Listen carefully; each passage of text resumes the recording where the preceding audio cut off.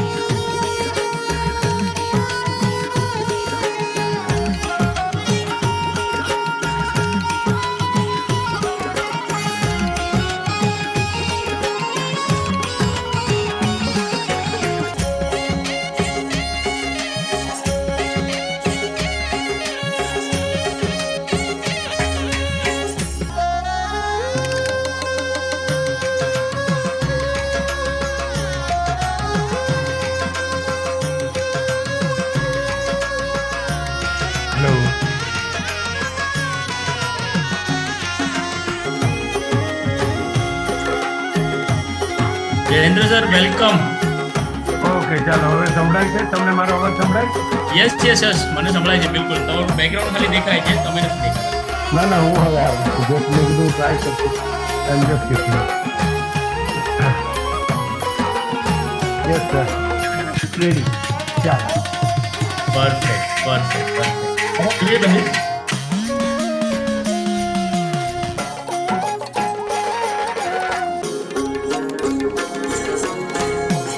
Good morning, Anchor ma'am. Good morning.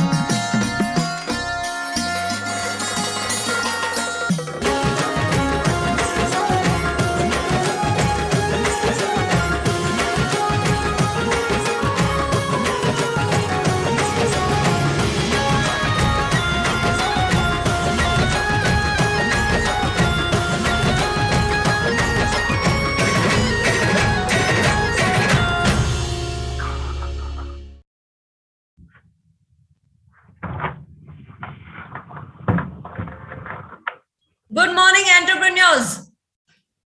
Welcome to the breezy morning of Vyapaar Jagat Convention and Awards 2021 virtual event Day 1. A big round of applause. I am Kavita Budani, official anchor of Vyapaar Jagat. #Mera Vyapar, Meri Pehchan. Subscribe to Vyapaar Jagat TV, hashtag Mera Vyapar Meri Pehchan. Keep posting the glimpse of the event on your social media with hashtag Mera Vyapar Meri Pehchan, and don't forget to tag Vyapaar Jagat. Post your feelings, comments, questions in the comment box on YouTube. We will try to share your questions with speakers in real time. Vyapaar Jagat.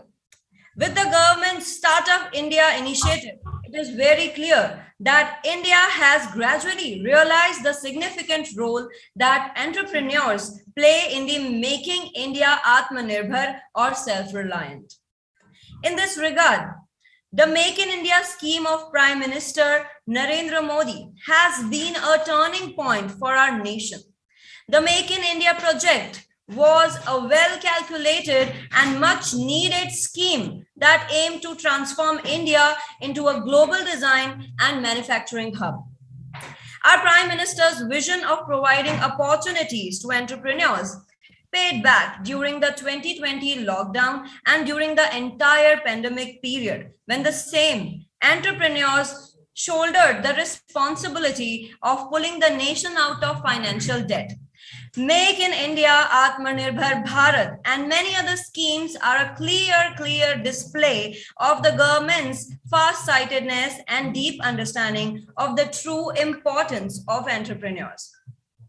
At the Vyapaar Jagat, we realize that our nation's economic growth is dependent on the brilliance, innovations, and resilience of entrepreneurs as they pave the way to an Aatma Nirbhar Bharat. Vyapaar Jagat Convention and Awards aim to encourage and felicitate businesses and startups for their remarkable contribution towards the evolution of entrepreneurship in India and the India's government's dream of Make in India and Aatma Nirbhar Bharat. Before we give our event a kickstart, let me take a moment to introduce our sponsors and partners for their support. Our platinum sponsor for this event is Haripriya Computers. Haripriya Computers is one of the leading businesses in the laptops, desktops, and computer accessories, having multiple showrooms and authorized dealers for Asus, HP, and Lenovo and other laptop, desktop brands. Our gold sponsor for this event is carjasus.com. Carjasus is technological driven platform and an innovative way to buy new cars, insurance, loans, and car safety devices. Our silver sponsor for this event are Zozo Day. Zozo Day is a technology company that builds infrastructure to send rewards, perks, incentives, and disburse payouts to employees, customers, and partners. Giansh Holidays. Giansh Holidays is one of the best online travel companies in India. Their offerings include a complete spectrum of packages, so there is something for everybody from budget to luxury stays. Vilnesh International. Vilnesh International is the leading manufacturer and exporter of gyro screen machine, vibro screen, and many more. ObesityDoctor.in, a digital platform for your weight loss journey by Dwarika Clinic. Abaj Lighting, a division of Abaj Interiors Private Limited, is poised to bring an enlightening revolution in the lighting industry with its scintillating range of lighting solutions. Arvind Bhai Khatri and Sons. Arvind Bhai Khatri Sons is a reputed name in manufacturing, retail, and export of Indian men's ethnic wear business. Over the last 25 years, they have spawned into multiple chain of retail stores in Mumbai, Ahmedabad, and Baroda. Our category sponsors are Kamlesh Jewelers, Cotton India, Campus Dean, Safe Vibe, Design Studio, Triphase International, Verite, PRS Compressors Private Limited, Angel Foundation. Our main partners are We Believe in Giving Back to the Society, and our charity partner is Asman Foundation. Technology partner, Swagger Unit. Graphics designing partner, Wireframe Design. Marketing partner, Shri Sharda Communications. Visibility partner, Entrepreneur Excel. Video partner, Tej Studio. Photography and videography partner, Fun Video. Our content strategy partner, Penway Media. Franchisee partner, S&S Super Brands. Logo and branding partner, Avni Logo World. Online PR partner, Newswire. Other media supported by In Time News, Bharat FM, Colleen Tandem PR, Startup Around, Gujarat Mail. Event is managed by Pink Events and 9 Cubes Entertainment. Our entertainment partner and host, Rutvij Pandya and Kavita Budani, that's me.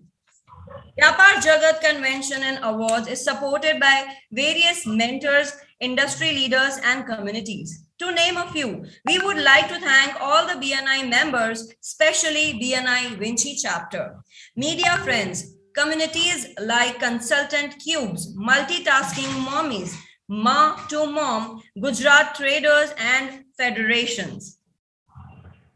And now, the one who is the driver, who is the founder and the CEO of Vyapaar Jagat, none other than Dr. Praveen Parmar. Let me introduce Dr. Praveen Parmar. Dr. Praveen is founder and CEO of VyapaarJagat.com and Equitas Information Technology Private Limited. He is coming from a farmer family and has career path from farmer to IT business owner. By qualification, he has degrees of BCA, MCA, Microsoft Certified Professional and Technology Specialist, and honored with Professional Doctorate in Management Studies. In recognition of lifelong learning and dedication to hard work, having gained knowledge from personal experience and through the example of others. He has been awarded with the Medal of Honor by KC International University, South Korea. He has worked with Microsoft Corporation as a Microsoft student partner and current alumni of MSP. He is an entrepreneur from an early age, started his first startup at the age of 20 when pursuing his second year of VJCA. Coming from a small town of Gujarat, growing up in a farmer's family where trade and skill was more important than education. He was the black sheep pursuing academic excellence. As he grew in his career, battling highs and lows, he learned a valuable lesson. If you have to grow, you must help others grow. That is what Vyapaar Jagat does. His mission is to impact life of 1 million entrepreneurs through the platform VyapaarJagat.com. A big round of thundering applause for VyapaarJagat.com and the driver, the owner and the founder, CEO himself, Dr. Praveen Parmar. Over to you, sir. Thank you so much, Kavita. Good morning, Vyapaar Jagat.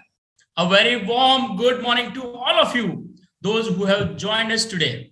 Firstly, Good morning. Good morning, Aditya ji. Firstly, I would like to take this moment to thank each and every one of you for being a part of this wonderful occasion of Vyapaar Jagat Convention and Awards. I would also like to thank all the partners and sponsors, those who have contributed and supported to make this particular event happen. VyapaarJagat.com is a revolutionary platform. It's a revolutionary digital platform for growing entrepreneurs. And friends, as you know, we are on mission to impact life of 1 million entrepreneurs. And so when I talk about the Vyapaar Jagat Convention and Awards, so after being a great success with its first edition last year, which was India's leading digital platform, back again to host the biggest virtual award ceremony for budding entrepreneurs. Vyapaar Jagat Convention and Awards is our annual flagship event now. So, we are hosting this particular event every year in the month of December. Vyapaar Jagat Convention and Awards is India's most prestigious honor that recognizes and celebrates contribution of growing entrepreneurs to the success of national mission for Aatma Nirbhar Bharat. It is my pleasure to introduce today's guest of honor, Sri Jayendrabhai Tanna and Sri Bharatbhai Patel. Sir, good morning and welcome to Vyapaar Jagat Convention and Awards. Good morning to Good you. morning. Good morning to everyone. Good morning, sir. Bharat. Thank you, sir. Good morning. So let me briefly introduce Sri Jayendra Tanna. Sri Jayendra Bhai Tanna is President for Federation of All India Vyapaar Mandal. He is National General Secretary for Federation of India SME Associations. He is Chairman for Ahmedabad Chamber of Commerce Welfare Foundation. And he is a promoter of a startup portal called connectstartup.com. And our second guest of honor is Sri Bharat Bhai Patel. So Bharat Bhai is Vice Chairman at Gujarat Innovation Society.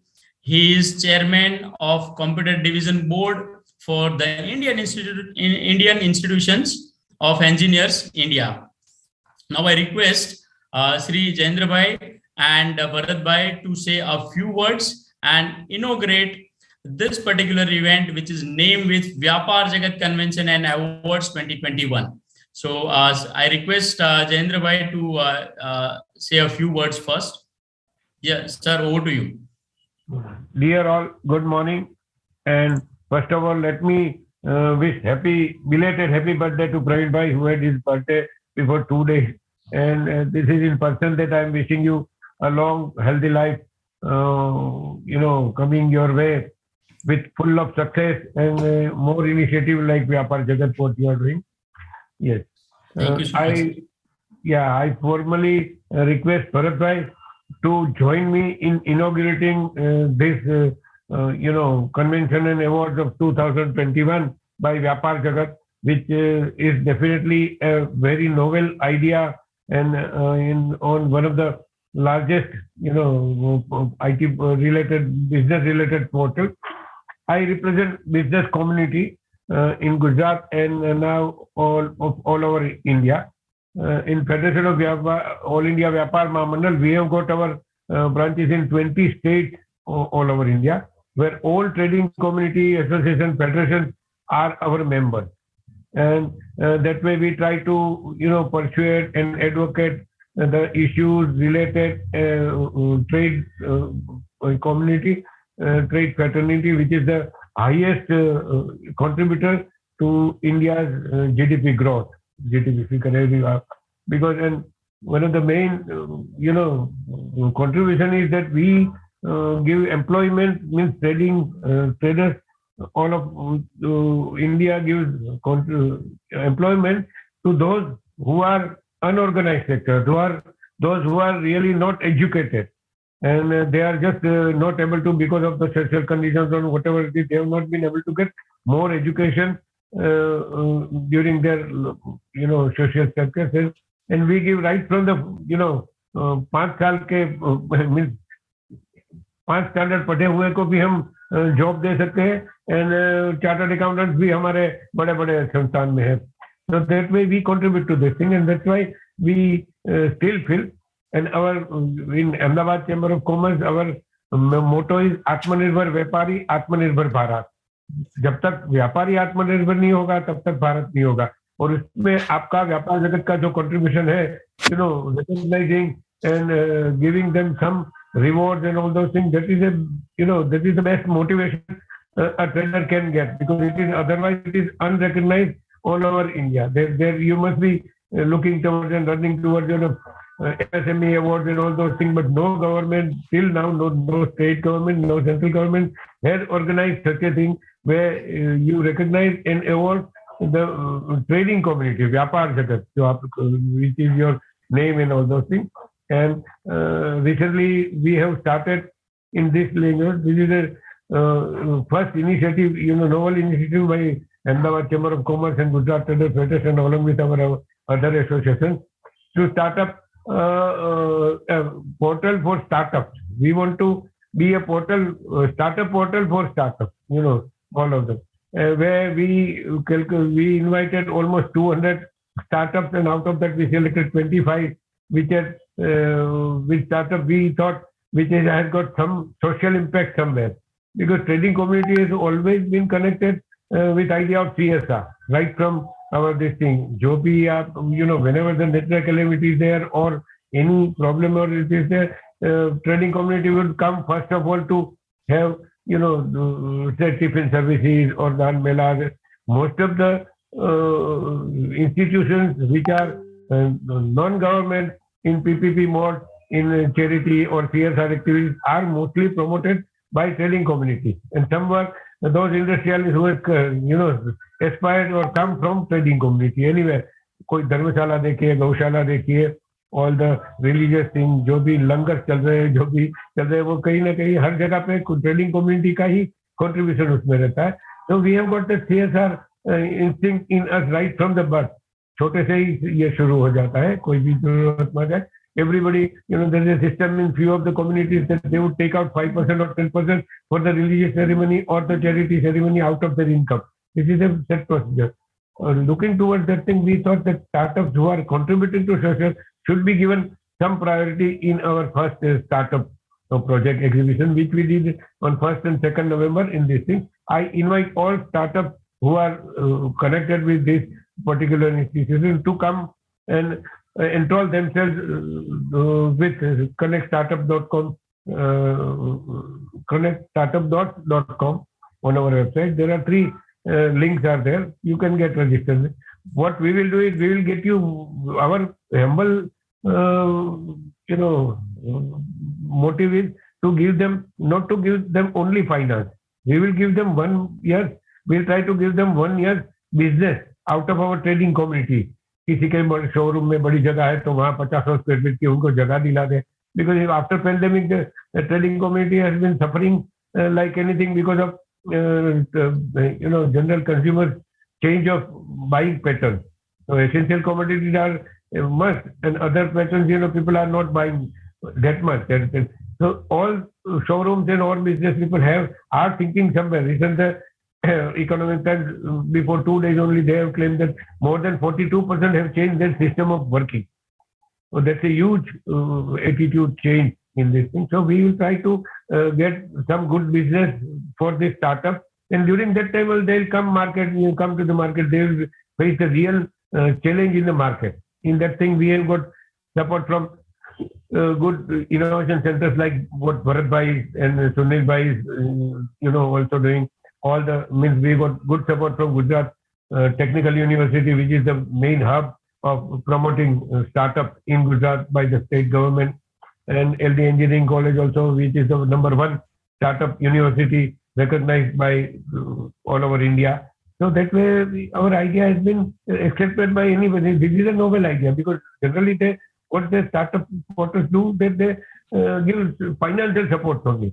And then in real world, the entrepreneur is just, not able to cope up with the reality. What are the problems are there in that product? What are the quality problems? What are the costing problems? For that thing also, for the first time, our initiative is they should know about the finance and costing also. So we have got, Gujarat level Association of Chartered Accountants, company secretaries, and cost accountants along with us, who would give them free advice on how to, calibrate their finances, how to raise profitability by considering, and then put the product in market. And the big traders are also there in each category to promote their product for at least 1 year somewhere. We'll get it. So in that thing, we have been successful. Out of 25, we are very much successful to find almost 1 year business for 15 of them, and there are 5 or 6 more there are in pipeline, those who are there. So that is our motto, to promote ourselves. Otherwise, we do plenty of issues, advocacy and all those things, but this is a novel thing by a trade federation to promote new. We want them to, handle all those people for others. And we want to create not less than 500 entrepreneurs in a year who are with their own ownership throughout their life till they want to see. Otherwise, venture finalists are there. They must be there on your board also. But many a times it happens that venture finalists are giving them money after 2-3 years or 1 year when they face the real world. We put their market in the that product in the market. It doesn't work out. Then there's no expertise of selling. Here the traders have got their own season supply chain network, so there is no expense for that thing. Part of their profit may be little more less, but they will have crossed the break-even point easily for 1 year. During that time, they can stabilize and do things. I think Praveen bhai, I thank you very much to give me this opportunity to inaugurate this national level convention and award function. And I thank Bharat bhai also. I welcome him for because we got in this thing help from Bharat bhai's both institutions, CSI, Gujarat Innovation Society, and just now you mentioned the Engineering Institute of India, where he is also there. So that we are working hand in hand with technical giants also, means technical people who are supplying those things. So I again thank you very much and wish all the best and very best for this thing in your coming year also. And so Thank you so much, sir. If we had kept this thing 2 days earlier on 15 on your birthday, that would have been char lag jate. So anyhow, good for your success. Thank you very much for giving me this opportunity. And Bharat bhai, welcome. Yes, Thank you, Virendra bhai. At the outset, I would say that I am honored to be a part of this inaugural ceremony of this Vyapaar Jagat Convention and Awards. It's been a wonderful time that, like being normally the last speaker or the second speaker, most of the things have been spoken. So Virendra bhai, you have almost touched every point that, I thought of, putting across to our viewers. But then there are a couple of things, which I would also mention here that, what Vyapaar Jagat has been actually creating this platform, especially for the MSME and the micro traders as well, and which we know that MSME plays a very crucial role in contributing to India's GDP. I think it's more than 30% that it contributes, and almost it's responsible for 50% of the country's total exports, which is remarkable. Now, this can only be done if there is enough support system or the entire ecosystem being generated. And I believe Vyapaar Jagat is one such platform which has been incepted, which will really allow a lot of people to come on the board and help the nation in general. So if we look at even the overall, manufacturing output, it is almost 33% that MSME is contributing. So a small startup could grow to a large manufacturing setup over a scale, which when only that platform has been provided to them. And this is how, I would say the MSME is actually the real backbone of the country for the sustainable growth. And India is known for employment generation for the sustainability. And when we are talking about Aatma Nirbhar or self-reliant, I think this sustainability is very important. It cannot just have a start and it ends immediately. It should be sustained. So whatever goals that we are actually driving in with the initiatives of the government, I think this entrepreneurial skills are really the contributing factor to generate a long-term employment for the country and have a larger GDP. And when we look at the mission where the government is also looking at a 5 trillion economy, I think this is a part of that 5 trillion economy contribution. So Vyapaar Jagat is such unique platform which is allowing all these MSME to showcase their products and services to the entire nation in general, and not only just the nation, but even the global and international markets is what it is targeting. When we talk about B2B or B2G or even the end consumers, the B2C, this is the kind of platform through which an awareness can be created. Because a product or manufacturing could be at some time a little easy, but to market it, it becomes a difficult challenge. So a platform has to be there which will promote a product or service to the actual consumer, be it an absolute individual or a business house or a government or whatever. But unless the platforms are available, I think it becomes a little difficult or a challenging task for any of the startups. I also represent GIS, Gujarat Innovation Society. So I believe this innovation is also very important, which is bringing up these startups. And these startups are like the individuals are not only generating their thoughts for having an employment, but they are generating the thoughts for the employment generation.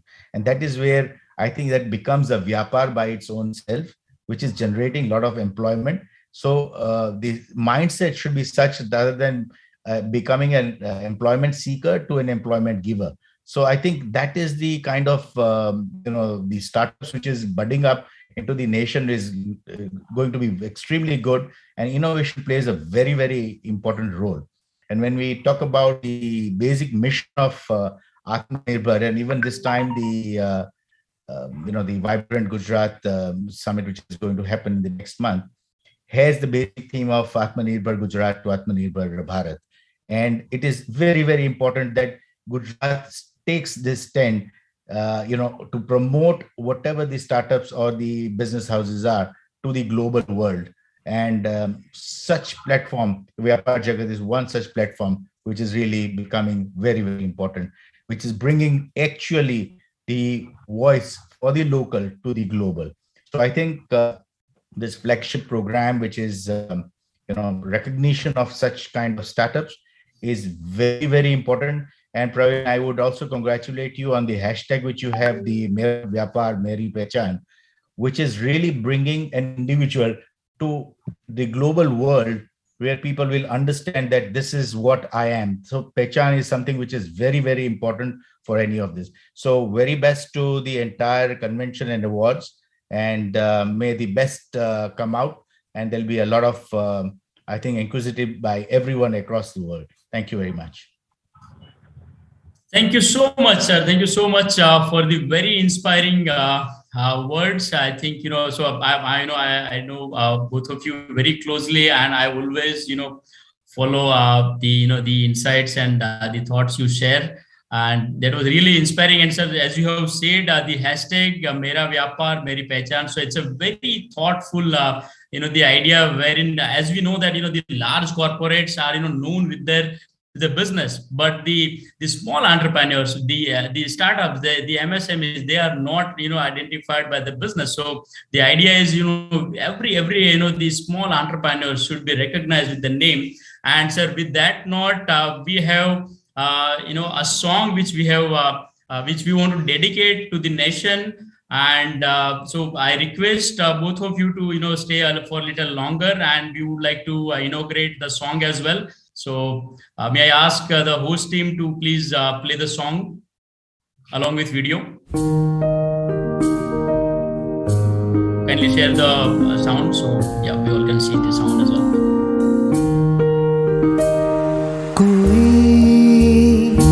सपना देखें हम उसे पूरा करें, कोई उड़ना चाहे देखें विश्वास उसे पूरा करें, कोई सपना उड़ना चाहे पूरा करें विश्वास दे, कोई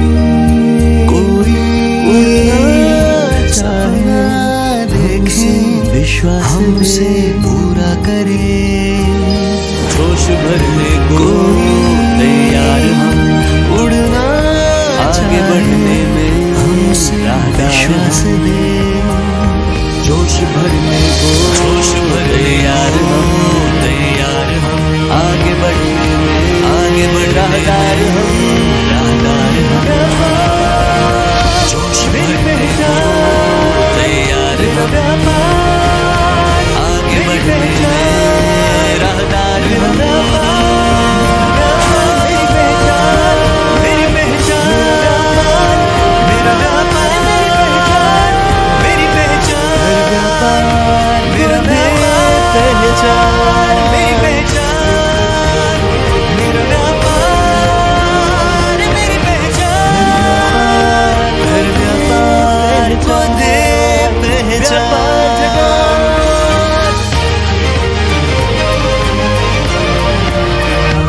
हर व्यापार को दे पहचान, व्यापार जगत, कोई सपना देखें हम उसे Thank you so पूरा much. Thank you so करें. much. And so Vyapaar Jagat Convention and Awards 2021, which is held over the course of 3 days from 17th to 19th of December, based over various themes and agendas. And through awards and various other events at Vyapaar Jagat Convention and Awards 2021, we aim to develop entrepreneurship and support the government in achieving their admirable dream of and Aatma Nirbhar Bharat. We are very happy we are very pleased to be able to welcome those of you that have been with us for a long time now, as well as those who are new to this particular journey, the beautiful journey. All right. And also, I would like to thank all the sponsors, partners once again for making this particular contribution to this particular event. With these words, I would like to raise my words and leave you people to enjoy the rest of the days and next 2 days for the amazing and knowledge-oriented event. Thank you so much, Jayendra Bhai, Bharat Bhai, for taking out your precious time and inaugurating Vyapaar Jagat Convention and Awards 2021 for the entire business world, for the entire Vyapaar Jagat. Thank you so much. Thank you. My pleasure. Thank you. All the best. Thanks a lot, Dr. Praveen Parmar, for introducing our guest of honors, Mr. Jayendra Tanna and Mr. Bharat Patel. And thanks both of you for starting the bold role. And what a wonderful missionary song of Vyapaar Jagat by our entertainment partner, Mr. Rutvish Pandya. So let's start the event. And now I would like to request Dr. Praveen Parmar to introduce our keynote speaker of the event, none other than Mr. Shiv Khera. And before that, I would just like to repeat that please subscribe to Vyapaar Jagat TV. Our hashtag is Mera Vyapar, Meri Pehchan. Keep on posting it with the glimpses of the event on your social media and post your feelings, comments, questions in the comment box on YouTube. You all are welcome. Over to you, Dr. Praveen Parmar. Thank you so much, Kavita, once again. Guys, Mr. Shiv Khera. So Mr. Shiv Khera, he is an author, the educator, business consultant, and much sought after speaker. He inspires and encourages individuals to realize their true potential. He has taken his dynamic personal messages to opposite sides of the globe, from the US to Singapore. His 40 years of research and understanding has put millions on the path of growth and fulfillment. Over 8 million, including his international bestseller book that we all know. The name is You Can Win, which is in 21 languages. His clients include Lufthansa, HP, DHL, HSBC, Canon, Nestle, Philips, Mercedes, Johnson & Johnson, MetLife, and many more. Tens of thousands have benefited from his dynamic workshops internationally in over 20 countries, and millions have heard him as a keynote speaker. He has appeared on numerous radio and television shows. Mr. Khera is the brand ambassador of Roundtable Foundation. He has been honored by the Lions International and Rotary International. Guys, as we all know, his trademark is winners don't do different things. They do things differently. And everyone, we have Mr. Shiv Khera with us on the subject, turn setbacks into comebacks. So let's welcome Mr. Shiv Khera to Vyapaar Jagat Convention and Awards as our keynote speaker. Thank you so much, sir, for joining and taking out your time. And we officially welcome you, sir. Thank you so much. Over to you, sir. Thank you very much. Thank you. I'm audible to you, Dr. Parmar? Yes, sir. You are very much audible. Okay, I would request you to kindly stay on the window. So during the conversation, during the talk, I can interact with you. Kindly absolutely. My pleasure. Please request everybody to kindly switch off the mobile, please. Kindly switch off. Request you to kindly switch off the mobiles.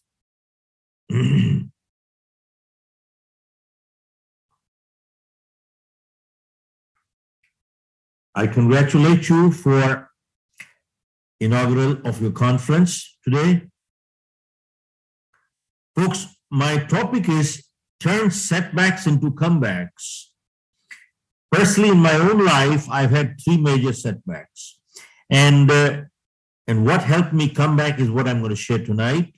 Number 2 is, I'm not that educated. My academics are, I'm a BCom 3rd division. I failed in my 10th. That's my academics. And I come from a business family, so I have a lot to do with Vyapaar, between you and me. See, we had coal mines in India, close to 1,000 people working. And I didn't create them, but I inherited them. And the mines got nationalized, the government took over. And right from being a mine owner, we came on the street. Street means street. Now, some people had money, our family did not, because my father had died when I was just about finishing college. We were left with the liabilities and the assets were gone. And I was married only 3 weeks then. I remember a year later, my daughter was born. And I sold some of the last piece of my mother's jewelry to get released from the hospital. I did not have $10 to buy milk that night. I tried my hands on 3 businesses with no money, and I failed in all 3. Finally, November 13, 1975, I left India, went to US, initially went to Toronto, and started life with a bucket in my hand, washing cars door to door. तब घर-घर जाके बाल्टियां लेके गाड़ी साफ करता था मैं 2 साल. And totally by accident, I got into selling life insurance. And that was, in my opinion, the best thing that ever happened to me in my life. But within 90 days, my manager called me right back to fire me for non-performance. But from here, what were the turning points? I attended a program by Dr. Norman Vincent Peale. And that is the day I realized that till then, I kept blaming the whole world for my failure, not realizing that I was my own biggest problem. Nothing changed outside, but something changed inside, and the direction in my life changed. I moved on to the US and got into 3 businesses. I bought out a company out of California in 1984, started a New Jersey operation with no clients, and I sold my company with close to 500 clients. This is my 46 years of journey. That's it. And that's what I'll be sharing as we go along. Dr. Pramar, everybody's comfortable with English. I guess we don't need to put Hindi in between, do we? No, I think, sir, English is absolutely okay. But if suppose you want to add, certain things in Hindi, that is even okay, because we have people joined from across India. So yeah, so Hindi, English. Now, folks, this pandemic has literally gone all over the world, and it is causing a lot of uncertainty because nobody knows what is the finish line. Dr. Parmar, are you with me? Nobody knows what is the finish line. When does it finish? Nobody knows. And because of that, there is a lot of insecurity. People are feeling insecure. And that insecurity is leading to anxiety, stress, frustration, depression, even anger. Now, all I can say is stress is both normal and natural. Anybody who says they have no stress, they belong in the lunatic asylum. Folks, you see, and all stress is not bad. The athlete at the Olympics, is he under stress? Answer is yes, because without stress, there's no way he can perform. Now, all I can say is the example that I can think of, we all must have seen in real life or in the movies at the race course. The thoroughbreds, when they are being taken into the cabin, are they walking comfortably, relaxed? Answer is no. They are jumping like this. Why? Because they are under heavy stress. And when they're put into the cabin, and the moment the bell rings, guess what happens? They immediately perform. That's a thoroughbred. But if you take a jackass in the race course, this jackass is walking so relaxed, cool, comfortably. He is not jumping like the thoroughbreds. But then he will remain a jackass and never perform like a thoroughbred. Dr. Parmar, this statement is very important, that stress is the price we pay to be a thoroughbred in life. I will repeat. Stress is the price we pay to be a thoroughbred in life. Now, all of us can handle stress. What we cannot handle is chronic stress. Are you with me, doctor? See, all of us can handle stress. What we cannot handle is chronic stress. When stress becomes chronic, that is the time we start breaking down. Think about it. How come under the same set of circumstances, some people break records while others break themselves? How come? Identical circumstances, some people break records while others break themselves. How come? All I can say is, let us not overrate this crisis and let us not underrate our strength to fight and win. Now, this crisis has impacted us three ways. One, impacted our life. Two, our livelihood. Three, our lifestyle. How has it impacted our life? Folks, what we do and where we go and who we meet could be a matter of life and death. Are you with me? Where we go, who we meet, and what we do could be a matter of life and death. That's one. Number two, it has impacted our life, our livelihood. See, all over the world, there are job cuts, salary cuts, business. In some cases, many cases has gone down. Some have gone down permanently. Even governments have been impacted. Now, every few years, there is a new buzzword that comes out. 5 years ago, the new buzzword was startup, startup, startup. So everybody was starting up. Then the new buzzword came, make in India, make in India, make in India. So everybody was making in India. Now the new buzzword is work from home, work from home, work from home. Now, fine, in some industries you can work from home, like the IT. But let me ask you, how do you work from home in a construction industry? Can you? Answer is No. no. How can you work from home in the manufacturing industry? Can you? Answer is no, you cannot. So many places you can't. Now, I had a banker visit me the other day, and I asked him, I said, you are paying salaries to your staff. Are you getting the output? Can you justify the compensation? And he said one thing, Mr. Khera, the 80-20 rule applies. 20% people are responsible, mature, they can work without supervision.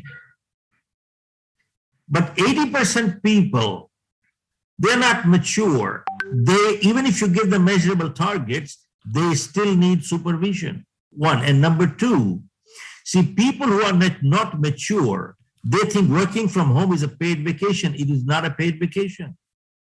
But anyway, there are new normals coming in through hybrids and so on.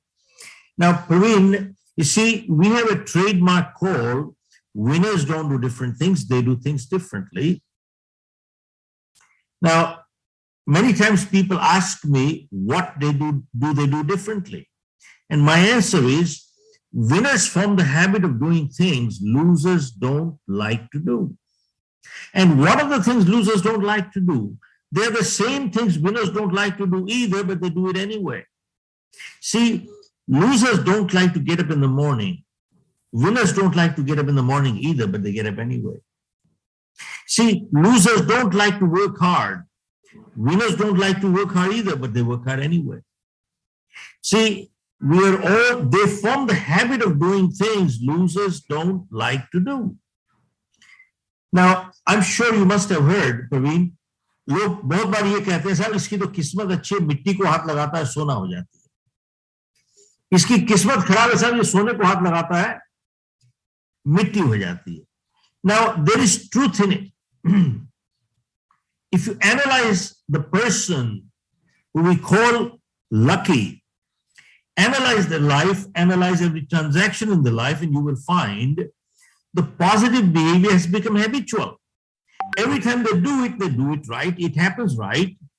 And the person we call unlucky, analyze their life, analyze every transaction in their life, and you will find the negative behavior has become habitual. Every time they do it wrong, it happens wrong. The reflexes are moving wrong. Now, I don't care how old we are. While we were growing up, our parents said, form good habits and habits form characters. Because 90% of our behavior is habitual. We don't think, we just act. And if we have positive habits, we are a positive character. If we have negative habits, we are a negative character. And good habits are hard to come by, but they're easy to live with. And bad habits come easy, but they're hard to live with. And before we got the habits got us. Are you with me? Yes, sir. Okay. See, now you must have heard this phrase, practice makes perfect. Have you heard that? Absolutely. Yeah. Okay. And do you believe it's true? You agree with that? Yes, no? I do, yes. Okay. Well, sorry to say, Praveen, that is incorrect answer. Remember this, practice does not make perfect. Practice only makes permanent whatever we practice. Only perfect practice makes perfect. Some people keep practicing their mistakes and they become perfect in making mistakes. I'm not playing on words. Let me give you an example.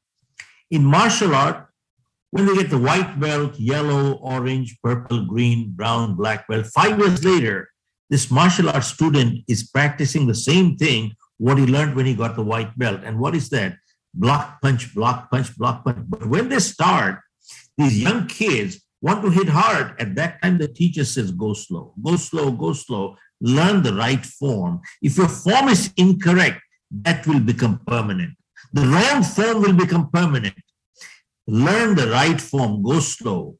Because if your form is incorrect and you have speed, you'll fracture your own hand. Remember, practice does not make perfect. Practice only makes permanent whatever you practice. So many times people say, "Ye to chota jhoot hai." There's a small lie. When the big one comes, I'll tell the truth. You practice enough little lies in your life. When the big one comes, what happens? You end up telling a big lie. Are you with me? Yes, sir. Practice does not make perfect. Practice only makes permanent whatever we practice. Now I'll share. You see, when I was selling life insurance, I was on 100% commission. I had no salary. If I didn't sell, I wouldn't get any money, and I had no money. But there I saw there were some people in a company getting salaries, but they were not doing the job. And that is where I learned the difference between making money versus earning money. Making money is criminal. Earning money is spiritual. Are you with me? I repeat, Praveen. Making money is criminal. Earning money is spiritual. Now, what is the difference? When you earn it, you put your energy and ethics behind it. That is called earning money. And people need to understand that wages without work amounts to stealing. We need to bring our ethics back right. Now, folks, that is our livelihood part. And then comes the lifestyle. How is impacted our lifestyle? Folks, till now, till the lockdown came in, all of us were in the fast lane. We were running. We had no time. Now, look at this. The amount of time-saving devices we have today, we have never had that many in history. And yet, we don't have what? We don't have time. You know why we don't have time? Because somewhere we messed up our priorities. And I'm not giving lectures here. I'm guilty myself. You see, when we mess up our priorities, we forget to distinguish between what's urgent in life and what's important in life. See, urgent may or may not be important, and important may or may not be urgent. But the interesting thing is, whenever we ignore what is urgent, what is important, it always converts into urgent. See, health is important, but it's not urgent. Exercising every day is important, but it's not urgent. Now, if I have a crucial meeting tonight, and if I cannot exercise, it's not the end of the world. But if I ignore my health long enough, guess what happens? I will land up in the hospital. See, you ignore what is important, it always converts into urgent. Now, in life, relationships are important, but they're not urgent. But if you ignore relationship long enough, guess what happens?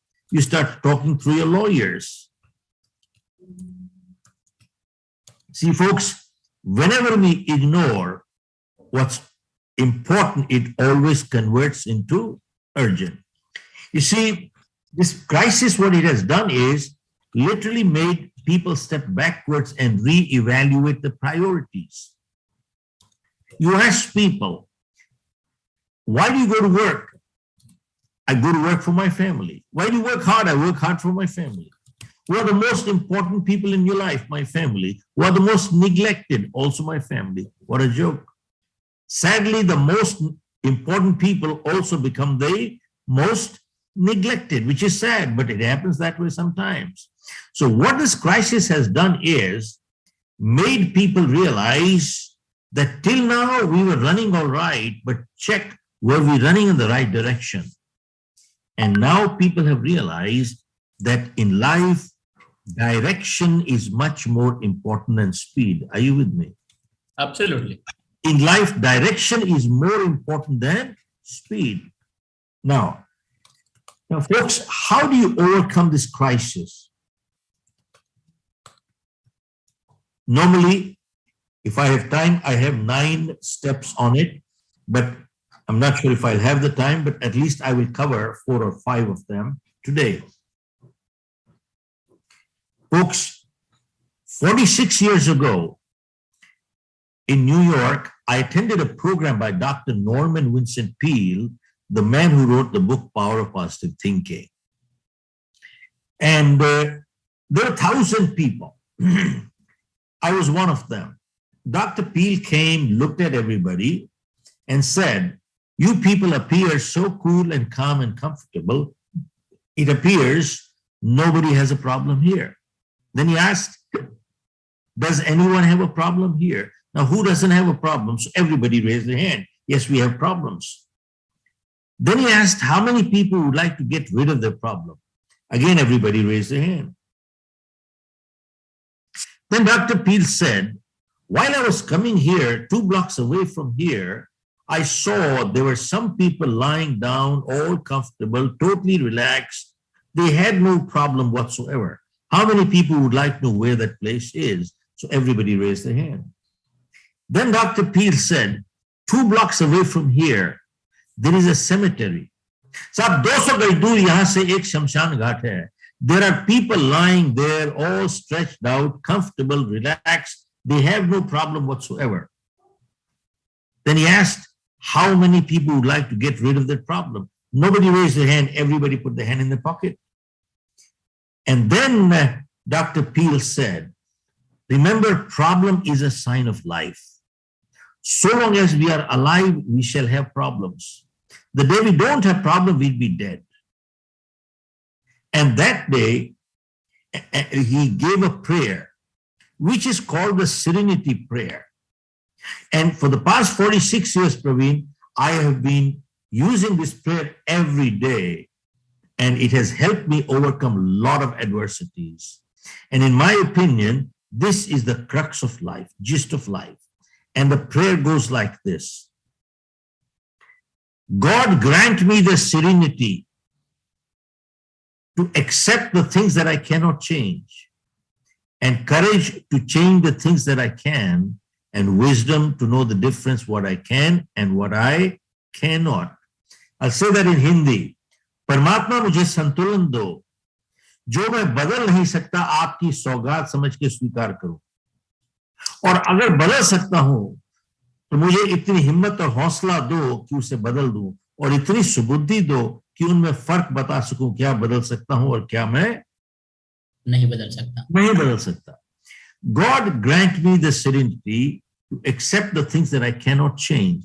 Now, if you dissect this little prayer, there are many things in life that we just cannot change. They are beyond us. Tell me, Can we change everything in this world to suit ourselves? Answer is no. Can we mold everything to manipulate and suit ourselves? Answer is no. There are many things beyond, such as, I didn't choose my parents, neither did you. I didn't decide where I was going to be born, neither did you. If this is my height and the color of my skin, there's nothing I can do. And granted, sometimes people are born deformed. What wrong did they do? And sometimes bad things do happen to good people for no fault of their own. What wrong did they do? Who knows? See, folks, many times in life, we keep fighting the things we just cannot change. And we bring stress into our lives and we become paralyzed. So it says, what I cannot change, let me accept it graciously, not grudgingly. And if I can change, then give me the courage to do it. And wisdom to know what I can and what I cannot. So now, when I wrote my new book, You Can Achieve More, I think I'll send you one if you send me your details, your address, Praveen. Sure, sir. I took this thought 2 steps forward. In my book, I wrote in that life is full of choices and life is full of compromises. It seems like a contradiction, but not really.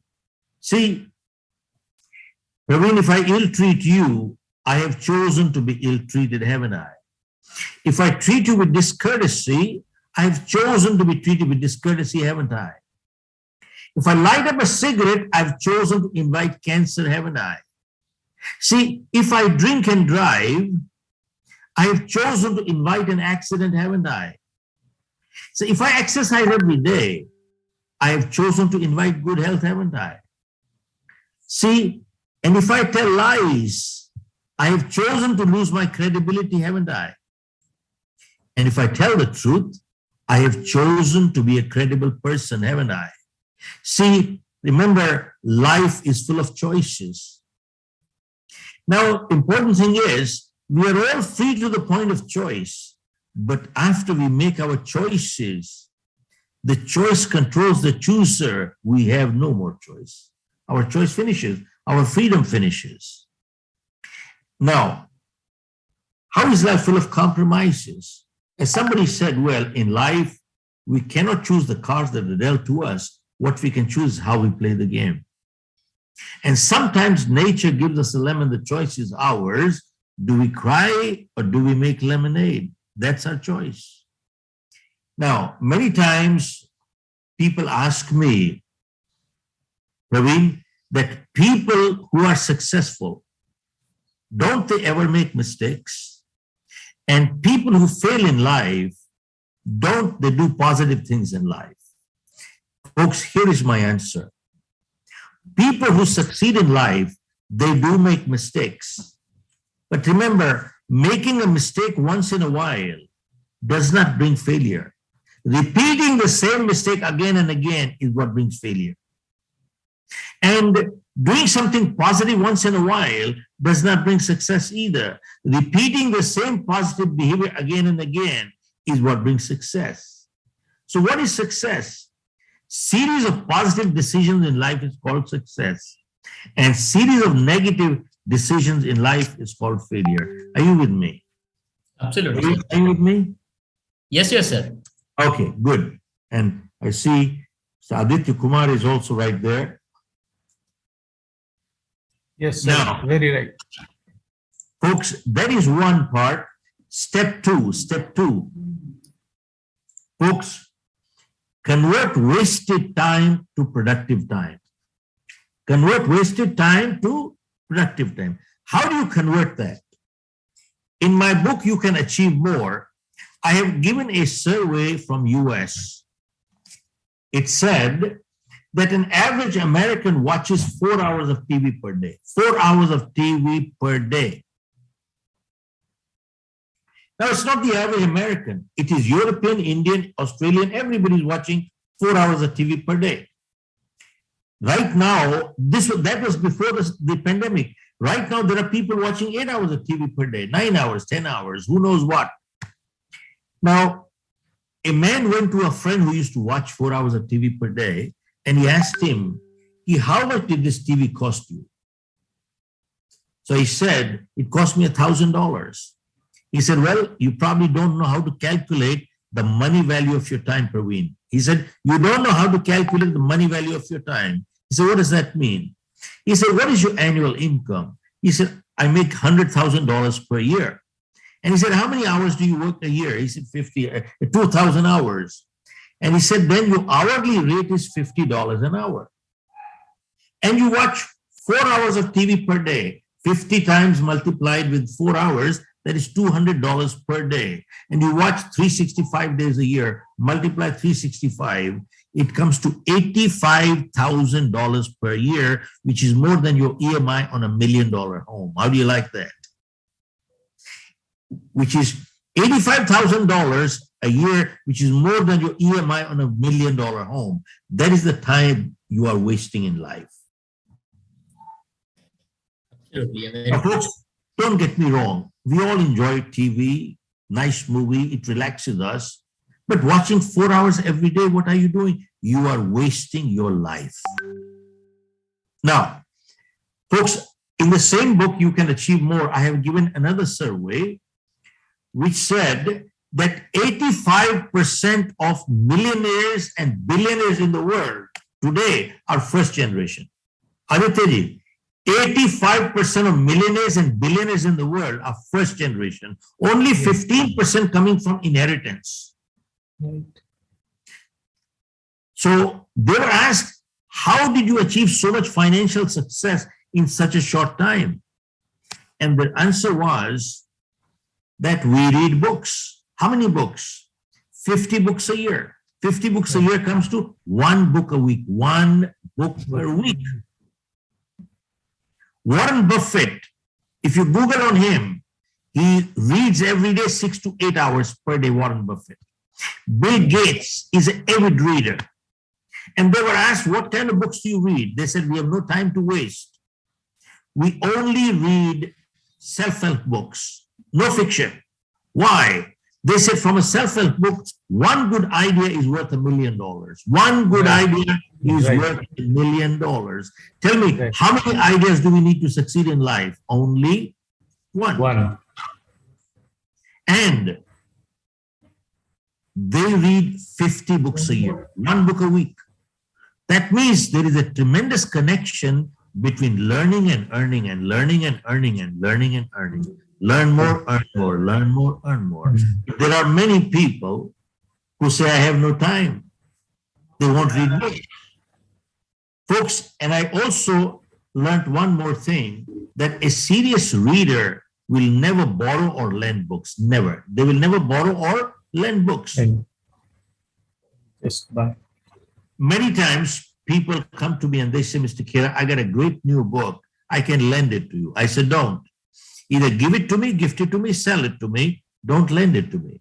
Why? Because I won't give it back to you. Why? Because when I read a book, I always underline and make notes on the side. Why? Because I learned one thing, that reading a good book once is not good enough. Now, I'll give you an example why I say this. Arrow Electronics, it's a $26 billion company in US. They're my clients. About 9 months ago, they celebrated the bumper quarter, $2 billion in sales during the pandemic, $2 billion in sales. So I asked him, I said, what made you get your business go up when people are hurting, you're going up your business? And he said, Mr. Khera, you probably don't know. 10 years ago, I attended your leadership program.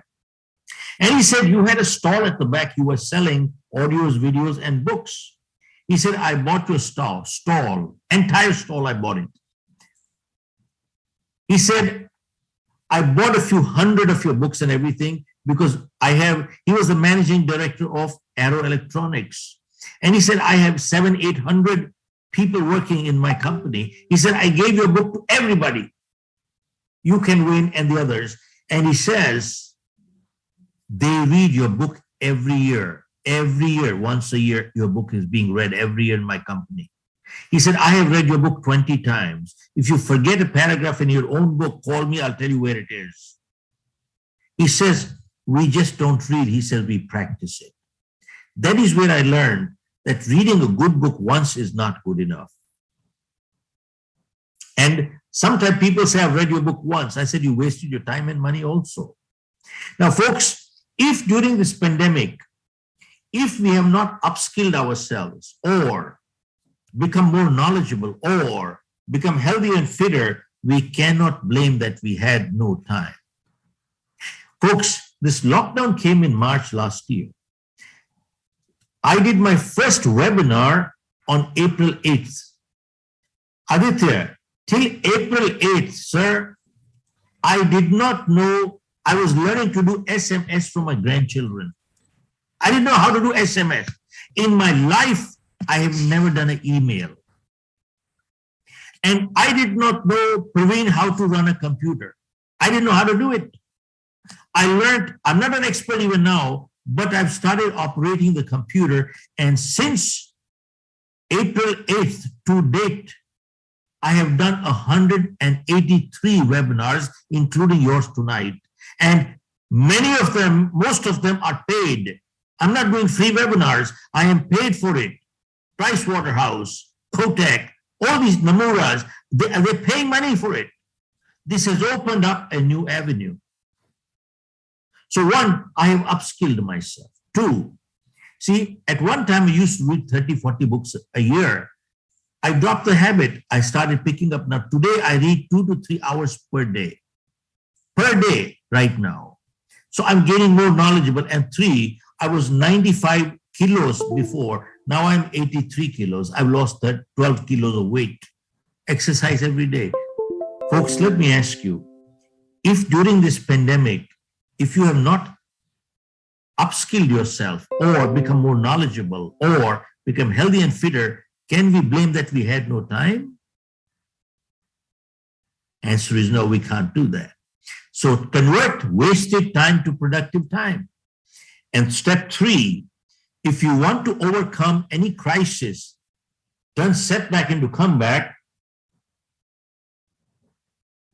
build strong relationships. Very crucial, build strong relationships. Folks, our biggest asset in life is not our bank account, bank balance, it is our relationship balance. Have you noticed one thing, Praveen, that people who have good relationships, what they can achieve with one phone call, you cannot achieve with $1 million. Are you with me? Absolutely, sir. 100%. And now I address, of course, colleges, MBA students, many different parts of the world. They teach an MBA today, go network, go build contacts, join Chamber of Commerce, Vyapaar Jagat, or Lions or Rotaries, join them and build your contacts. You ask them, what are you doing? I'm networking. Ask them, why are you networking? I'm building contacts. Why are you building contacts? He's a doctor, he's a lawyer, he's a politician, he's a who knows what. He could be useful someday. He could be useful someday. Usefulness goes, friendship also goes. So they do not understand the difference. There is a big difference between building contacts versus building relationships. Are you with me? Absolutely, sir. Absolutely. 100%. There's a big difference between building contacts versus building relationships. Now, we have an office in Singapore. One evening I came from dinner and a man asked me, sir, you came from dinner? I said, yes. You met some people tonight? I said, yes. He asked me, I hope you met some people who could be useful to you. I felt like giving him a piece of my mind. This guy's criteria of meeting people was only what? Usefulness. What he can extract out of you. Now, this person does not understand one thing, that meeting good people in life is good enough. Usefulness is a byproduct of relationship. Are you with me, Aditya? Absolutely. Who is in your room is byproduct of relationship.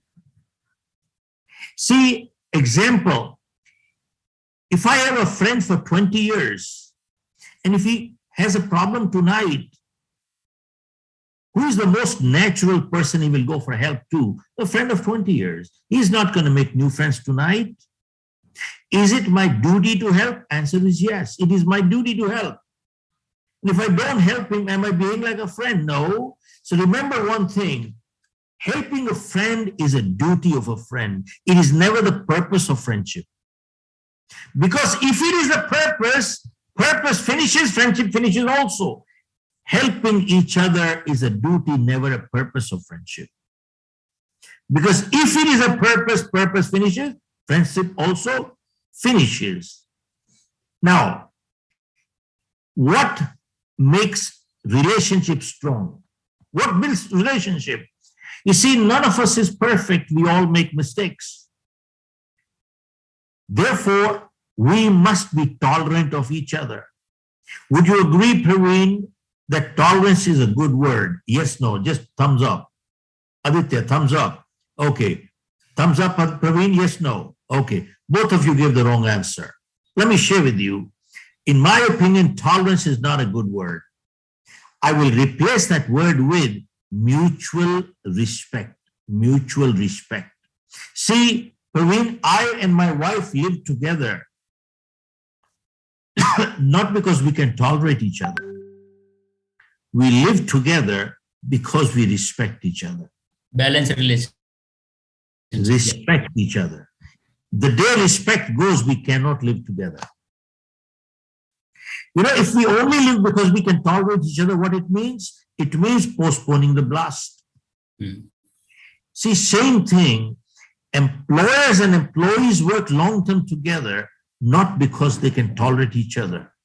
They work long-term together because they respect each other.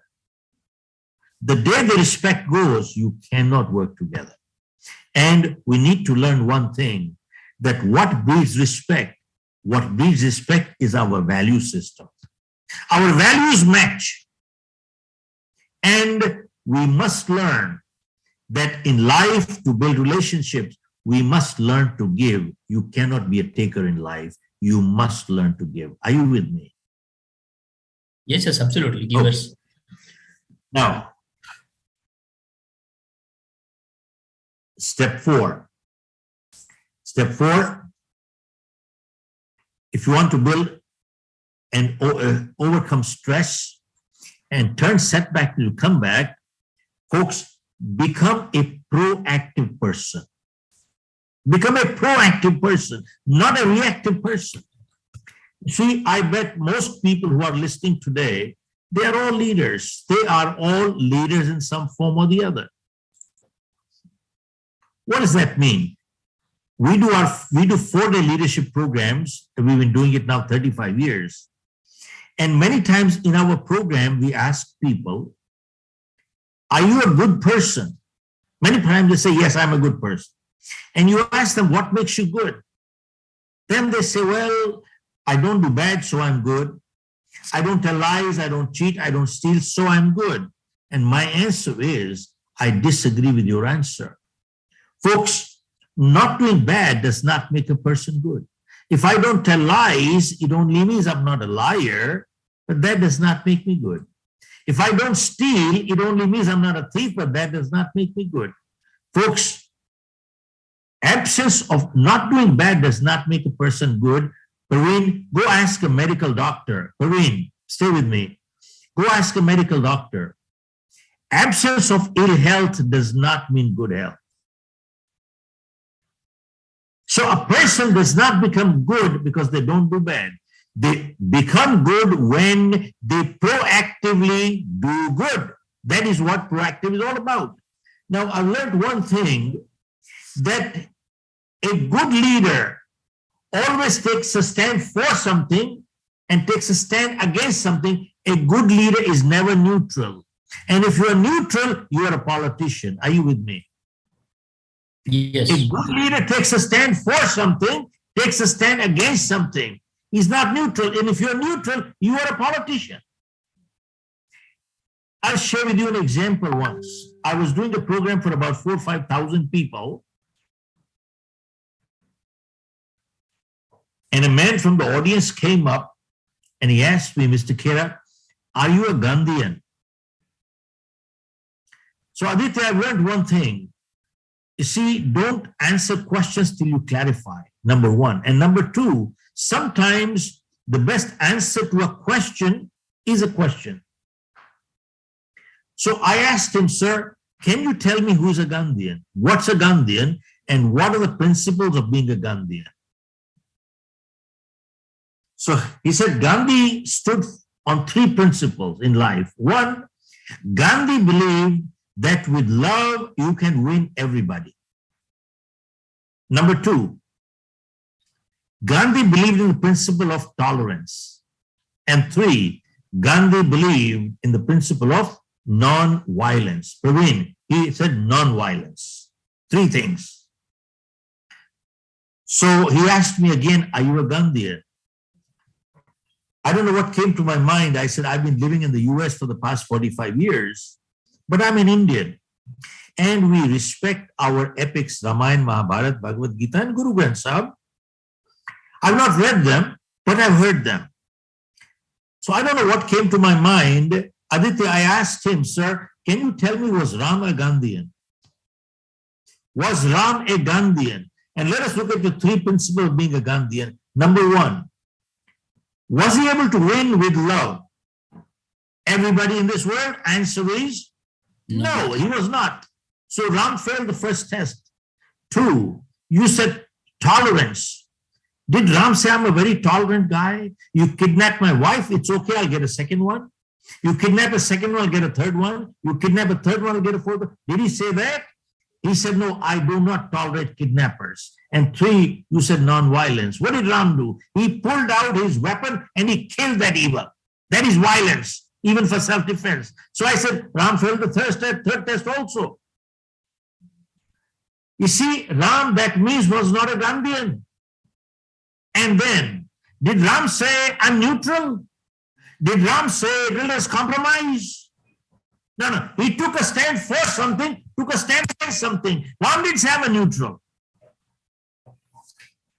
Folks, that means Ram was not a Gandhian. I said, why go that far? Look at the life history of 10 Sikh gurus. When the Mughals were forcibly converting into Islam at that time, the 10th Guru, Guru Gobind Singh Sahib, was he able to win with love? Answer is no. Did he say, I'm going to tolerate your terrorism? He said no. Did he pull out the weapon? He fought. He was not a Gandhian either. He did faith all the tests. Folks, remember one thing. I asked this man, I said, you appear to be very learned, read all the epics. I said, tell me, in which Granth does it say, when enemy is auctioning the respect and dignity of your women and children, where does it say at that time you should go to the temples and pray to God at that time and do meditation? I said, damn it, that is the time to fight. Not fighting is called cowardice. And I said, take it here, understand clearly, I am not a Gandhian. I am not a Gandhian. You need to be a proactive person in life. If you want to be a good leader, take a stand. Take a stand. Otherwise, you're a politician, that's all. Okay. The last step, I'm going to talk about it at this time, and I'm going to close the program. Lastly, folks,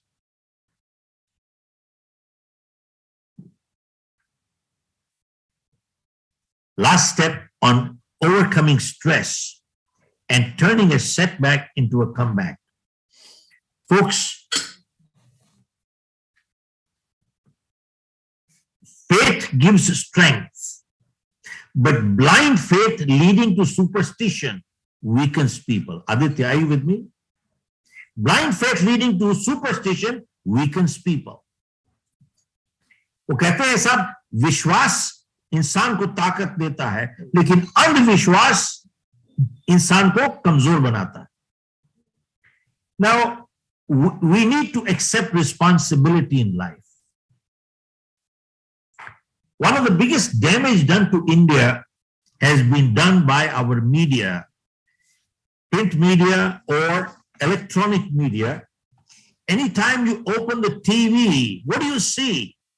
there is a Babaji, Guruji, Maharaj, Shastriji wearing saffron clothes. भगवा पहन के बैठे हैं या सफेद पहन के बैठे हैं, 3 तिलक इधर 3 तिलक इधर, and they are asking the person, what do you see? Horoscope, horoscope. And कहते साहब नाम बताओ, जन्म तिथि बताओ, जन्म टाइम बताओ, कहां पैदा हुए बताओ. And he says, Guruji, I don't know. He said, don't worry. He has a laptop in front of you. Aditya, he has a laptop. And he does tick, tick, tick, tick, tick, tick, tick, tick, tick, tick. And then he says, दूसरा तीसरे के घर में बैठा है, तीसरा चौथे के घर में बैठा है, चौथा पांचवे के घर में बैठा है, छठा घर में बैठा है. And फिर कहता है मंगलिक मंगलिक मंगलिक मंगली हो गए, मंगलिक बन गए भाई. And then he says, तुम्हारे पे शनि चढ़ गया, शनि चढ़ गया, शनि चढ़ गया, शनि चढ़ गया. Now Praveen, this guy is scared. He said, how do I get rid of Shani? कहता साहब शनि को उतारने का उपाय ये है, एक काला रुमाल लो, उसके अंदर काली दाल डालो, फिर काला काजल लगाओ, काले बाल वाला खोजो, उसके ऊपर 7 बारी खोपड़ी पे घुमाओ, काला कुत्ता खोजो, काला बर्तन खोजो. What a joke. What a joke. My question to you is it, if it is so easy to get shani in, shani out, shani in, shani out, shani in, shani out, इतना आसान है, तो एक बात बताइए, भेजो शनि को पाकिस्तान सारे टेररिस्ट को मरवा दो. Hello. If it is so easy to get shani in, shani out, shani in, shani out, तो भेजो शनि को लद्दाख चाइना से लड़वा दो. आदित्य, मैं आपसे एक बात पूछना चाहता हूं कि यार प्रवीण, शनि परमानेंटली इंडिया में क्यों रहता है यार? कभी ऑस्ट्रेलिया क्यों नहीं जाता? Why is Shani permanently sitting here? Why doesn't Shani go to New Zealand? अरे जाता ही नहीं है यार, परमानेंट यहीं बैठा हुआ है. Why am I sharing this with you? If you read the life history of Swami Vivekananda, Swami Dayanand, Guru Nanak, they never believed in all these things. And not only they did not believe, they fought against it. They fought against it. In fact, Praveen, I'm sure you are aware that, do you know, in the Guru Nanak fought against it in Sikh families. They never tally horoscopes. There is no Manglik in a Sikh family. And there is no Shubh Muhurat. Every wedding for a Sikh is done on a Sunday. And Sunday doesn't sit right, they do it on a Saturday. Saturday doesn't sit right, they do it on a Friday. सब मैं आपसे ये बात क्यों कह रहा हूं? क्योंकि there was an article, ये देखिए आदित्य ध्यान से देखिएगा, लिखा है सुपरस्टिशन. सुपरस्टिशन लिखा है Praveen. Yes, sir. This article came out in India today, January 2018 issue. He said, because of superstition and astrology, in many parts of India, natural childbirth has gone down by 80%. The article, 80% has gone down. And they've quoted here, South India, Bangalore, Hyderabad, Madras. Go Google it, check it out right now. You will find 80% of childbirth there is done through C-section operation. You know why? Some astrologers said, this is good time to pull out the kid. How do you like that? This is good time to pull out the kid. What a joke. Some night, buddy, I was going to the airport and the driver hit the brake so hard, car came to a screeching halt. Gaadi ruk gayi sahab. I asked him कि भैया क्या बात हो गई? बोले साहब बिल्ली रास्ता काट गई. बिल्ली रास्ता काट गई. तो I said, अब क्या होगा? बोले अब शगुन है, अब जाएंगे तो कुछ नुकसान हो जाएगा. I said, नहीं जाएंगे तो if I miss my flight, बहुत नुकसान हो जाएगा. So I said, what are you going to do now? He said, I'll stop the car. I said, till how long? बोले जब तक दूसरा कोई और नहीं निकल जाए. Let somebody else pass. Then I asked him कि भैया उसका नुकसान हो जाएगा. बोले that's his problem. But then I asked him, Praveen, कि मान लीजिए आप 15 गज पहले होते and the cat had crossed the road, and if you had not seen the cat, then you would have gone straight and you would have been the first car. In that case, फिर क्या होता? साहब उसका जवाब सुनिए, कहता है साहब उस हालत में बिल्ली की पावर कम हो जाती है. How do you like that? Aditya कहता है बिल्ली की पावर कम हो जाती है. How do you like that? साहब आप लोग हंस रहे हैं, जानते हो पढ़े लिखे PhD MBA यही कुछ कर रहे हैं साहब. And that is a sad part. Now, why am I sharing this with you? For one important reason. There are people who keep running to all these Babajis, Gurujis, and they touch their feet. The guy should be in jail, man. What are we talking here? एक आदमी कहता है जलेबी खाई थी कल, नहीं खाई थी, फलाना खाया था, नहीं खाया था. And that is the problem.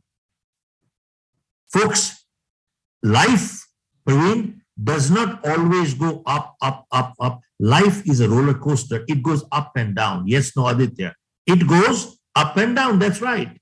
And when there is a down in life, people who are looking to get somewhere in life, they analyze the situation and they ask themselves this question: if a similar situation came again, will I behave the same way? If the answer is yes, means you have not learned anything. They learn from it and accept responsibility, and they don't repeat their mistakes. But if a person is going nowhere, you know when things go wrong, what they say? Not my fault, my stars are not favoring me. They never learn anything from it. They keep repeating the same mistake again and again, and they say, I'm unlucky. I saw one person wearing 10 rings, all different stones, 10. I said, 10 नीचे भी पहना है क्या पाँव में? 10 things like this. Now, the only one thing I want to say is, somebody asked me a question, that Mr. Khera, there are people who go to temples and they wait in line for 10, 12 hours. 10, 12 घंटे दर्शन के लिए wait करते हैं. Is that faith or blind faith? क्या विश्वास है या अंधविश्वास? So my answer to them is, Praveen, my answer is, folks, I pray every day. Why do I pray? Because I believe in God. Now, why do I believe in God? Have I seen God? Who is God? Where is God? What is God? Do I have the answer to any of these things? No. If I don't have answers to all these questions, then why do I believe in God? Isn't that blind faith? Now, here is my answer. Folks, I believe in God because this universe, the planet, the sun, the moon, everything, the flora, the fauna, the forest, everything. There are so many things in this world today, they are totally unexplained. And if this is unexplained, it could be either a miracle or a mystery. I don't know what it is, but it could be anything. But all this universe, flora, fauna, forest, plants, sun, moon, everything, this is not the work of any human being, no human being. It is something superhuman. If it is superhuman, there must be a superpower. And that superpower I call God. That's all. But in the last 45 years, 50 years, I've hardly gone to a temple except 3, 4 times, 6 times. That's all. And I feel very strongly that most people who go to temples today, they go there out of fear than out of faith. अरे ये नहीं करोगे ये हो जाएगा, ये नहीं करोगे ये हो जाएगा, ये नहीं करोगे ये हो जाएगा. साहब, we have to get out of all this. This has ruined our country completely. We need to learn to accept responsibility in life. And folks, with that, I'm going to close this program. This is time to give back. We are grateful to God that God has blessed us with a good home and honorable food. Many people don't have it even that today. It is time for us to give and share with them. There is one community, Praveen, yes, who has been honored all over the world. Aditya, dhyan se suniyega. So this community has been honored all over the world by the government of Canada. Praveen, aapne suna hoga, government of Canada, US, UK, Australia, New Zealand. One community has been honored all over the world for the humanitarian service, and that community is the Sikh community of India has been honored everywhere in the world. You know why? Because the concept of langar and sharing is not new. It goes back 500 years ago from Guru Nanak's time. And because the Sikhi believes in three principles: caring, sharing, daring. The caring people, they care. The sharing people, they share. And the daring people, they dare. They have the guts to fight. And Sikhi says very clearly, zulm karna paap hai, zulm sehna usse bhi bada paap hai. And Sikhi stands on three pillars: Nam jap, one chak, kirat kar. Nam jap, one God, formless God. Two, one chak is the concept of langar, is sharing. And kirat kar, Parveen, a president who is sanstha ke, and you have a lot of experience in your life, Aditya. Kirat kar is the dignity of labor. Dignity of labor. No work is small. You need to earn an honorable living. Earn up. जिंदगी में आदित्य प्रवीण आज तक आपने कभी किसी सरदार को भीख मांगते देखा है? Have you ever seen a beggar, a sardar? You know something? They never do this. It is not ego, अहंकार नहीं है साहब. They will clean your shoes, they will clean your toilet, but they will not beg. You know why? They feel no work is small. कोई काम छोटा नहीं है साहब, ईमानदारी से पैसे कमाओ. No work is small. And the best part is in Sikh families, there is no caste. Aditya आपने देखा है उनके अंदर जात नहीं होती साहब. Every Sikh man's last name is a Singh. Every Sikh woman's last name is a Kaur. There is no other name. I wish in India, if we had adopted the Sikh philosophy, the principle of Sikhi to run this country instead of our own constitution, this country would have been totally a different country today. Folks, with those words, I will take your leave. I wish you all the best. God bless you. Everybody stay well and happy and healthy. Folks, I hand over the mic back to the president. Thank you so much, sir. Thank you so much, sir. Thank you so much. Thank you so much, sir, for sharing your I think life journey and sharing all your experiences.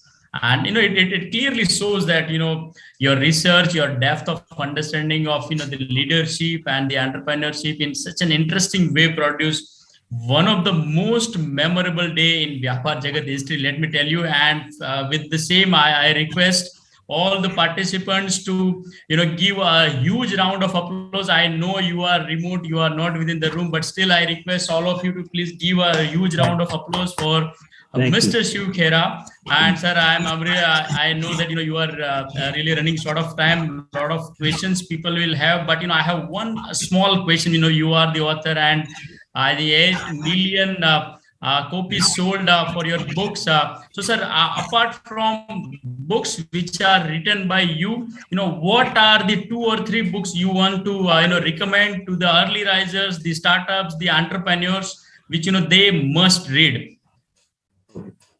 Praveen, let me ask you: are you Delhi based, or Aditya? Are you Delhi based or elsewhere? Are you based in Delhi? No. I do base it in Ahmedabad, Gujarat. Ahmedabad. Yes, I'm in Ahmedabad. Okay. Just send me your telephone number so we'll be in touch with you. But let me answer your question on the 2 other books I will recommend. I will recommend one book very strongly, and that is Think and Grow Rich by Napoleon Hill. Right. See, I have 3-4 books. You can win, you can achieve more, you can sell. Okay. But I would recommend also Think and Grow Rich by Napoleon Hill. Very good book, excellent book. Right. And one more book would be Psycho-Cybernetics by Dr. Maxwell Mortz.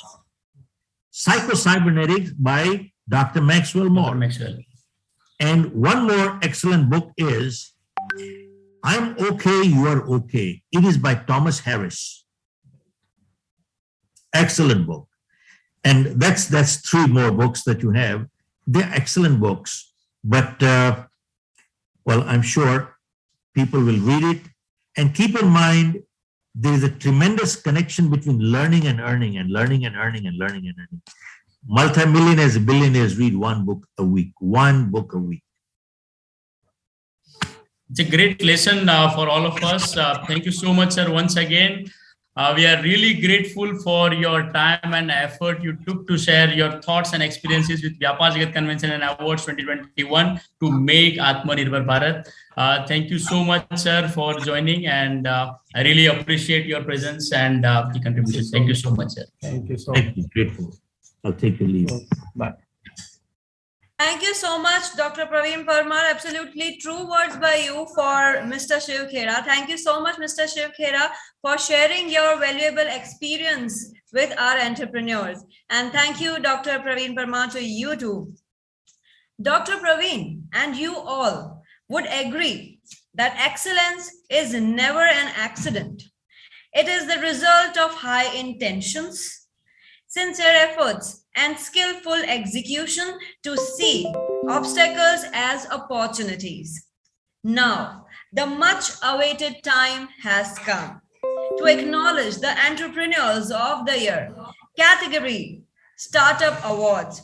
Let me change and you all join me to the Vyapaar Jagat studios. Don't worry, winners. You will be felicitated offline. Just the announcements are online. So let's go. I'm Kavita Bodani. I'm the host for Vyapaar Jagat Convention and Awards 2021. Before we announce winners, let me take a moment to introduce our sponsors and partners for this support. Our platinum sponsors for this event is Haripriya Computers. Haripriya Computers is one of the leading businesses in the laptops, desktops and computer accessories, having multiple showrooms and authorized dealers for Asus, HP and Lenovo and other laptops and desktop brands. Our gold sponsor for this event is carjasus.com. Carjasus is the technological driven platform and an innovative way to buy new cars, insurances, loans and car safety devices. Our silver sponsor for this event are Zozo Day. Zozo Day is a technology company that builds infrastructure to send rewards, perks, incentives, and disburse payouts to employees, customers, and partners. Giansh Holidays. Giansh Holidays is one of the best online travel companies in India. Their offerings include a complete spectrum of packages, so there's something for everybody from budget to luxury stays. Vilnesh International. Vilnesh International is the leading manufacturer and exporter of gyro screen machine, vibro screen and many more. ObesityDoctor.in, a digital platform for your weight loss journey by Dwarika Clinic. Abaj Lighting, a division of Abaj Interiors Private Limited, is poised to bring an enlightening revolution in the lighting industry with its scintillating range of lighting solutions. Arvind Bhai Khatri Sons. Arvind Bhai Khatri Sons is a reputed name in manufacturing, retail and export of Indian men's ethnic wear business. Hello everyone. Over the last 25 years, they have spawned into multiple chain of retail stores in Mumbai, Ahmedabad and Baroda. Our category sponsors are Kamlesh Jewellers, Cotton India, Campus Dean, Safe Vibe, Design Studio, Triface International, Verite, PRS Compressors Private Limited and Angel Foundation. Our main partners are, we believe in giving back to the society and our charity partner is Asman Foundation. Technology partner, Swagger Unit. Graphic designing partner, Wireframe Design. Marketing partner, Sri Sharda Communications. Visibility partner, Entrepreneur Excel. Video partner, Campaign Studio. Photography and videography partner, Fun Video. Our content strategy partner, Spend Media. And franchisee partner, SNS Super Brand. Logo and branding partner, Avni Logo World. Online PR partner, Newswire. Other media supported by In Time News, Bharat FM, Colleen Tandem, PR, Startup Around, Gujarat Mail. Event managed by Pink's Event and 9 Cubes Entertainment. Host and entertainment partner Kavita Budani and Rutvij Pandya. Kavita Budani, that's me. Vyapaar Jagat Convention and Awards is supported by various mentors, industry leaders and communities. To name a few, we would like to thank all the BNI members, especially BNI Vinci chapter, media friends, communities like Consultant Cubes, Multitasking Mommies, Ma to Mom, Gujarat Traders Federation, Gujarat Chamber of Commerce and Industry.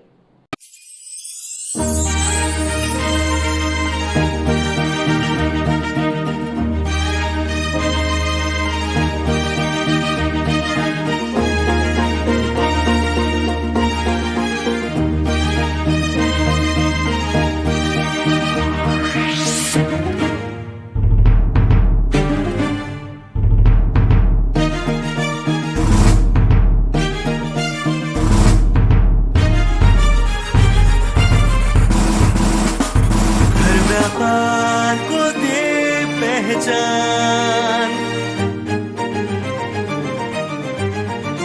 हर व्यापार को दे पहचान, व्यापार जगत।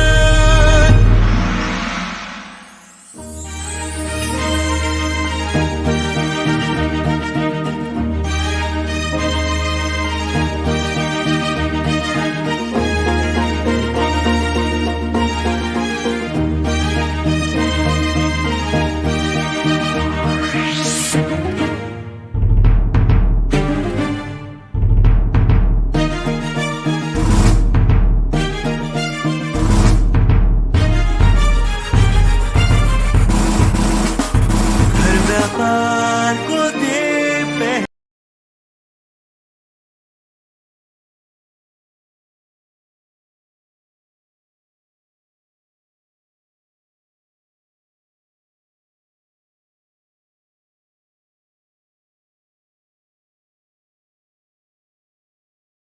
Startup Business of the Year.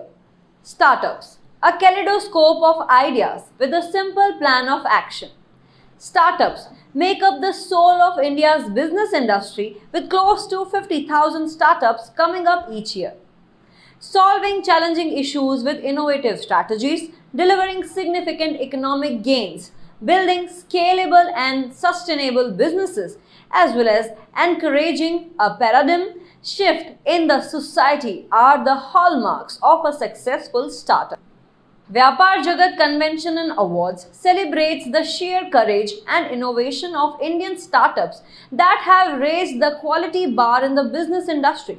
Startup of the Year awards felicitate startups in the field of finance, consumer service, healthcare, telecommunications, technology and social service, among many more, for the impact they have made in their particular sectors. Our first award is the award for the best on-campus startup of the year goes to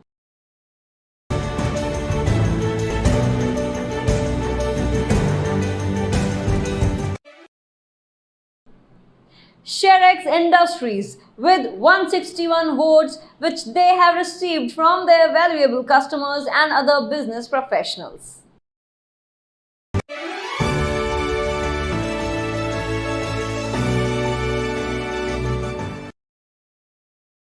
Congratulations! The winner for the Industrial Startup of the Year goes to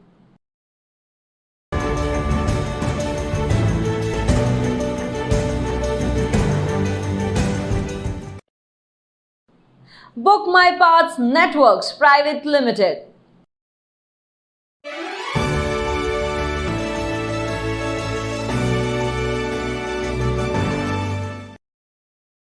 Congratulations!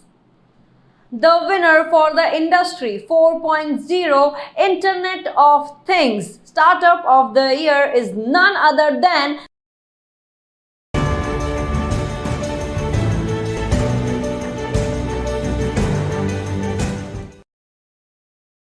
iSmart Minds India Private Limited.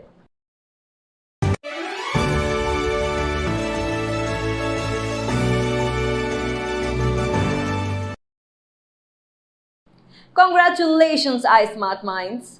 The award for the Startup Incubator of the Year goes to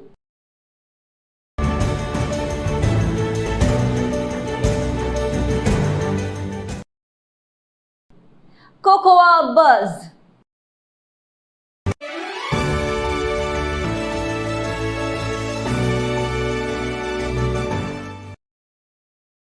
Congratulations! Nominations for the Creative Entrepreneur of the Year are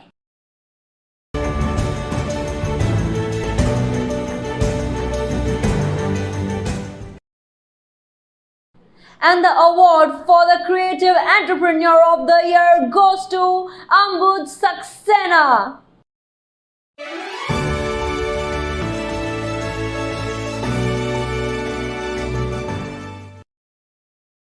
Congratulations, Ambud Saxena.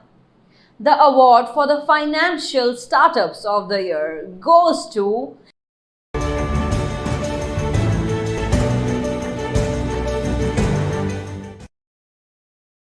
Design and Construct.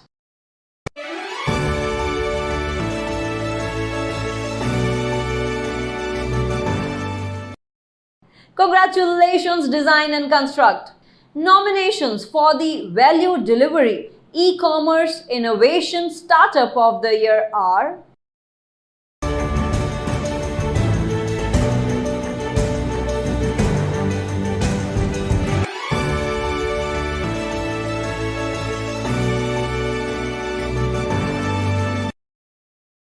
and the award for the Value Delivery E-Commerce Innovation Startup of the Year goes to LMCE.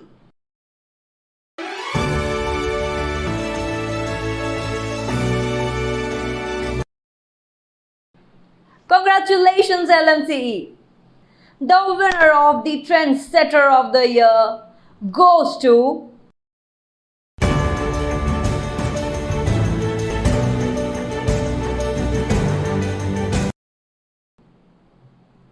Finteglaw Business Integrators Private Limited. Many congratulations.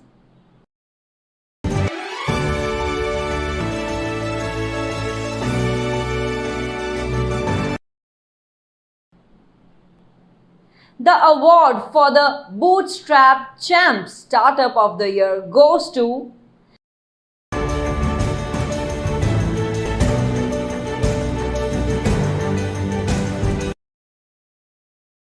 Penv Media with 122 votes which they have received from their customers and business professionals.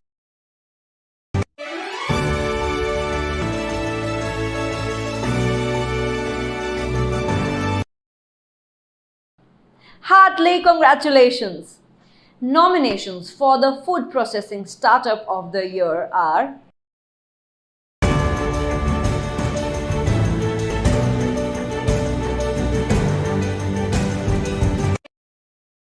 and the award for the Food Processing Startup of the Year goes to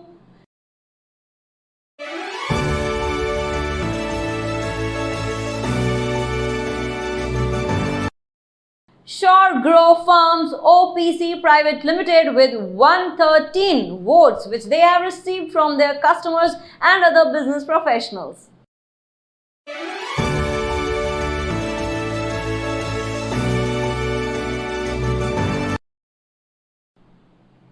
Heartily congratulations to you. Nominations for the Technology Startup of the Year are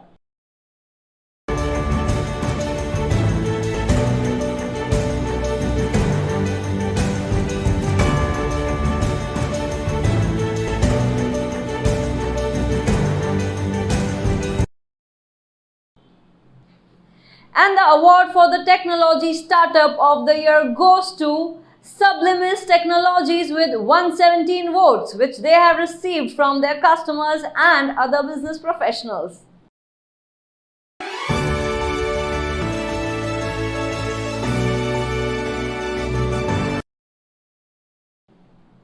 Congratulations! Let's move ahead with the next nominations. So nominations for the Woman Ahead Startup of the Year are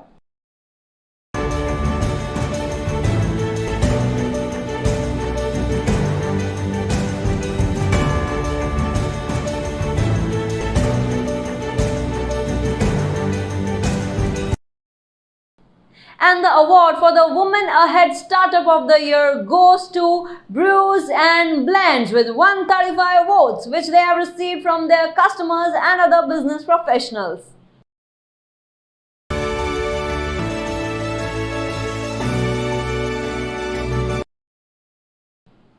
Congratulations!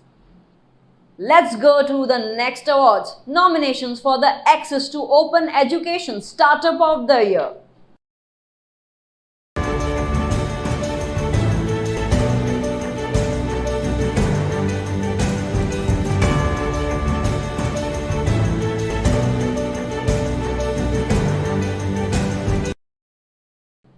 And the award for the Access to Open Education Startup of the Year goes to AccuKid Today.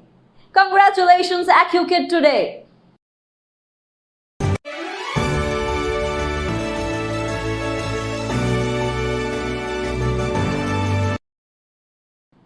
Nominations for the Startup Accelerator of the Year are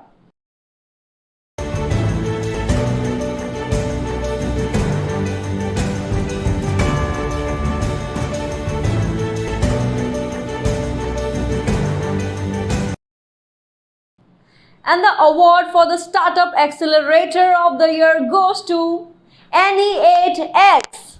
Congratulations.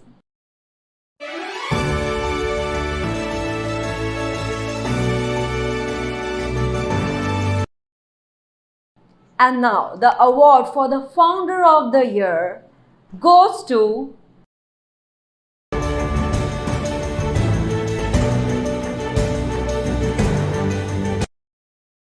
Gajanan Pawar. A big round of applause. Congratulations.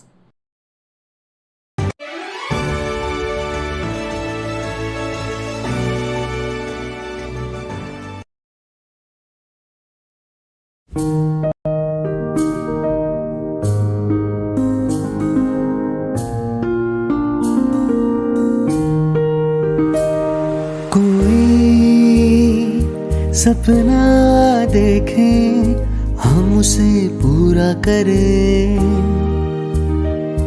कोई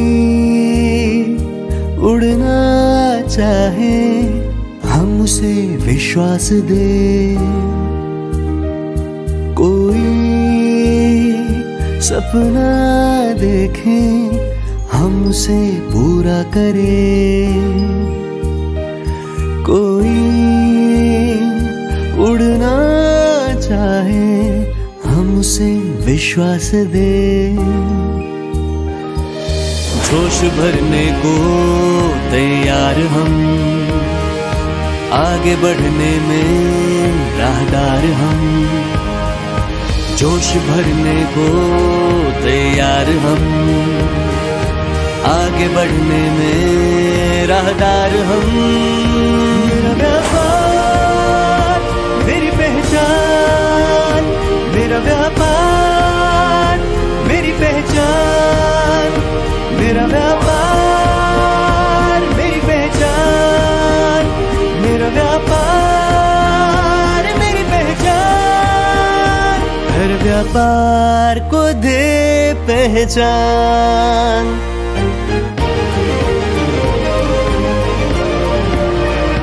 हर व्यापार को दे पहचान, व्यापार जगत।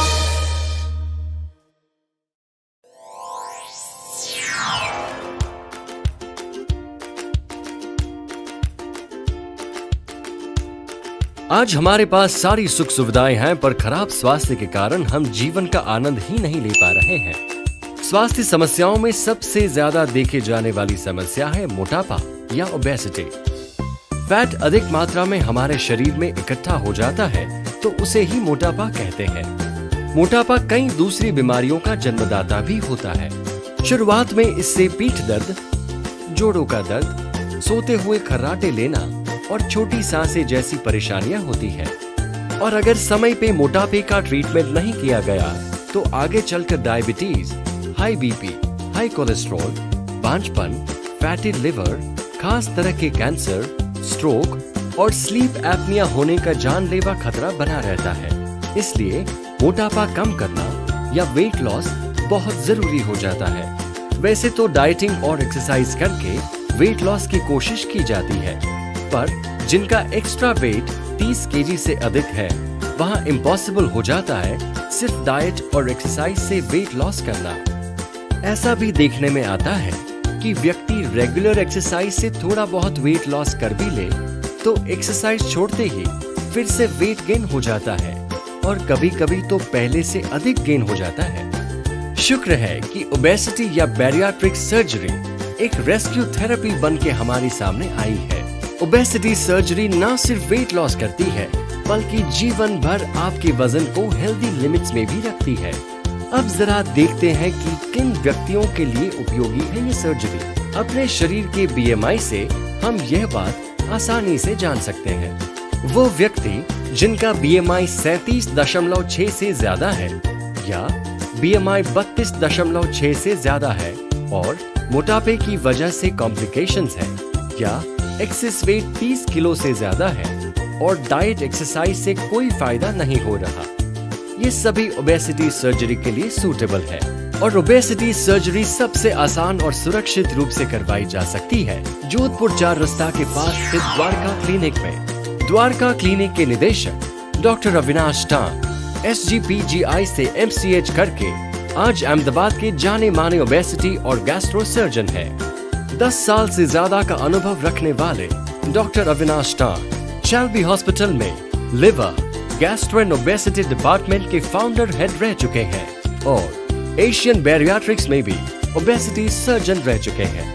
India के अलावा Japan और Korea में ट्रेंड डॉक्टर टांग कई राष्ट्रीय और अंतर्राष्ट्रीय अवार्ड से सम्मानित हो चुके हैं। अपने करियर में कई ओबेसिटी सर्जरी कर चुके डॉक्टर टांग अब द्वारका क्लिनिक के माध्यम से हर उम्र और लिंग के लोगों को मोटापे से छुटकारा दिला के स्वस्थ, खुशहाल और आत्मविश्वास से भरपूर जीवन जीने में मदद कर रहे हैं। तो अभी विजिट कीजिए द्वारका क्लिनिक या कॉल कीजिए 8866020505 पर और वापस पाइए एक स्वस्थ और खुशहाल जीवन।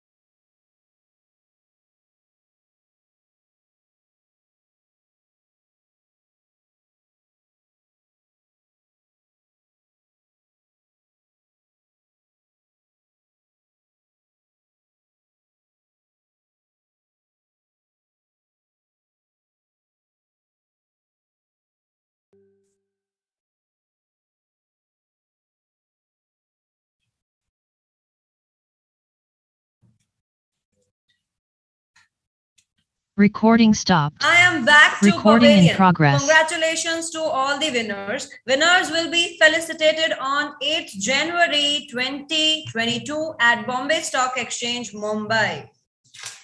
Let's start with our first session of panel discussion on the topic New Age Social Entrepreneur. This is being moderated by Mr. Mitesh Setwala. His education is IT engineering and MBA marketing plus 9 years of industry experience. He's a co-founder at #.com e-commerce marketplace development agency. He's the ex-head of marketing Friendly.in, social commerce grocery shopping app. Ex-founder at CEO at Ala Grand Retail Private Limited, Gujarat's biggest fashion e-commerce marketplace, managing director at U Dedicated, an IT company. He is awarded by Gujarat's Chief Minister, Gujarat's Education Minister, Gujarat University Vice Chancellor, Gujarat Technological University Vice Chancellor, Gujarat's most promising startup by Vibrant Gujarat Startup Summit 2016. Gujarat Corporate Social Responsibility Association. He is funded by Government of Gujarat. Investment at valuation of 20 crore for a fashion e-commerce business in 2016. Let us know something about #. #.com is a leading web and mobile app development agency in the field of custom B2B, B2C, and D2C e-commerce marketplace development. We have designed 7 marketplaces in 2021, out of which 3 successfully raised funding at valuation above $1 million. Welcome, Mr. Mitesh. Over to you for the panel discussion. Nice to have you at Vyapaar Jagat Convention and Awards 2021. Thank you so much, Kavita, for the wonderful introduction. The entire introduction was about business, amount of valuation, etc., which is capitalist in its own nature, right? And the discussion and the topic today is about the new age social business, which is entirely opposite to what we do the business for. So today I've been given this topic, and I'm, it's an honor to host 5 such wonderful people who are doing business with a social mindset, where they want to create a social impact. They are a new age social entrepreneur, and it's an honor to host this panel. So let us shift from entire being capitalist to socialist for a moment, and let us talk to these people. So I have with me 5 amazing people, and what I'll do is I'll just briefly introduce them, and I want to give you at least 1 or 2 minutes, everybody, to talk about what you do, so that precisely you can tell all the viewers about your initiative in a very short, let's say 1 or 2 minute introduction. I know a couple of you in person. I am meeting a couple of you for the first time. So let me start with the first panelist today, Hani Bakchandani. Hani, I have heard about you a lot. I saw your recent award taking photo on the social media, and I felt extremely proud about your initiative, and it's an honor to host you here. So Hani, I'll talk briefly about you. Mostly people know that you have a business by the name of Torchit. You are helping differently able people with your products and services that you've built around. Can you briefly tell us about Torchit in 1 or 2 minutes? Yeah, sure. Thank you so much, Mitesh, and thank you for having me here. So hello everyone, this is Hani Bakchandani, founder of Torchit. Torchit is a social enterprise working towards empowerment and upliftment of the persons with disability by providing most innovative and affordable solutions. And so far we have impacted 100,000 lives by providing our devices in more than 22 countries. And happy to share my thoughts.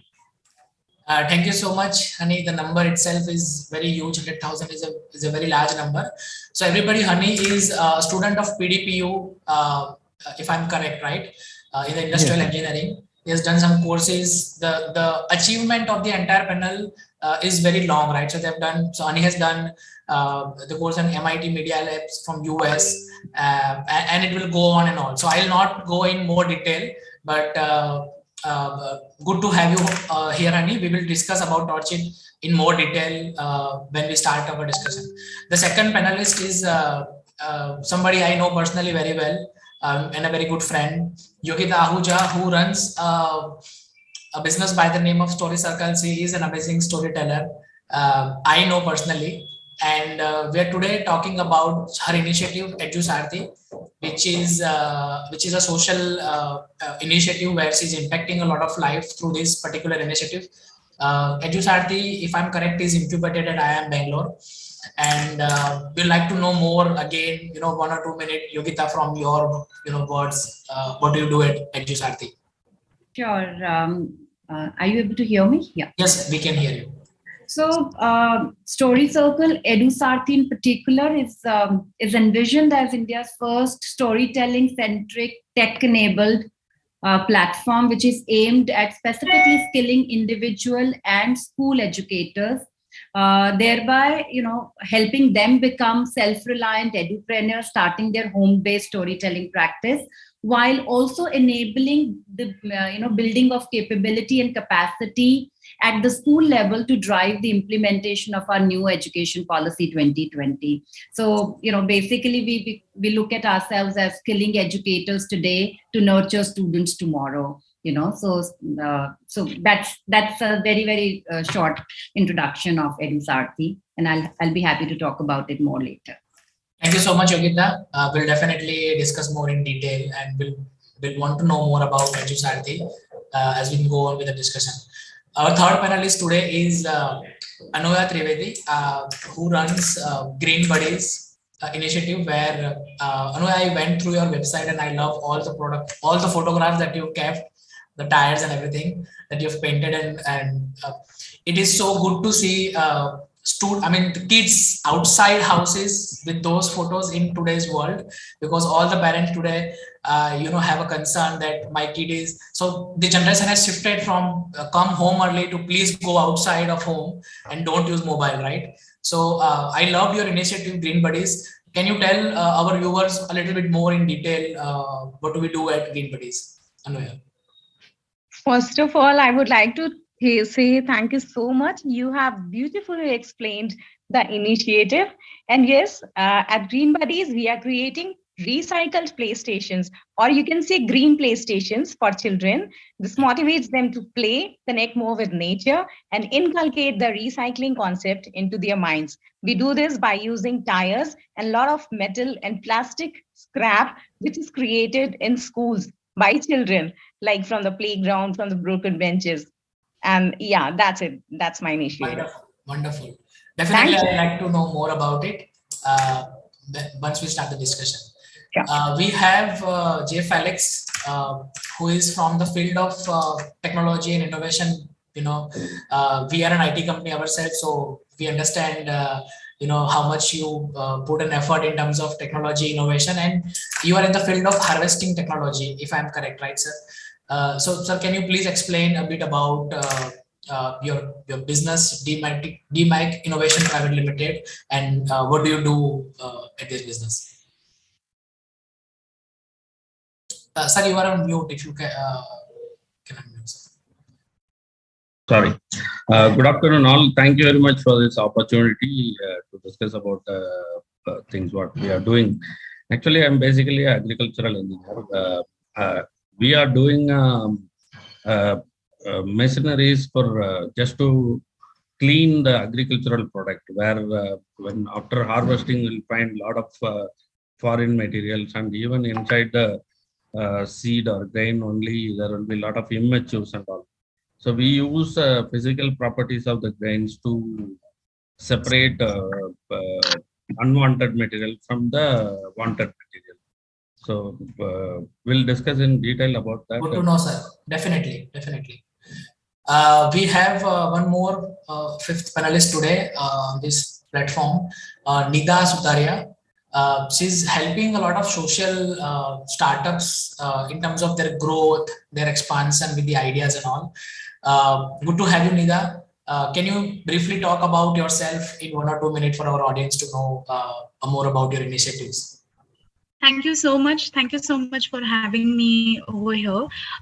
So I currently am a director at Aatma Foundation. Aatma Foundation is an NGO, and apart from that, through the platform of Aatma Foundation, we are helping a lot of startups for their pilot programs for helping the social entrepreneurs in getting the field knowledges and all.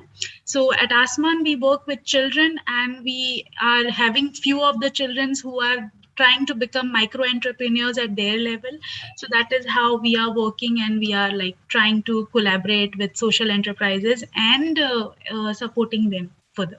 Yeah, I have personally been part of a lot of initiatives at Aatma, at IIM Vastrapur or some a book fair or whatsoever. So I think everybody in Ahmedabad knows Aatma very well. So good to have you here, Nida.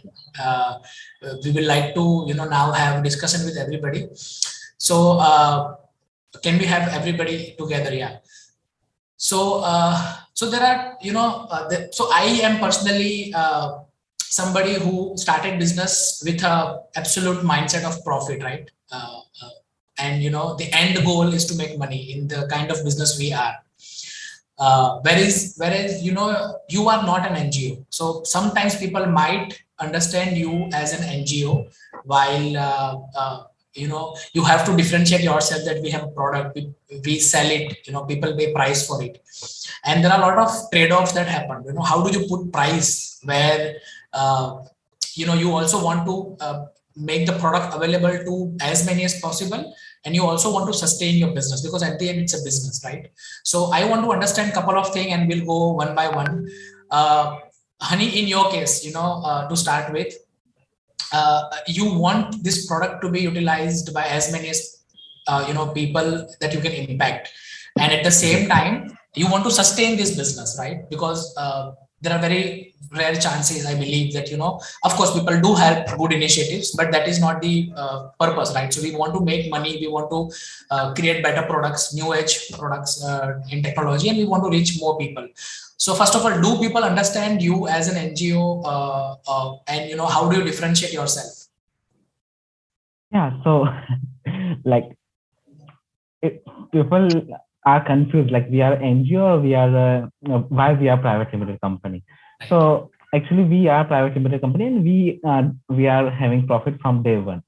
So if we don't have profit, so how we can impact millions? So there are a lot of if we cannot set our pricing model perfectly, so we cannot go beyond the Gujarat, Ahmedabad or India. So there and I'm happy to share, like we have created that kind of pricing model. So we have impacted 100,000 lives. So they are with the hardware product, and there are people who are selling softwares but not proper in our field, disability. They are providing softwares but not proper pricing model. They cannot reach more than 25,000, 30,000 users. Like application download is free of cost, even though they are not able to reach 100,000. So if you're perfectly setting your pricing model, then of course, and if you're not sustained in yourself, then how can you grow? How can you impact millions? So I'm proudly say we are social impact. We are having impact first, revenue second. But of course, revenue with profit is not less than 45% of our priority. 55% priority is impact, of course, but revenue is our second most priority. Right. So is it same with everybody on the panel that, you look at your business in terms of both? And of course, as Hani is saying, the impact is first. We have set our targets in numbers, and the numbers are always in terms of revenue, profit and all. You must have set your target in terms of impact, that, we want to reach to this many people. So is it the same with everybody? Anybody can answer this question. Yogita, Nida, J. Felix, anybody? Yeah, so since you mentioned, let me take this opportunity. In fact, the kind of field or the work that we have picked up, which is storytelling, people generally question, "Acha, kahani sunane ke liye aap paise loge?" Yeah, everybody is a born storyteller, as we say. However, the tool that we've picked up is again like driving. Everybody can drive, but you need to hone your skill of driving by continuously learning and practicing around it. And therefore, it is a task to let people understand that, this comes at a price. However, for us, if the end goal is to impact the children, millions of children across the country. And to do that, we can't reach every individual child. Therefore, the teacher or the mother becomes the prime source to, impact multiple lives. So therefore, when we look at our impact, when we look at our success, it is balanced between what is the impact we are creating and are we a fair profit organization? Because if we don't sustain ourselves, as Hani rightly said, then how do we impact people? So I haven't put a number 45, 55 to it, but definitely the priority is impact, but a sustainable impact, self-sustained. I have a question for you, Nida. You're running Asman since very long, right? So how do you sustain for so long? In terms of, you must have come across some other opportunities in between where there are lucrative businesses more than sometimes we see the trade-off, right? Forget about the social initiative. It was a passion, it was a fun when we were young, when we were in college. Now it's all about our life, our own personal goals. And you have to set this trade-off. And all the social entrepreneurs that they're looking at this video right now and watching us, they have to prepare themselves for this initiative for the longer period of time. You will have a trade-off. It's not a job that you resign today and you join another job. You have consciously chosen this initiative. You want to impact a lot of people, and there will be more hurdle because the kind of initiative you have taken. Of helping people. So how do you sustain for long period in terms of self-motivated? And what do you do for that? Of course, once you are large, people join you for this initiative. But in the beginning, sustaining this initiative, what are the hurdles that you have faced in Asman, and what is your own experience? If you can tell our viewers. So definitely, as we all know, every organization needs a fuel, and that fuel is not just monetary, but also human resource and all. So when it comes to NGOs or when it comes to social entrepreneurship, I would compare it at one level wherein the impact for NGO or an impact for social enterprise is at the same level wherein we are thinking that benefit of people. But how it differentiates is amongst the kind of the type of the organization it is. Like for NGOs, generally we are on charitable funds and grants and everything. So yes, we do have certain programs which are having particular, like we start only if we have a donor for long-term period. Only we take up the responsibility if we have the commitment from the funding partners. So like the way in social enterprise people are getting the investors, same way now slowly at in organizations or in NGOs, or specifically if I speak about Asman, we start long-term initiative programs only if we have partners who have the same or the like-mindedness in the mission which we have. And because the reason is that we need to have human manpower, right? So for manpower, I cannot always go and tell, as you said, that now we are not in college, we are not in kind of a place wherein every time the volunteers would be there. So yes, to have the quality manpower, we do require funds for that. And being into NGO, when we know that we are not taking the fees, or we are not able to do profitable thing. We need to have such partners. I would say they are kind of the people who are helping us in creating the fuels. So these are the hurdles generally which we feel when we ask the partners that itna salary we have to give. So they are like NGO hai, salary kyun hoga, all those things. So we need to explain them, and we need to share with them in a way that this is not an administrative cost, this is an operational cost which will go for educating a child, just the way a school is running. The centers are also running the same way, and we need people for that, or we need for transportation part or for workshop part. Like if Yogita is conducting a story session, she definitely is going to help me once or twice with a volunteering session. But if I want her to impact and give my children for longer period, I definitely would be willing her to also earn not as the kind of a commercial thing would be, but yes, definitely what her time has to be valued. So her and her skills has to be valued. So these type of challenges we face with the corporates or with the donors who are joining along with us. So yeah, that is it. Absolutely. Felix, I want to know from you, so how, since how long you've started this initiative and this particular business? I started at 2018. 2018. Okay, so, to you and to Anuya both, there are some industries which has impacted during Corona a lot, right? And those initiatives which are social at mind, and has to impact, and there are some commercial business, if they have enough profit to survive for the longer period of time, while on the other side, we keep reinvesting a lot because we want to impact to a lot of people.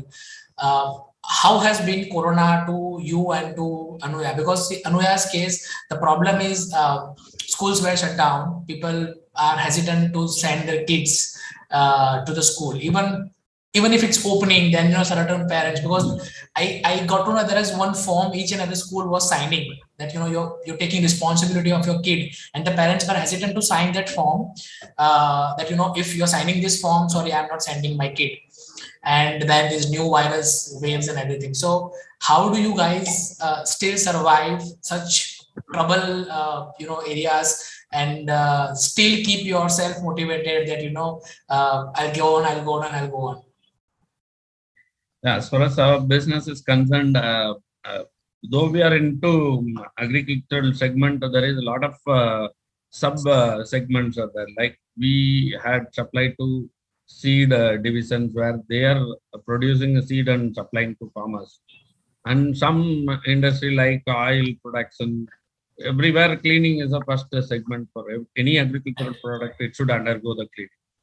So yes, seed segment was unaffected because of Corona, but some like consumable segment, they were drastically down because of like hotels and all shut off, things like that has some effect. I would say that it is somehow some industry was open 50-50, I can say. It was okay. Right. Anuya, in your case? So yes, ours was like permanently shut. It was just like when the lockdown opened, we have created some schools because of the policy which have came, NEP 2020, which supports the sustainable schools, sustainable designings, playgrounds, and we were already in touch with these government schools. So yes, we were able to generate the income to sustain our team, and that's it, not more than that. So yes, that was a real struggle phase for us, but I kept motivating me plus my team that okay, apna time aayega post COVID, when the thing will be over. So everybody be safe, be vaccinated, and that's it. That's I have done during the tenure. So I think yes, I've just become father 2 months back, And now I can understand that I want my kid to focus less on mobile, and absolutely everybody wishes today's time that they want their kids less to focus on mobile and computer, and please go out, do some physical activities, learn the real life skill of bonding friends and physical activities. So I think in future people will pay you very heavy amount, as much as they're paying to Byju's today for digital learning. The entire shift will be on the other side, and you can charge a hefty amount in future for such physics, because it will be rare and people will be happily sending their kids for this wonderful work that you're doing. So yes, definitely apna time aayega will be very true in your case. Thank you so much. So there is one more thing about, a lot of you might have benefited by tying up with NGOs, right? So at the end, the goals of NGO are not to make profit, but to impact society. So their larger part is to impact society, and they need stakeholders who can help them to achieve it faster. And because of your such initiative, I'll talk about one or two businesses which are doing it at large. So there are, I don't know if you have heard about this term, social commerce. So social commerce, just like social enterprises, it is the commerce done through society. So e-commerce is done through online businesses, like, and the same way there are social commerce which are, scaling these days large in India and across the world, where the commerce is happening through society. So maybe your neighbor is becoming an agent of a large enterprise, large organization. He's taking your order, he's delivering you the products or whatsoever, and they are making some marginal income. So and this is happening a lot in tier 2, tier 3 cities. So they are becoming self-sufficient in terms of making income, learning digital. So internet has penetrated to tier 2, tier 3, as we all know, after the Geo movement. I believe the current generation is going through the phase that they are using the free tools. It can be Facebook, TikTok is banned, but PUBG, whatsoever is free on the internet is being used in tier 2, tier 3 as of now.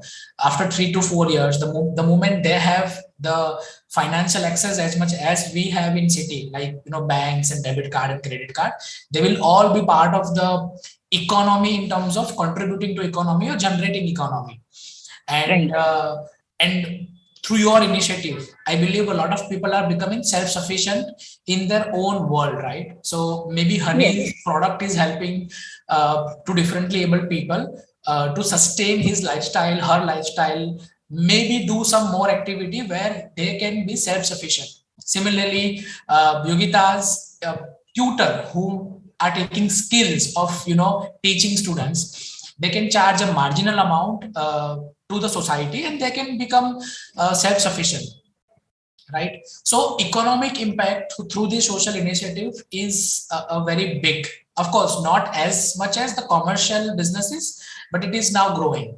So if you can tell us, any one of you can tell us some story, some anecdote where you have seen this happening in your businesses, where people have started earning bread and butter. They are more happy that now I'm self-dependent, and you have such. So I'm sure a lot of you will have some stories to share with our audience. Anyone can pick up this from your end. I can go. since you've asked about a story, so I'm sure so many, but a very small, very little, where people. Yes, absolutely. So I pilot tested the EduSarthi. So, we had a storytelling center running for about 2.5 years, and when it got shut due to pandemic, that's when EduSarthi platform came into picture, and that's where we thought that let's reach out to the individual women educators, because a lot of them were losing their jobs or getting the heavy pay cuts, and therefore it was becoming difficult for them to sustain. So that's how EduSarthi platform got born.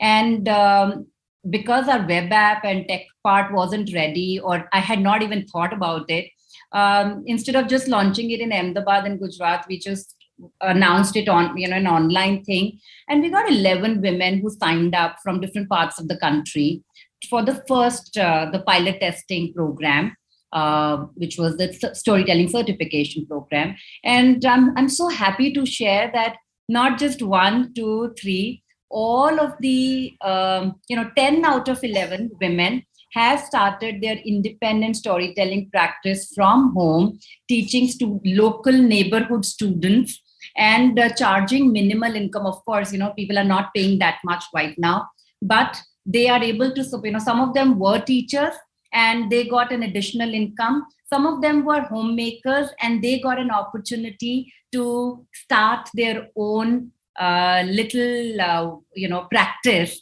and come out of and balance the work and home aspect, which, being young mothers. So we've had people from Hyderabad, even in Ahmedabad, Baroda, a small place like Jodhpur, starting on their own. And then, of course, we've done 4 more batches, and there are a lot of success stories around that. And that gives me a lot of joy that not just we are helping women become self-sufficient, we are enabling schools to have better skilled educators, and at the same time, we are helping children discover the joy of learning right in their neighborhood or in their school itself. So yeah, that's in small part. Right. Yes. Can I go for a second? Yes, please. Yeah. So this is our flagship product called Sarthi. So with the help of Sarthi, during the COVID, we have team of 40-45 percentages visually impaired. So they started calling to over 45,000 users in 2020 first lockdown aaya tab. So out of 45,000 people, we got to know because of our product, 8,000 got directly employed because it is increased their potential confidence to take new opportunities. Absolutely. So this is the impact, and now we have impacted 100,000 lives. So maybe the number is doubled. So in a way, this 8,000 has 2, 3, 4 people dependent on them as a family. So the impact is anyway 40-45,000 directly. If I say indirectly, it will be very large. Yes, Nida or Anuya, you were saying something. So yeah, I would like to share a very quick case. Actually, 2 years back, we have created a playground in a village. When we go from Sanand to Kutch, from on that highway, there comes a village named Vidamgaon.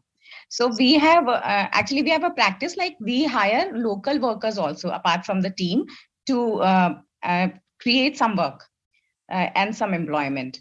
So these were some villagers which we hired to create a seat weaving from tires. So yeah, they have done that. Right. And after a year, I was going through that road, and I have seen that on the roadside there were people who were selling those weaved tire seats. So this is the impact. People are getting impacted. The recycling concept is getting inculcated to their minds. Not only people, even children.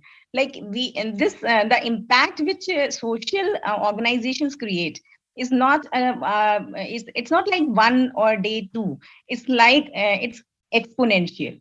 You cannot imagine what can happen if 10 people get impacted from this initiative.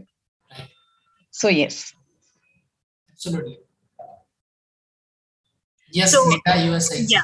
So we conduct a lot of training workshops, and we also make our parents participate in different programs, because we want that at one side the students are growing, but on the other side the family also needs to their level of income and everything increases.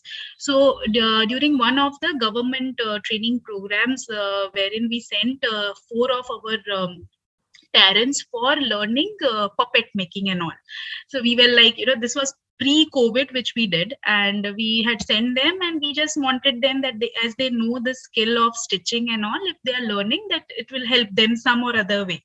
And during COVID, we got one of the kind of an event person who slowly and gradually from events shifted towards using puppet in his YouTube videos and using that and all. So he saw somewhere about some of our parents puppets and all, and just contacted us.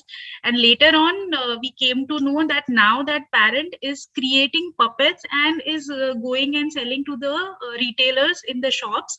So that's how he converted his own stitching from one of stitching into garment thing he was already doing. But now the family is also creating small puppets and other different things, and they are now selling to the stationery and the the toy people and everything.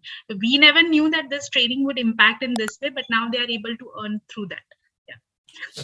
So I believe commercial. So we generally take in our commercial businesses, we take NPS, which is called Net Promoter Score. You might have seen when you buy any product from Zomato or you pay somebody in Paytm, they're giving a rating of 1 to 10, how likely you are to recommend this product to your friend, right? So they ask you most of the times to rate their product and services. That is called NPS. NPS in such businesses are very high, because promoting such product or services gives a satisfaction that, at least I did something where somebody will benefit. And this is the impact that, we see when we find anybody who can be beneficial from any of your businesses or services. We will definitely recommend, not because of course, there's no incentive for me. Ideally for commercial services, people think of an incentive, but for such services, people are more likely to recommend without any incentive, because the incentive is that I recommended, you got this product service, you're benefiting. I became the medium for you to reach to this product. Felix, in your case, the beneficiaries mostly are farmers, right? And if I'm correct. Initially, now we have been supplying to the persons where farmers are selling their products. Okay. And yeah, now during this COVID time, we went into one small design change, like to make a mobile unit to take to the farmer level. Okay. So that they can clean their product and do the value addition there only to get a better price for their production. So right. That we have made one prototype and sent to Andhra Pradesh. We have to see how the performance and all, because this varieties change, everything has some additional cost. So as a prototype, we are working on that. Still, we have to see the overall impact and part. Right. I understand. So, I just wanted to ask that how many of you have taken the help of NGOs to, the early topic as I was discussing, to reach out to more number of people? Is it helping? Should all the social startups or enterprises should go to the nearby NGOs? Should it be beneficiary to board in terms of commercial angle, or should it be, give me some context of the people that you have and I would like to offer my services? How does it work? I have not much idea about it. How do you convince people to become a long-term partner with you in your motive or your goal? So yes, I would like to tell a story. When I've started this initiative, I have created some initial playgrounds for free for mainly underprivileged kids. So when I started, I reached out to these people who were in NGOs or in education system and working for kids through some NGO like Gandhi Fellowships, Swaniti Initiative. And I haven't asked them for money, no financial help. I asked them to come and volunteer at the playground. So they came to the playground, their teams came, and the kind of impact they have seen, the beauty, the impact on children, the playfulness, the happiness. So it paid me off in a long run. Like they came to our place, they created the playground, they have gone back to their organizations, showed our projects, and the end result was like we have collaborated with these organizations to create these playgrounds for more number of schools. Right. In our case, we didn't go to NGO level, but we have gone to like temples or, for example, Raghavendra Math, where they feed a lot of devotees. They are coming and taking food. So we have seen some machineries and all outdated one. So we have made a special machines for them, and we have supplied to them to clean their product before taking into cooking. Right. So that initiative. Maybe some association. I don't know if in your case there are association as well apart from the temples, or so the best way to find the places where this is happening, right? Temple is of course one of them. But yes, so in your case, you have to. I don't think NGO is the right place because it is helpful in the other social enterprises as we have. But yes, in your case, anything where it can be implemented, and Temple is right, one of them.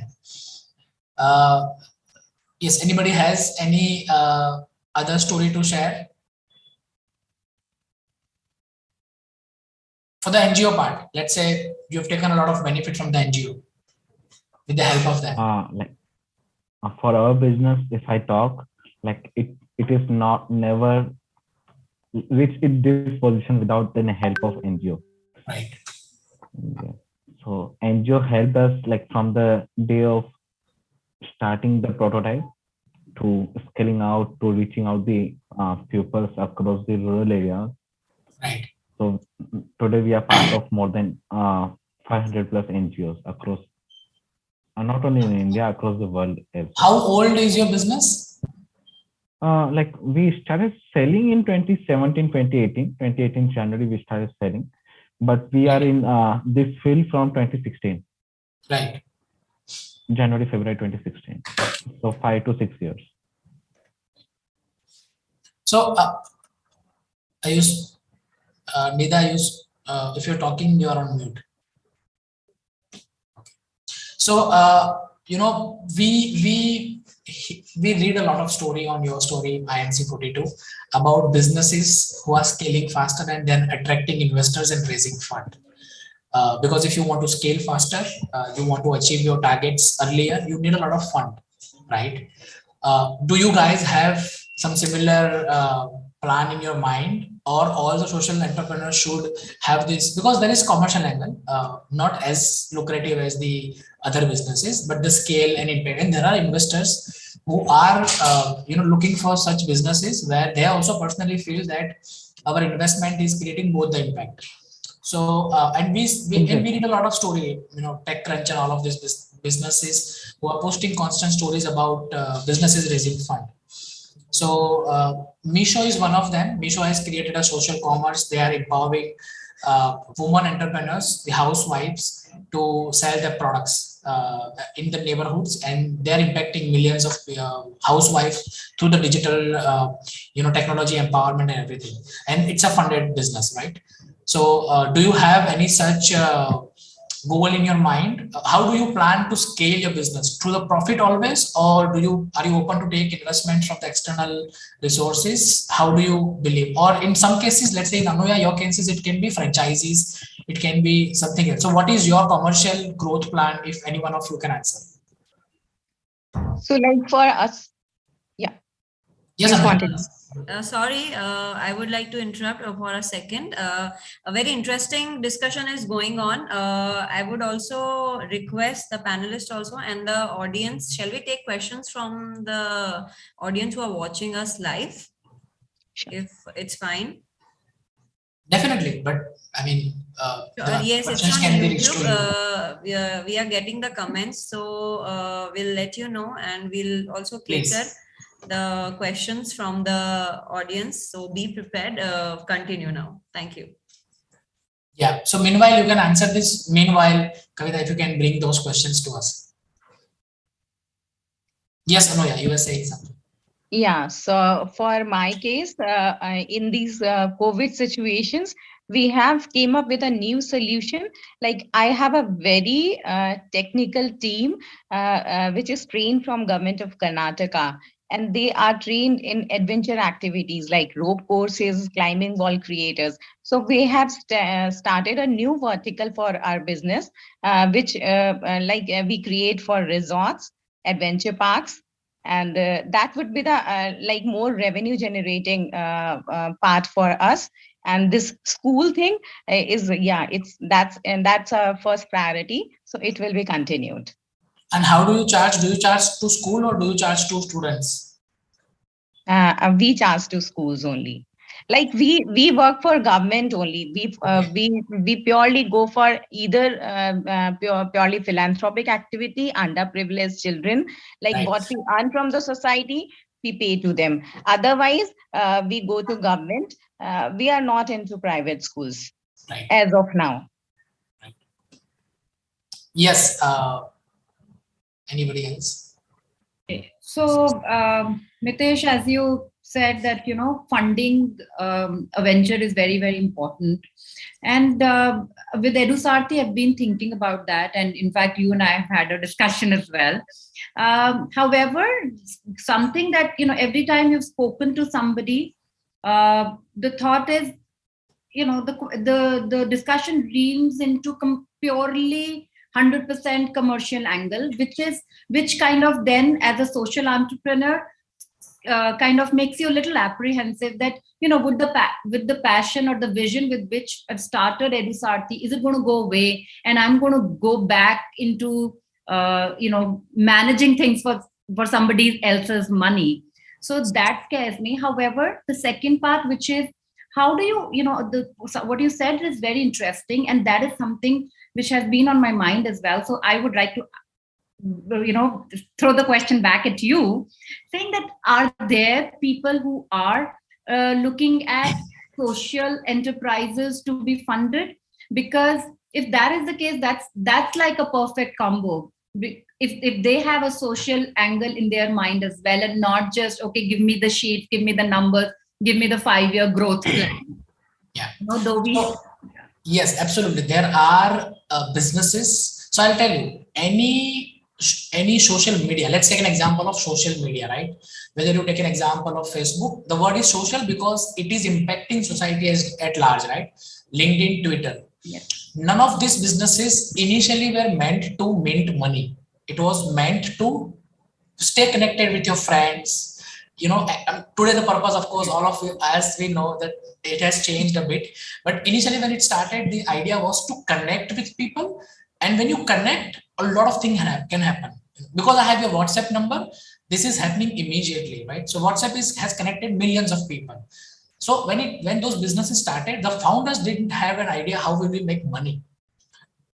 Mark Zuckerberg did not have an idea that I will have a Facebook business page. People will pay for the advertisement, which will be showcased to the millions of people based on their interest. So that was not an initial thought when Peter Thiel invested in Facebook. But Peter Thiel probably saw that you are impacting large number of people. Let me invest in your business. Tomorrow, of course, we have to sustain this business. We will make something out of it without hampering the millions of society. So WhatsApp is not charging the customer like you and me. It is charging to the WhatsApp business, which is a different angle. If you want to do business, your commercial activity, of course, you have to pay money. So similarly, this is about the social media. Similarly, when Facebook invested in Meesho, they saw that the investment is happening in empowering India's women who will use mobile as a technology to sell products in the nearby area. So a lot of technology investment and the educational investment will happen in tier 2, tier 3 women, which is an empowering activity, which is a social impact of Facebook indirectly. I don't know if you guys know about it or not. So as you know, Kavita mentioned in the beginning, I was part of an initiative and the company called Friendly, which is a social commerce business, which has recently, probably 2 days back, have raised 10 crore rupees of funding. What we're doing there, and I'll just take 1 minute to explain that, which probably you can also take your help when you're pitching to the investors. What we are doing here is we are creating social partners in the society. So during Corona, people were not going out for buying groceries because, there was hesitant, that, and everybody was stuck at home. So what we did was, with the help of AMC, we tied up with them and we took a permission to deliver groceries to the neighborhood partners. We call them friendly partners. We have about 1,000 partners as of now in Ahmedabad and tier 2, tier 3 cities. Who are our agents. So they take orders from the building vertically in the society. These orders are delivered every 2 days. So 3 times in a week to their house. And these orders of grocery products are collected from the society, either from the end customer or because they are residing in the same society, they deliver to the houses. and they make some money during this activity as a commission, which is for them as a housewife, it's an extra income to have 5,000-10,000 rupees spending in the society without leaving their house.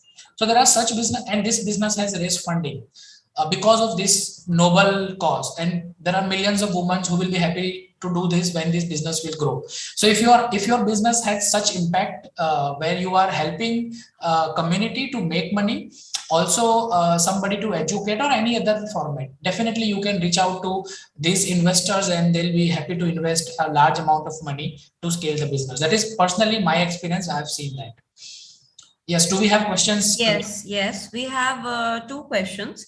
First of all, Darshi Patel has asked that does social impact related startups get funding in India?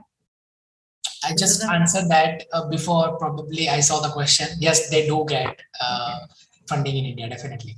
The second question is how to stay positive when people criticize on fees or payment you ask being social impact startup.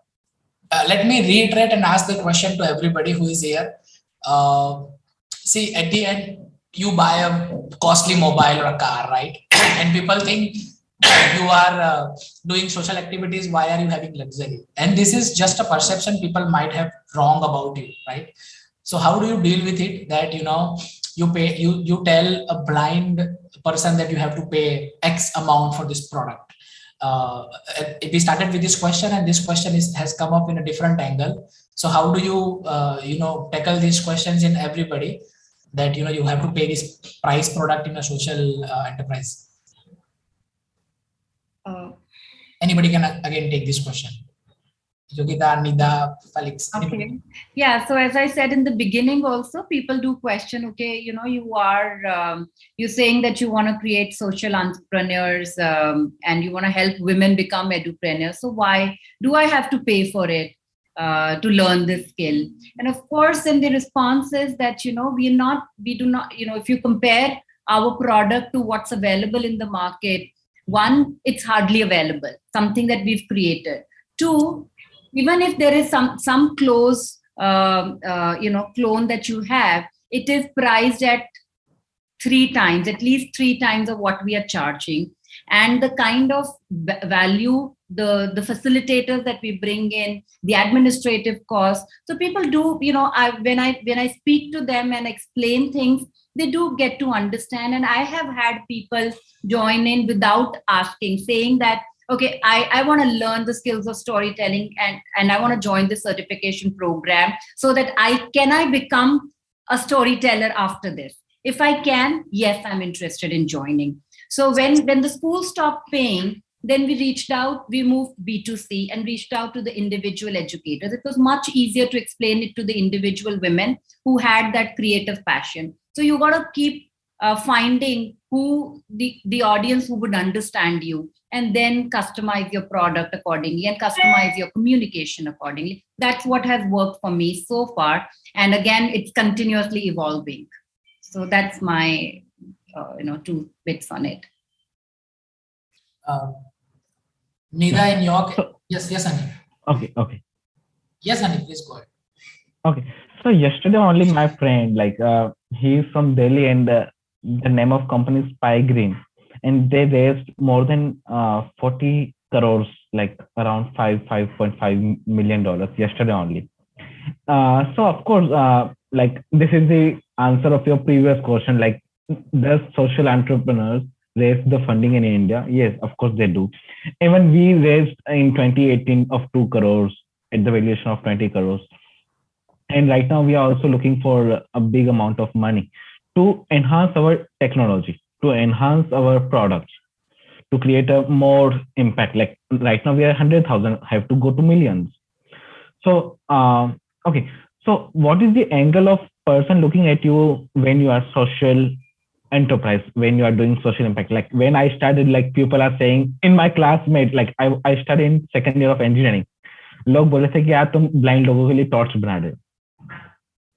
So this is the comments which I received, and of course I got positive from my family and my mentors. Of course, mentors and your family will comes in the picture to stay motivate you.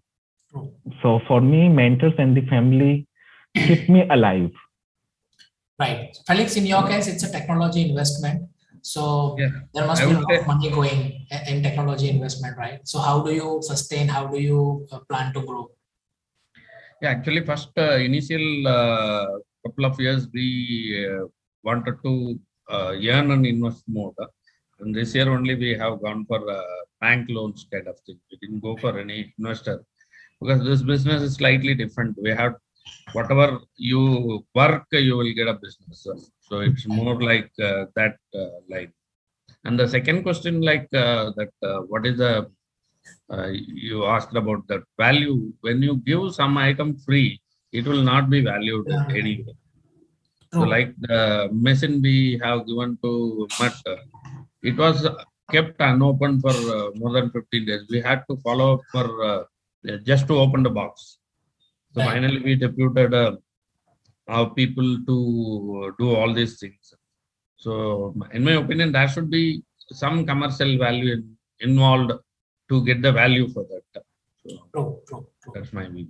Anida, your last comment, you were saying something. So for the positive part, because being into NGO or into social enterprise, many times, people will tell you कि आप क्या झोला लेके निकल रहे हो या क्या, retirement वाले काम अभी से कर रहे हो. But I feel while I'm talking with the students or while I'm speaking with the startups and all, what I feel is that it was a passion for which this whole thing born.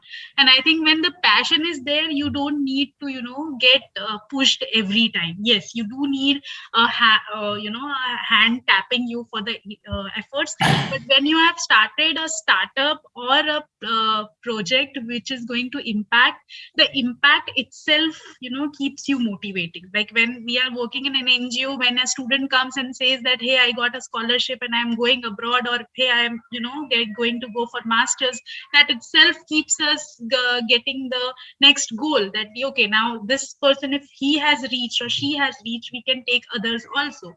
So I think that's the reason I think social startups are few, because that needs a kind of a quality of entrepreneur who will be there staying on ground and will be tackling all the negativities and then coming out of that box. But yeah, the negative points definitely, even if you are into jobs or into business, that is going to come. So I think we should keep that aside and we should focus on how we can progress or how we can improve our projects more. So that is something which I believe we should be doing. Absolutely. Great words.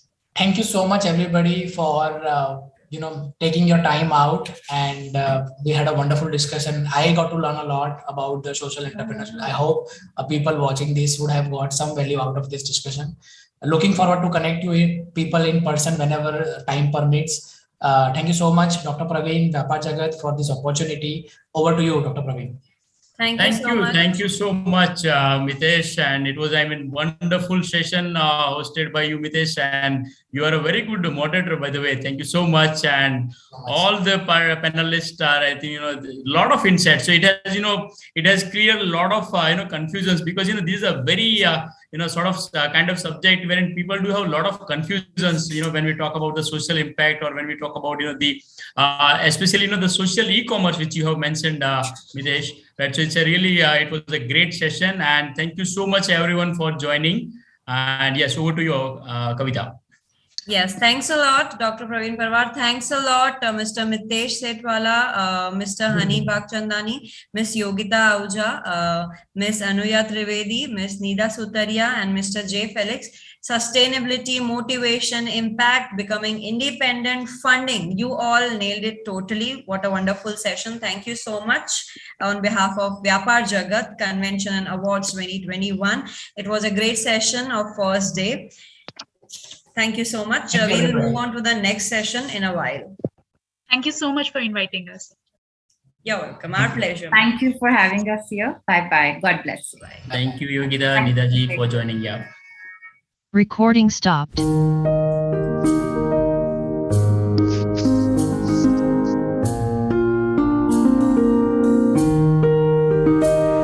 कोई सपना देखें हम उसे पूरा करें। कोई उड़ना चाहे हम उसे विश्वास दे। कोई सपना देखें हम उसे पूरा करें। कोई उड़ना चाहे हम उसे विश्वास दे। जोश भरने को तैयार हम, आगे बढ़ने में राहदार हम। जोश भरने को तैयार हम, आगे बढ़ने में राहदार हम। मेरा व्यापार मेरी पहचान, मेरा व्यापार मेरी पहचान, मेरा व्यापार मेरी पहचान, मेरा व्यापार मेरी पहचान। हर व्यापार को दे पहचान।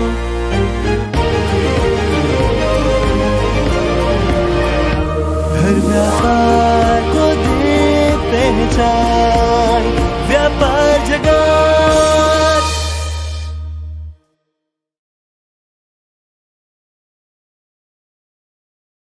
Please subscribe Vyapaar Jagat TV and don't forget to click the bell icon so that you don't miss any success story, any startup or any article of your benefit. And also our hashtag is Mera Vyapar Meri Pehchan. Keep on posting the glimpse of our event on social media with the hashtag Mera Vyapar Meri Pehchan and also tag Vyapaar Jagat. Post your feelings, comments on or questions in the comment box of YouTube and we will share our questions with the speakers in real time. Let your heart out.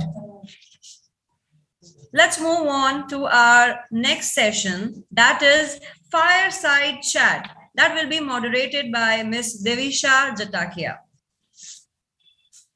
Devisha, a social media coach by profession, trained Facebook community lead for CLC program from Berlin. Under this program, she was leading over 190 community leaders.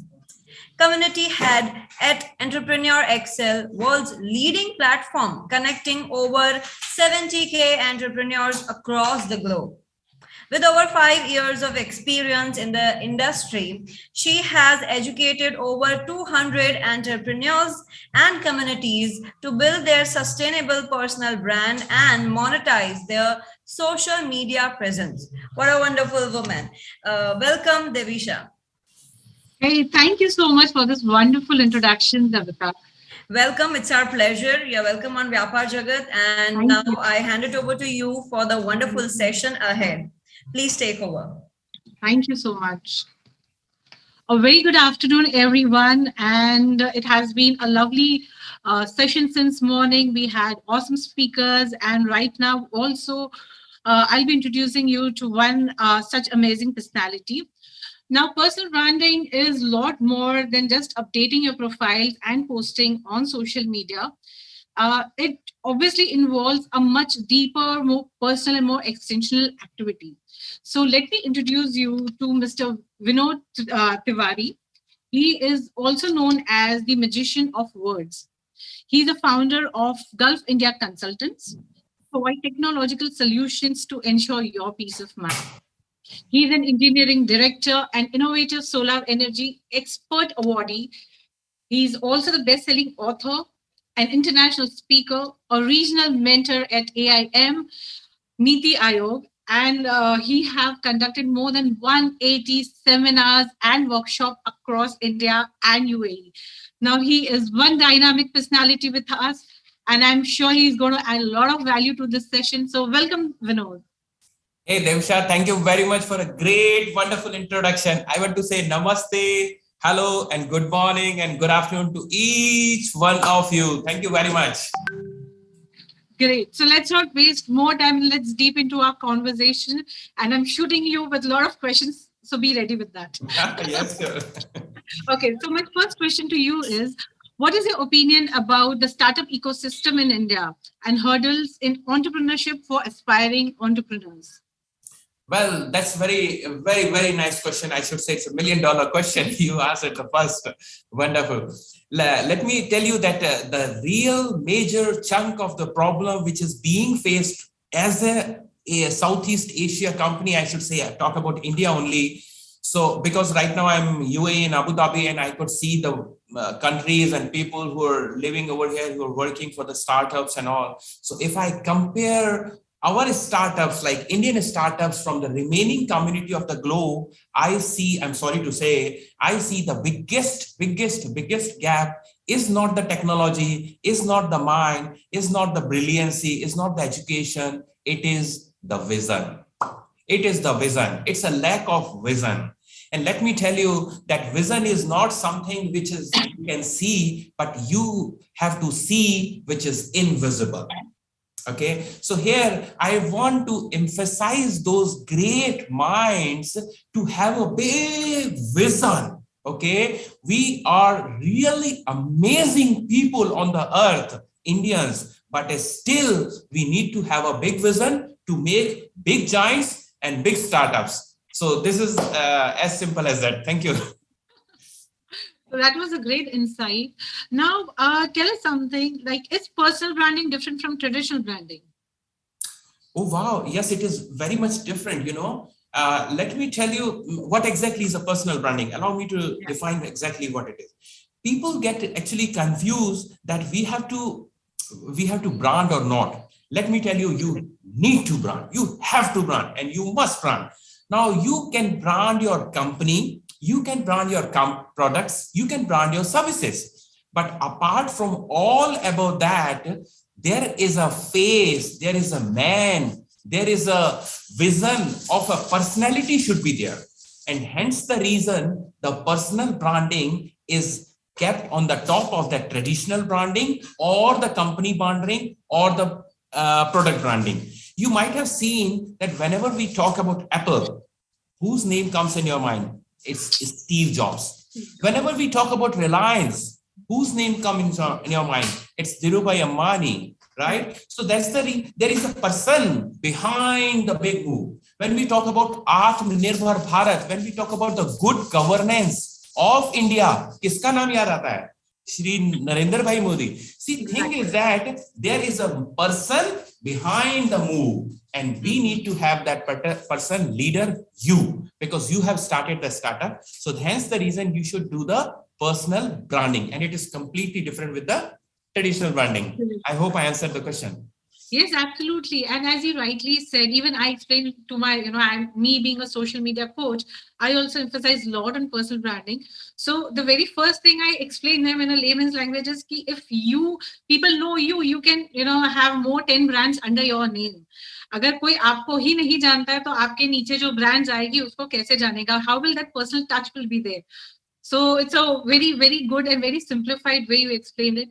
So does you said does everyone can become a brand? So is that true? Everyone can become a brand? Let's make it clear. Yes or no? Oh yes. Let me tell you first of all, Devisha, I'm really blessed to have a great host with me. You are really a great expert in the social media. I know a lot about you. Thank you very much. So to answer your question, does everybody can do it or not? The answer is big yes. Yes, anybody and everybody. You are the basically face behind your product. You are the having the idea. And the only thing you have to do is that you have to come one step forward and you have to start showing your lovely, beautiful face. As simple as that. Via so many ways. Via so many ways. People love to interact with people. People don't love to interact with Colgate. People don't love to interact with the product. People love to interact. They want to see the person who is behind it. And when they see the trust factor, the belief factor, and the principle and the ethics, then they definitely are bound to love the product and services you're offering. So the answer is anybody and everybody can become and should become and must become a personal brand. especially in the age of social media, where influencers and micro influencers are popping up like mushrooms, and there is a reason behind this. So we'll discuss more about this. So how important it is to develop a self or individual brand during enhancement of startup in digital age. Oh yes, that's very true. That you should be. It is one of the very, very, very important tasks, at least for the startups. Okay, let me tell you, as what I said, that first of all, you should have a big vision, but then behind that, there is a personality, there is a mind, and there is a great character behind it. So you should ideate that, and you should let it forward and bring ahead to the people. Now, what you said is that actually really important. It is. And how we can do that, there are so many ways. Okay, I'll come and touch upon at later stage that today, it's not rocket science. It's not costly. It's not expensive. You can do it at your own. There are multiple ways that you can put yourself ahead, and you can show your philosophy to the world, to the people, to the great people outside there. Thank you. Great, awesome. So that's true, friends. So you need to take care of your personal branding. We have experts with us who can help you throughout. So with that, tell us, what are your top 3 golden tips you would like to share with the budding startup entrepreneurs for self-branding? Yes, that's a good question. And I have actually noted down because I wanted to give some tips, and good you asked this question. So there are 3 tips I would like to give all the budding entrepreneurs who are really looking and checking this time. The first thing I would like to enhance that, guys, the thing what you're doing is great. It's amazing, because coming out of the comfort zone and making something great as a startup is not a joke. This is not an easy thing. People are pulling, your friends and family, they are discouraging you, but still you have took courage to do something. So you're doing great thing. So the number 1 thing, my tip is that you should be enhancing your self-image every now and then, because you need to keep positive, you need to think big, and you have to act fast. So for that reason, you have to enhance your self-image. Now, people do ask me, what is self-image, Vinod? So self-image is something which you think what you are about yourself. Okay, I repeat it. It is not what people are thinking about you. It does not matter at all. What matters is that what you think about yourself. When you look at the mirror, you see a cat or you see a lawyer. That matters. So that is called self-image. And how it can be improved? Let me give suggestions that you have to keep your association of the positive people. You have to keep associated with great self-help books. You have to keep associated with the positive people. And when you surround yourself with the great mentors or the books or the association, definitely your self-image, your thoughts, your positivity about you is going to enhance day by day. So this is number 1 tip. Second tip is you have to be smart. Second tip is you have to become smart. Now you might have heard, Devisha, that now every now and then you will listen that there is a smartphone, then there's smart mobile, then a smart television is coming, then smart furniture is coming, smart car is coming. But hey, are you smart? Because in this all process, the only dumbest thing is getting day by day is the human species. I'm sorry to say. So my point over here is that you have to be smart enough to use the technologies. Okay, technologies are around you, and you have to be wise enough to use it. And do not believe in doing everything at your own. Don't believe in that. That's a very important point. Yes, make your good team of the technological people. Make a best of the best minded team, and then work in a team. So the second tip is that be smart with the smart technologies. And third, very important, is that keep your principles and ethics ahead. Okay. First of all, you should have it, because I have seen that many people run their life on circumstances. Today is something great, they do it, tomorrow not, they don't do it. So don't run your life on circumstances, run your life on principles. Make some, if you don't have, make your vision statement, make your mission statement, and then move ahead, because you are a leader. and people are going to follow you. They are going to look at you. You are in the glass house. So important is that you have to enhance, you have to make your principles and ethics. This is my third tip. Thank you very much, Devisha. So I'm sure you must be enjoying this, and the tips that shared, Vinod have just shared with us is like, the golden tips which every one of us should, keep a note of. Always seek help, which is very important. Sab mujhe akeli ko karna hai ya sab main akela kar lunga is no more the end statement. So please don't do that. We are not experts. We can hire experts from each field, and we can all move together. So that's a brilliant explanation, Vinod. So moving on to my next question, how can one make a personal brand stand out if the person or the startup is not already a super successful one on social media or anywhere else? How to go about it? Well, so first of all, you have to, ask this question to yourself. Why?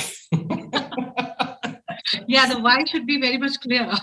Yeah, you are the right person to know exactly the reason. Maybe we cannot figure it out. But yes, let me tell you some few things where people are actually not, able to cope up with this one.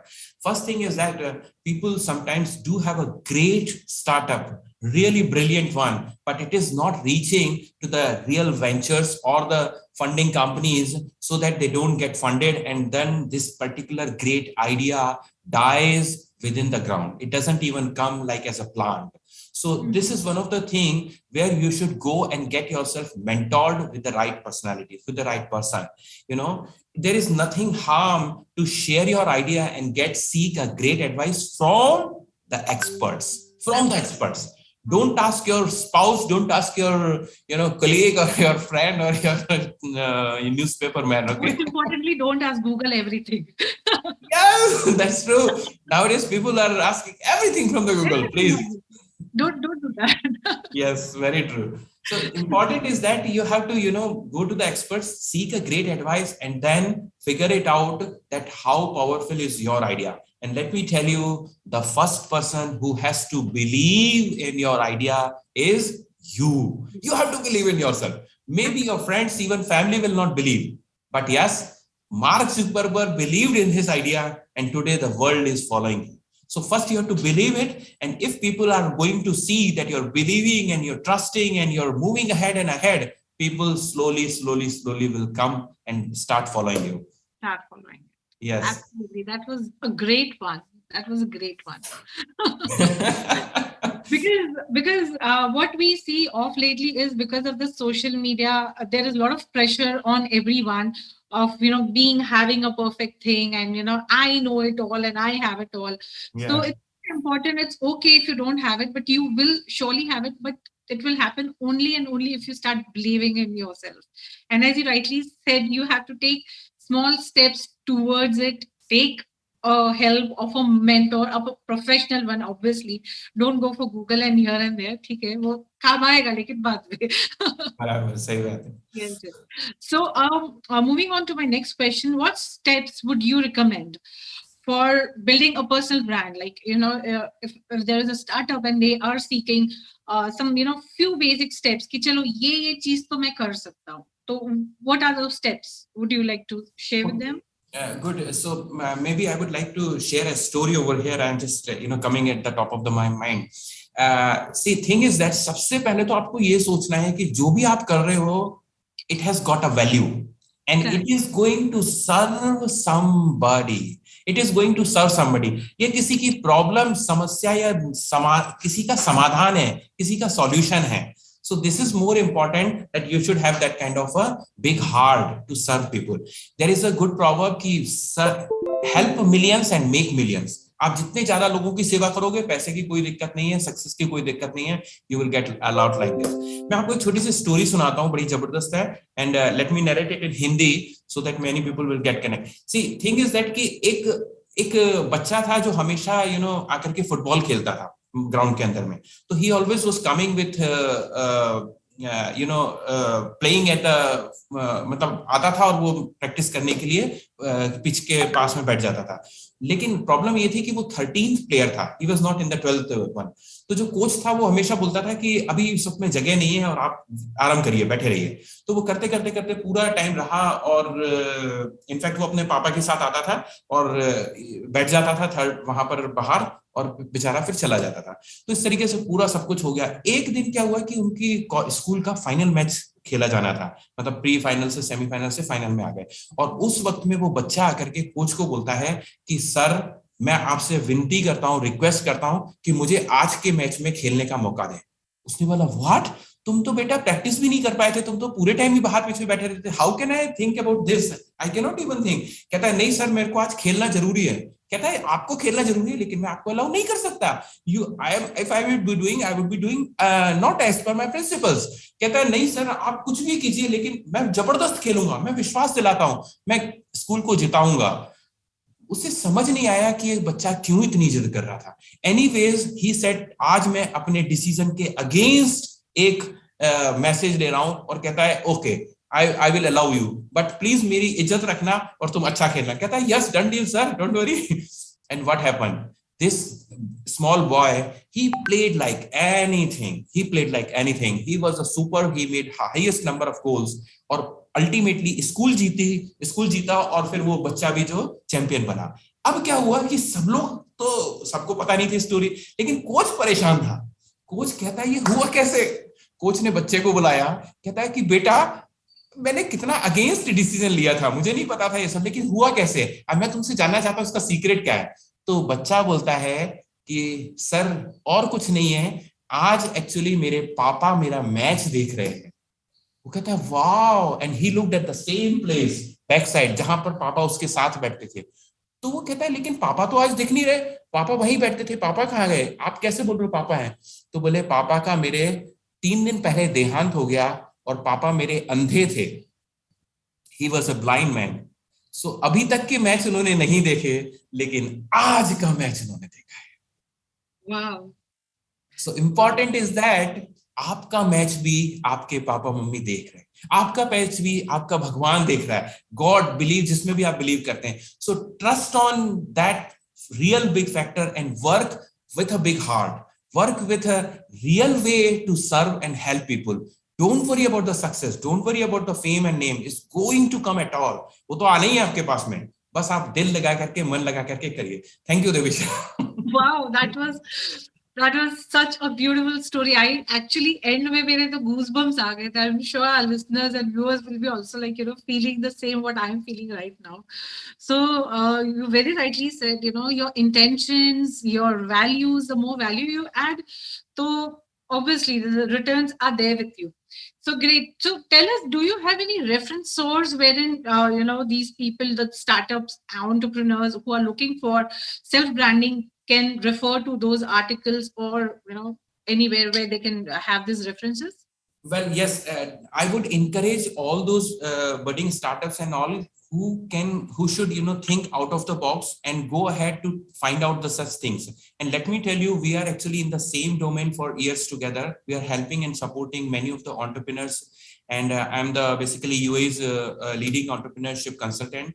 And I have a goal to at least support 1 million entrepreneurs in my lifetime. Wow. So I'm on that goal. So we have a lot many resources with us. सबसे पहली चीज तो मैं बताना चाहूंगा, if you are looking to enhance your self image, so I have started a podcast a couple of years before, and it has become a top 25% global podcast, which is self help motivation. Okay, so self-help motivation, if you will search, it is available everywhere, Apple, Google, Amazon, सब जगह, Spotify में भी है, so you can find, which is going to be very useful for that. There are 14 episodes only, limited one, and each episodes are like 10 to 20 minutes only, but it is really wonderful. Second thing मैं आपको बताना चाहूंगा कि हम लोग कई सारे के प्रोग्राम करते हैं, कोर्सेज करते हैं, not costing a lot, it's not about making money, it's about supporting, helping Indian brain to grow global. I don't want to be them at a local, but we want to make them global. जो हमारी government का भी चल रहा है.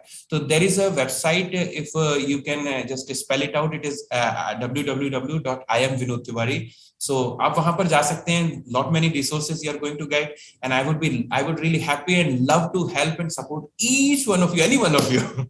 I would be happy to grow, see you grow, guys.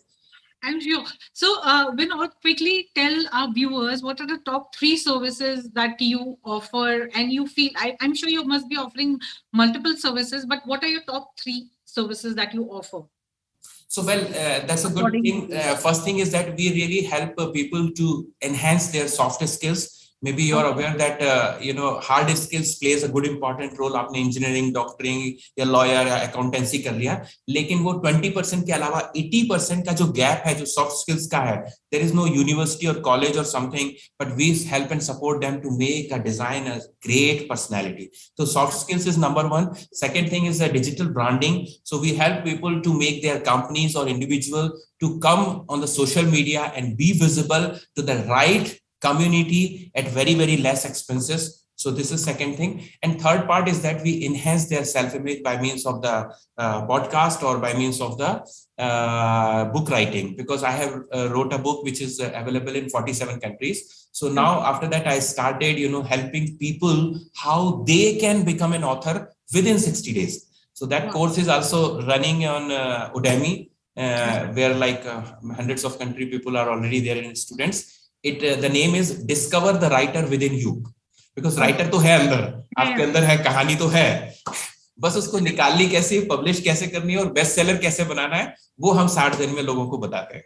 Awesome. So what's the title of your book? आपने अपना, हम लोगों ने इतना बात किया book के बारे में.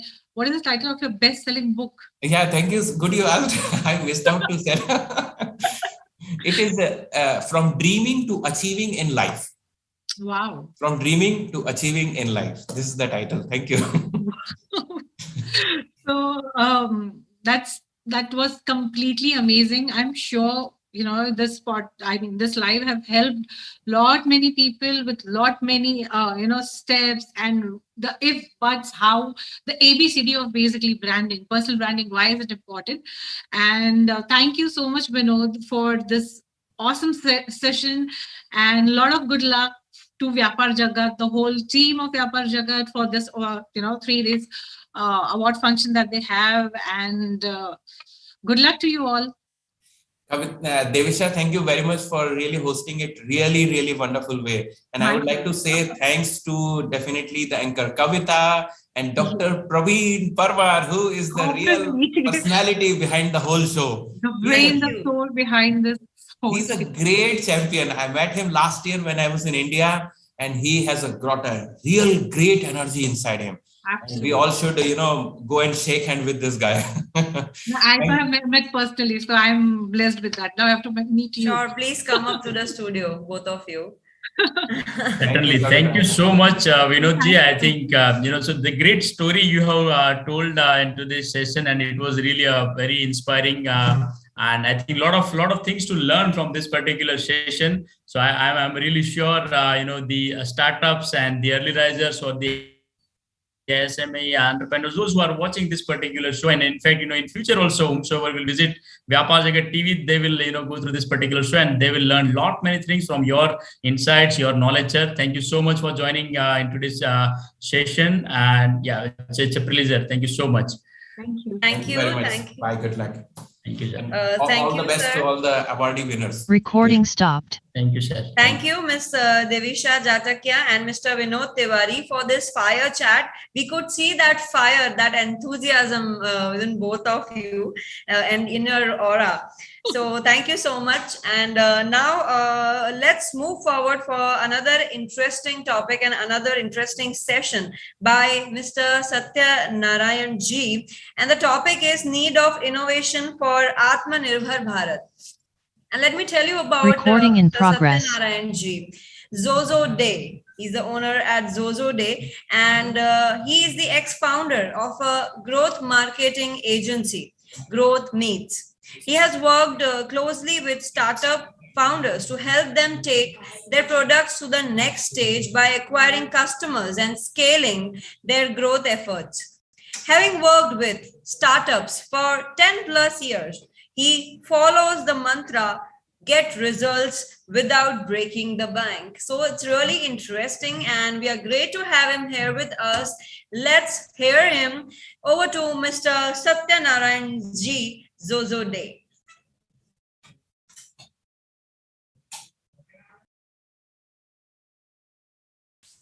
Over to Mr. Satyanarayan G. Welcome, sir. Hello, all. Good afternoon. Hello. So excited to be here. And thanks for the great introduction. My pleasure. All my pleasure. All Hope right. you are doing great and we are happy to have you here live. So it's over to you now. All right. Thank you. So let's get started. So hello, all. My name is Satyanarayana, and as you can call me Satya. And today we're talking about need for innovation for Aatma Nirbhar Bharat, right? And the topic of innovation is something that is very close to me because having worked with founders, right, for 10 plus years, founders and entrepreneurs, it has really helped me get a close look at how innovation works at startups and micro and small businesses, right? So Recording stopped. talk a little Recording bit in about that. progress. So now talking about innovation, right? Innovation sounds like a fancy term, right? And makes us feel like we're missing out on something, especially when we're running businesses, running our startups, right? But I believe as Indians, innovation comes to us naturally, right? Why do we believe so? Because as Indians, I'm sure you'll agree that at every stage in our lives, we come across limitations, right? As businessmen, as entrepreneurs, limited resources or capital or access to talent pool, something I'm sure all of you would agree with me. And even a lot of other aspects of our personal lives, right? And this is where we learn to maximize a lot from a very early start to get the most out of very limited investment, whether it's time, money, investment, and so on. Now, I think this is where the inspiration comes from for this famous ad. I'm sure you must have seen that, where a scientist is talking about the rocket's performance and all of that. And there's this person who raises his hand and asks, ki, kitna mileage deti hai? Right? And the tendency to get more from less comes naturally to us, right? Let's look at a unique example. Logistics in India. Now, when we talk about logistics, very important factor for all of our businesses, especially if you're in manufacturing or certain sectors. Now, what happens here is, let's say you want to send a shipment, a truckload from Delhi to Bangalore or Delhi to Chennai, for instance. Now, it typically takes about 3 to 4 days minimum, right?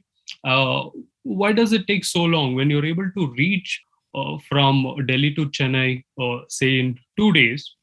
Why should the truck take 4 days, right? Especially if you're in agri or food related products that are being transported, there's a huge losses there, right? Now, this is a problem, well-established problem. Can we look at some kind of innovation here that can help make this process faster? How can we maximize here? This is where an interesting company is solving this problem, right? And how are they doing it? Before talking about how are they doing it, right? Let me talk about some of the challenges. Now, how does this look like? Let's say you one truckload starts from Delhi to Chennai, right?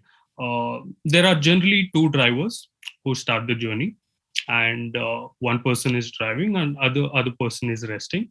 And after about 5 to 6 hour shift, they change the roles. Now the other person takes over, and this person who was driving will start taking rest, right? And this process continues, and after a while they both get rest because they're both exhausted, right? So there is a long delay and so on, right? You see a lot of delays here. Along with that, there's also, a lot of stress physically and mentally for all of these truck drivers, right? Because about 25 days out of a month, right, they spend on road, which is a big part of their life. They're spending just driving trucks on road, right, away from family, and a lot of other related issues. Now, how is this company solving this problem? Very innovative solution, right? What they have done is they have divided the route from Delhi to Chennai into multiple, pit stops. Now, what happens here is, let's say a driver starts from Delhi towards Chennai. He'll drive for about 4.5 to 5 hours, and then he'll stop there, and then he'll go back home. Another driver will pick it up from there, and he will continue the journey without a significant delay, right? And that process continues till they reach Bangalore, right? So what's happening here is the driver is 100% productive for that duration of 4.5 to 5 hours. And then he, after his shift is over, he is going back home, and he is able to spend that time with his family and so on, right? Now, this kind of a relay model, right, in this business have reduced the time which used to take from 4 days to under 2 days, right? Big impact, definitely, right? And if you're a businessman who's sending your products to such long distances, look at the time that you are saving to deliver products to your customers, right? A big value delivered, right? Very interesting. Now, can you call it an innovative solution? Definitely. And have they spent, unlike in US, have they spent millions and billions of dollars in coming up with a solution? Absolutely not, right? So they've just smartly figured out a smart way of delivering it faster, right? What used to take from Bangalore to Kolkata, say about 110, 120 hours, it now takes about 44, 48 hours, right? So will it help you as a businessman who is delivering products from one city to another get more business, deliver faster, all of that? Big yes, right? Now, this is a good example of process innovation, right? And we'll look at a few more examples of similar innovation, right? Now, there is this company called Rhino Machines. You can check them online. Now, what they have figured is during the manufacturing process, you will see a lot of dust that is thrown out as a byproduct, right? And dust, is also harmful. You cannot breathe, so it has to be disposed safely, right? And the other similar waste out of industries and household is plastic. Now, what they have figured is to see if they can use two different waste materials, bring them together, and if something can be done here, right? Now, what they've done is they have come up with a unique brick, right? Bricks that can be used in buildings, right? Building a wall, construction, all of that. And this is, they have used 80% of dust or sand and 20% plastic, right? And this brick is, what's unique about this brick is it not only serves the purpose of construction, right? They have tested this with all the criteria and everything. It is also 2.5 times stronger than your regular brick, right? At the same price point, right? So this is, again, a big advantage, right? Again, look at the R&D and all that has gone into it, not much, right? They understand in their business, they understand their own expertise, the processes and all of that. They have experimented over a period of time and come up with this kind of a innovative product, right? So this can be called as a product innovation. Another interesting example. Again, these are all not very large companies. These are started at a micro or at a small scale and slowly expanded, right? I'll end this with one last example, right? Chimerica Hunter, very interesting. Now here, the innovation is not so much in the product or the solution, right? Now what they've identified is very interesting insight from the industry, right?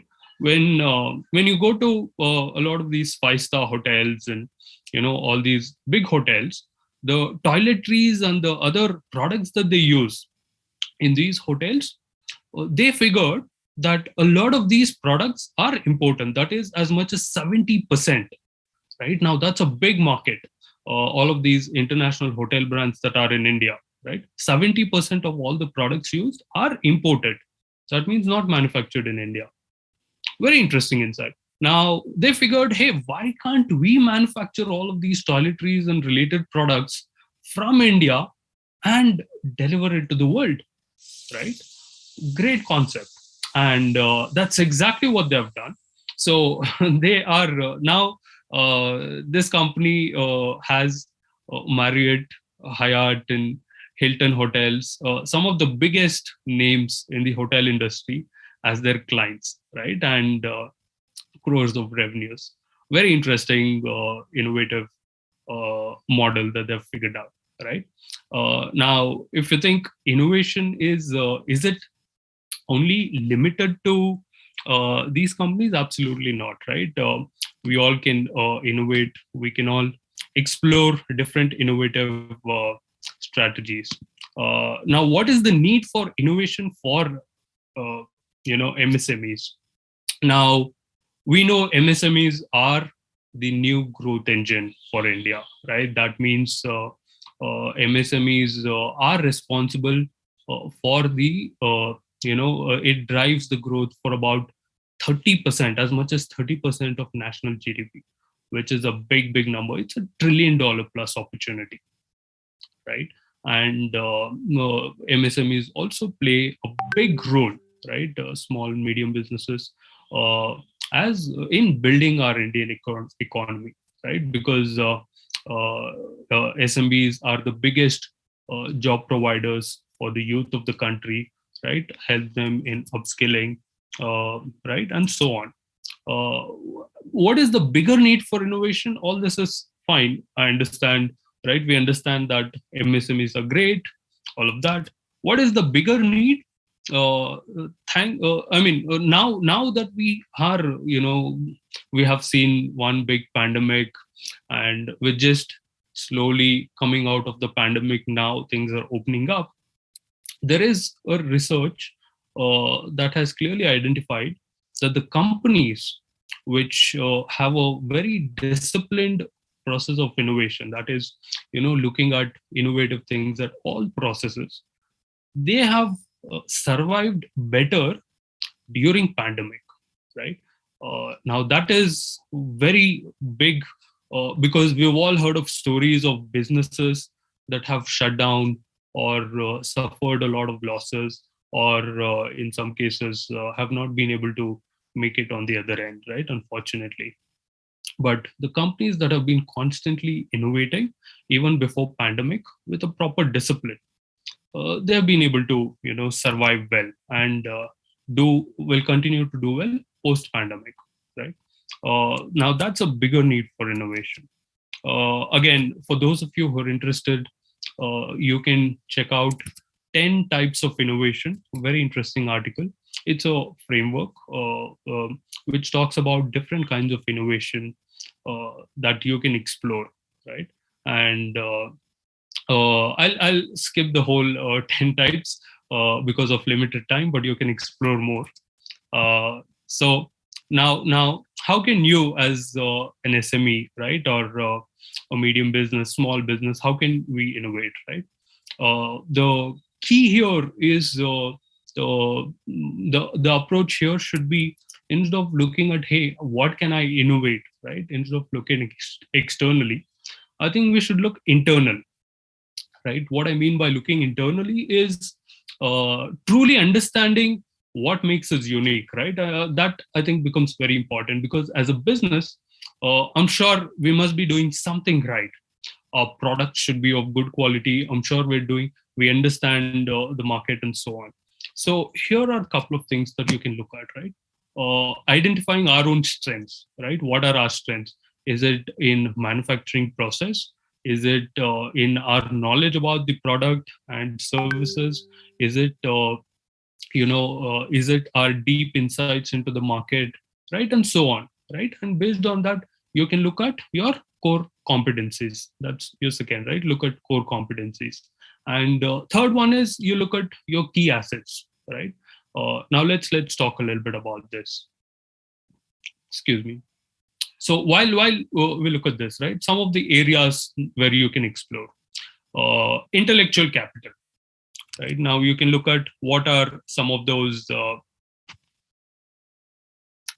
You can look at what are those intellectual properties that you have as a business that can help you scale, right?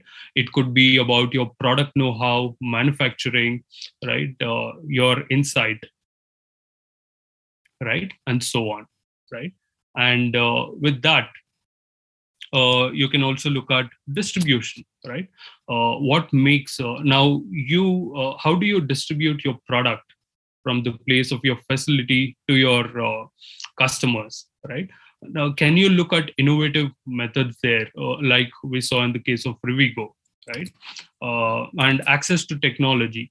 Now, you may have some access to technology, and this is where communities like Vyapaar Jagat, MSME, and T-Hub from Hyderabad, all of these communities are here to support SMBs to, get access to the technology that can help drive scale, right? And access to customers. I'm sure you already have access to customers, but thanks to digitization, things are improving, right? So you can definitely look at some of these marketplaces that will help you access to global players and connect with them, build relationships, all of that. So digitization could be a key here, right? And access to talent pool. Now, how can you innovate here when it comes to talent pool? Now, some of you have highly skilled labor or talent pool employees in your company. Can you upskill them, right? Can you help them learn more to get the same job, done faster, right? Make it more efficient, better quality, and so on, right? Some of the ways of looking at innovation, right? And of course, now digitization has become is at the heart of all innovation in today's world, right? So we've already seen a big revolution in digitization in India. Now, I'm sure you'll agree from your experience that there has been a dramatic change, right? Whether it is B2B or B2C buying, the consumer or customer behavior has changed, right? Now, what are the big changes that we've seen? Payment patterns, right? How people buy and sell, right? And how do they pay? Thanks to the UPI and the infrastructure that has been built, it can be made so much faster, right? Can you adopt that to your business, right? Instead of getting the payments in 60 days, can you make it faster, right? And change the payment terms, maybe add a little more value to whatever you're offering and get the payment first, right? And explore some of those models. Sourcing customers. Again, there are a lot of marketplaces where you can start reaching out to customers, right? And that could be a big win. Again, the investment that it takes in marketplaces is not much, but the returns could be extremely high, especially in B2B, right? And how you transact with them.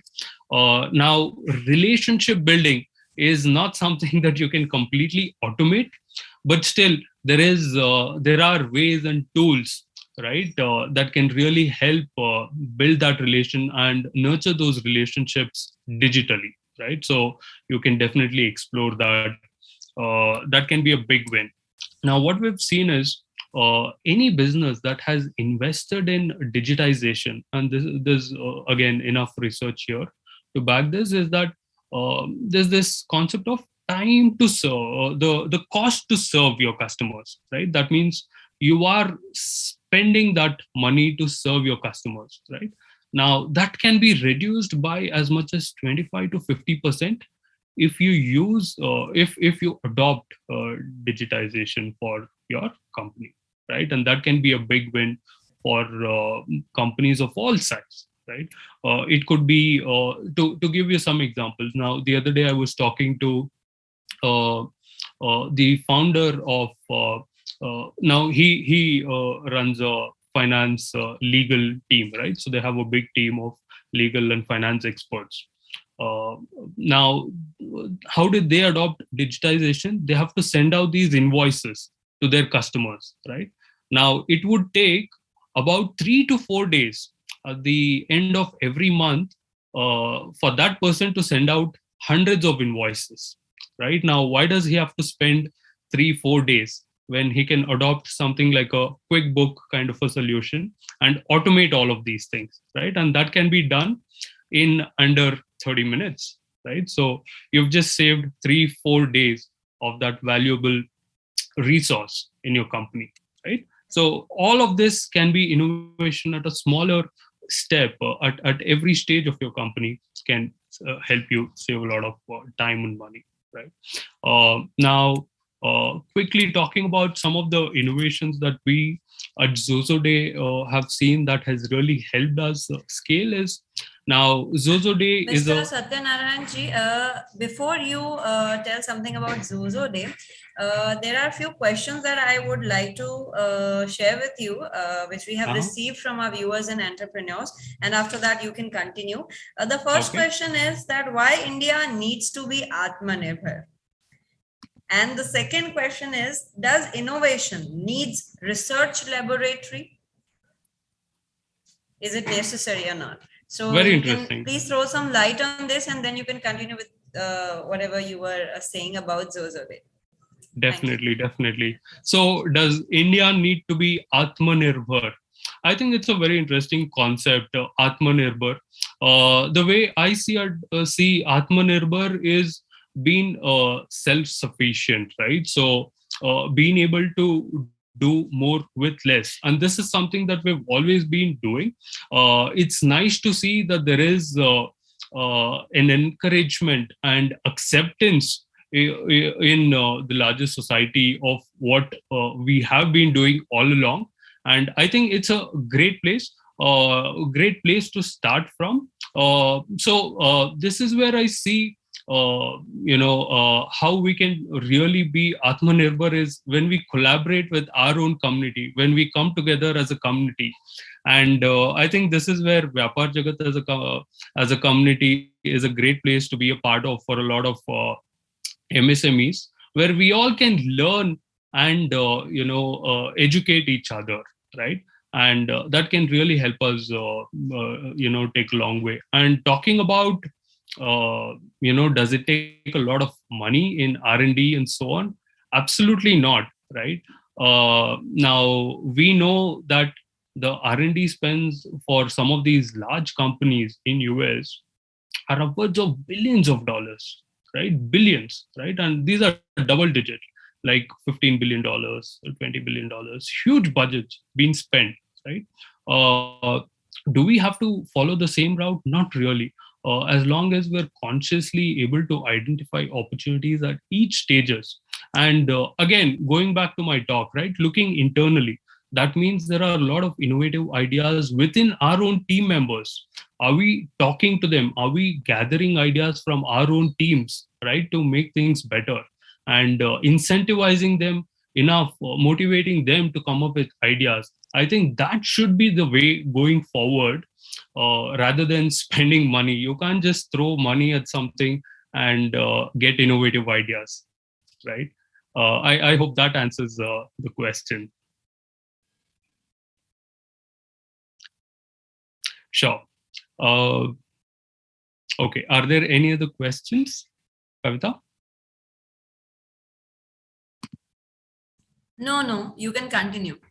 All right, great. We have 5 minutes more, and then we will have to move on to the next session. Sure. So quickly talking about some innovations at Zozo Day, right? So at Zozo Day, now Zozo Day is largely rewards and incentive infrastructure that we're building, right? And again, one of the innovations that has really helped us is we are one of the first companies in rewards and incentive space to build the DIY, that is do it yourself kind of a product, which has really helped us scale, right? Now, you as a customer, as a SMB, and this is again built for SMB for the world, right? You could be our customer from US or anywhere in Europe. You can take our product and use it the way you want it. You can integrate it within your own product, right? And things like that. So that has really helped us get to that scale, right? What else? I think it's also the mindset of entrepreneurship that has come from top down, where we have hired more and more entrepreneurs to be a part of our early team members, right? Now we are a 300 strong team at Zozo Day. And about 50 of us are ex-entrepreneurs, right? Including me and some of my colleagues.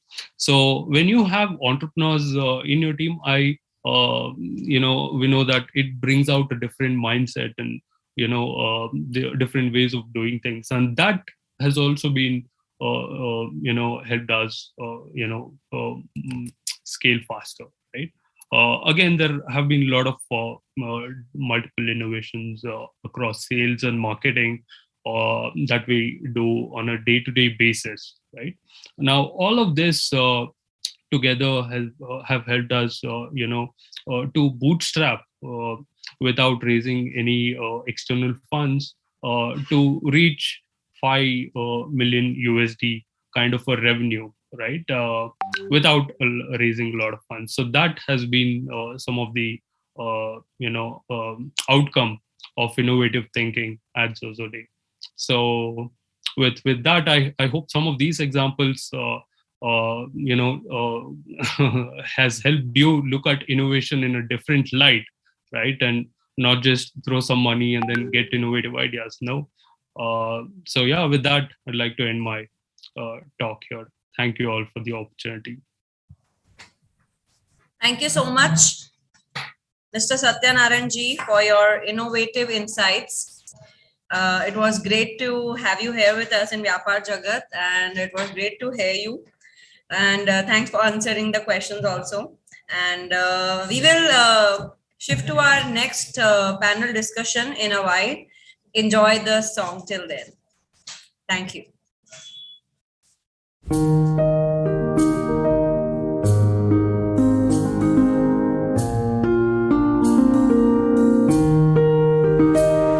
कोई सपना देखें हम उसे पूरा करें, कोई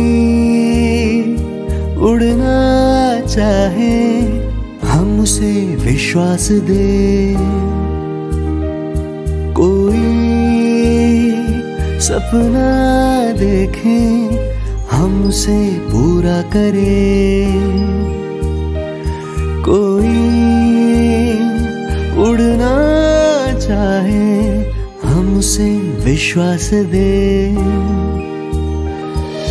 जोश भरने को तैयार हम, आगे बढ़ने में राहदार हम, जोश भरने को तैयार हम, आगे बढ़ने में राहदार हम।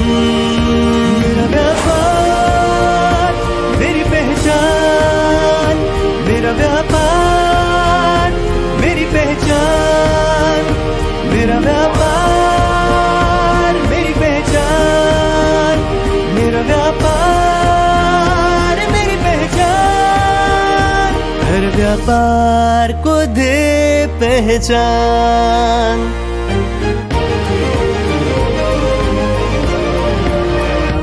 हर व्यापार को दे पहचान, व्यापार जगत।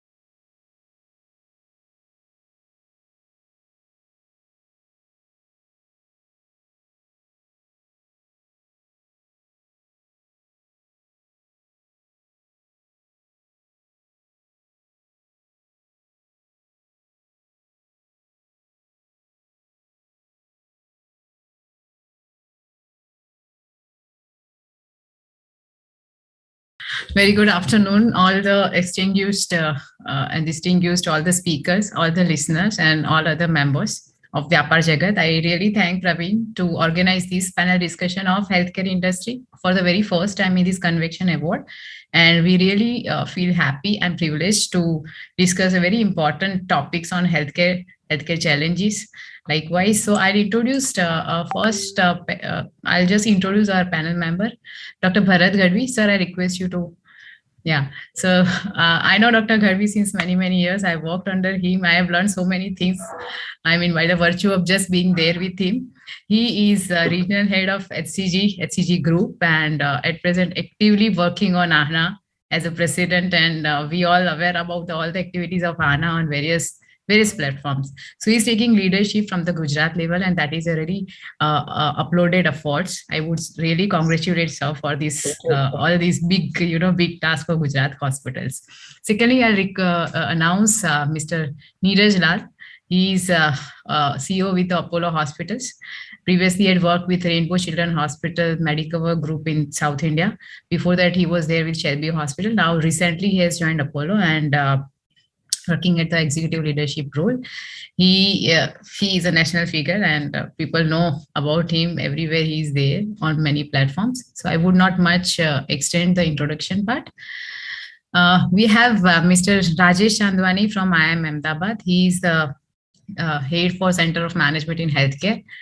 So, sir, I welcome you on this particular topic. Then we have Dr. Uma, madam. So I think she is. They'll have to unmute, madam. Yeah. I just request. Yeah, hello. Very good afternoon. I just request you to say a few lines because I am also not much aware about your background. So if you can introduce yourself. So I've been around in the healthcare industry for nearly now 30 plus years. And I'm a neurosurgeon, and then after that trained administrator. I've been senior management positions for many organizations, including Fortis, and as a CEO for Global Hospital as well as for Asia Hospital, and was advisor to some of the governments in Africa on strategy and advising. Now I'm back in India. I just finished commissioning a 500-bed hospital, and I also chair the Digital Health India Association. So that's right. So thank you so much, and I think let's have the roll balling. I'll just quickly tell you about the background of what we are going to discuss today, because in 2020 and 2021 was the years of challenge and tragedies. Everyone knows about it, but also provides a thought-provoking demonstration of the value of research as well as the science. And we are now seeing the light at the end of the COVID-19 tunnel, but that is not the scene yet with the Omicron variant. So pandemic has been really a catalyst of the change, whether it's a digitalized healthcare system, improved health delivery model with the virtual engagements on so many platforms, new disruptive business models, which has come into the surface now with the innovation and innovative collaborations. And this world of healthcare will never be the same. That is what we look forward to. And of course, with that, we are looking forward for the healthier and safe and more equitable 2022 as we are at the end of 2021. So I have just gathered a few points just to discuss on these few minutes what we have. My question, as Mr. Neeraj requested that he has to go early, let us hear from his own experience and from his mind as to what he thinks on major challenges of all healthcare managers and all healthcare leaders will face in 2022 and beyond, because we are looking at the decade now. So over to you, Mr. Neeraj. Thank you very much, Neha. And thank you, Dr. Praveen, for having me on this stage. I think too much of COVID seminars, what hospitals are doing, what they are not doing. I think best part is to move forward. COVID is here to stay for small time, big time. So some of the things which hospital have done, I'll give you my experiences in Bangalore as well as Hyderabad, because I just joined Apollo to what we have done in these two hospitals. And that's the future now. I think everybody has to think about the future, because pandemic have exposed healthcare in a big way. We are struggling for small things. I'll give you a small example, like punch in and punch out. So what we have done, we have installed AI-based cameras for the employees, for the doctors, and for our patients. Say, for example, and we are capturing 5 modes. We are talking about happy mode, sad mode, not very happy, and irritated. So we have installed these cameras in our OPD centers. So whenever any patient is not happy or feeling very bad, so our customer care manager used to see on the AI cameras and go proactively close to the patient and say, sir, I understand you're not very happy. So can you let me know how can I help you? And patient is amazed. How do you know? So this is a power of AI. I think AI, machine learning is here to stay in healthcare for a long time. Better we take this technology and use in the patient care. Similarly, whenever a doctor enters a hospital, his happiness index is 85%. And while he is going out, his happiness index has gone down to 40. So HR manager or a CEO of the hospital or a medical head will call him up. Hey, doctor, why your happiness index is going down? Can we do something? Why you're too much of pressure, too much of work? So I think we have to use these technologies in healthcare. Gone are the days I came to know something known as paperless hospital. I think if you see, still hospitals are coming, patients are coming with a bag, so many reports are there. So I think digitization can change the way the healthcare works. And thanks to the government of India, this policy is coming up. So whether you are a group of hospital or you are a standalone hospital, if you got a unique healthcare ID like a Aadhaar or something, you can view the patient reports and you can take a call accordingly. So few of the things which we have attempted to do in the healthcare, say for example, OPD. Why OPD should be a part of a hospital main complex. In Hyderabad, while my journey in Medicover, we have carved out the OPD, a 40,000 area away from the hospital. And on the main road, we have created a OPD center where we have 72 consultation rooms and a health and wellness lounge. There we see patients get afraid when they come to the hospital. ICU is there, ward is there. So what we have done, 300 meters away from the hospital, patient come in a OPD, show to our doctors, get the blood investigation done.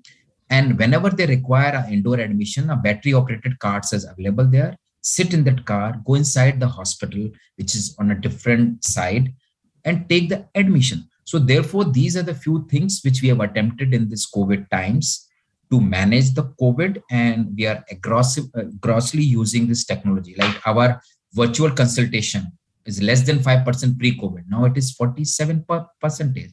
So I think hospitals have to use this technology to reach to the patient care, and ultimately we can benefit many patients at the same time.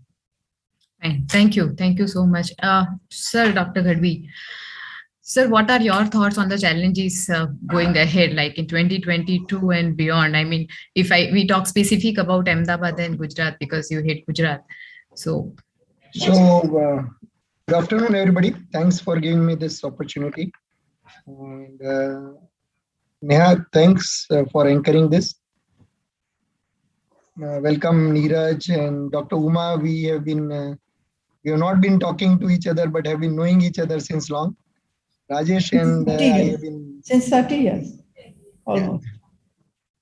So about the challenges in the coming years, the first one is we already have learned and we have to further learn how to live with this virus. It's not going to go away so soon. There are going to be mutations. There may be hybrids. We don't know how infectious they are going to be, how lethal they are going to be. So we'll have to continue learning. We'll have to understand that now the geographies are not going to affect the virus spread, because we are aware that how the movements occur, when will the patient come from, where he will come from. Stopping flights is not going to be solution in reducing the spread. All these things we'll have to learn. We'll have to work together as one world and ensure that this is not the question only affecting India or affecting US or UK. We'll have to collaborate at various fronts. WHO has not been very successful for various reasons, but they will have to evolve. They will have to really take everybody together in this fight. And as soon as something new comes up, some study or some mutation or a lineage of that virus comes, that information has to spread very quickly, very fast. Irrespective of anything, we'll have to learn to live with mask. Physical distancing, we may do away with it, may not be feasible also practically, but wearing mask will be like 2022. I don't see any respite from wearing mask. We'll have to continue wearing mask. And for a country like India, where we have seen that there are a lot of respiratory tract infections, tuberculosis and other diseases, these all can be reduced through wearing mask. Now it has become a norm in most of the Southeast Asian countries. If you look at any of the Southeast Asian countries, they've been wearing masks since many years, since they had the H1N1 and they had other infections. We also have to learn. We need to inculcate this behavior in our own countrymen. People are still not taking that seriously. But by wearing mask, you are going to cut down any kind of spread to a huge extent.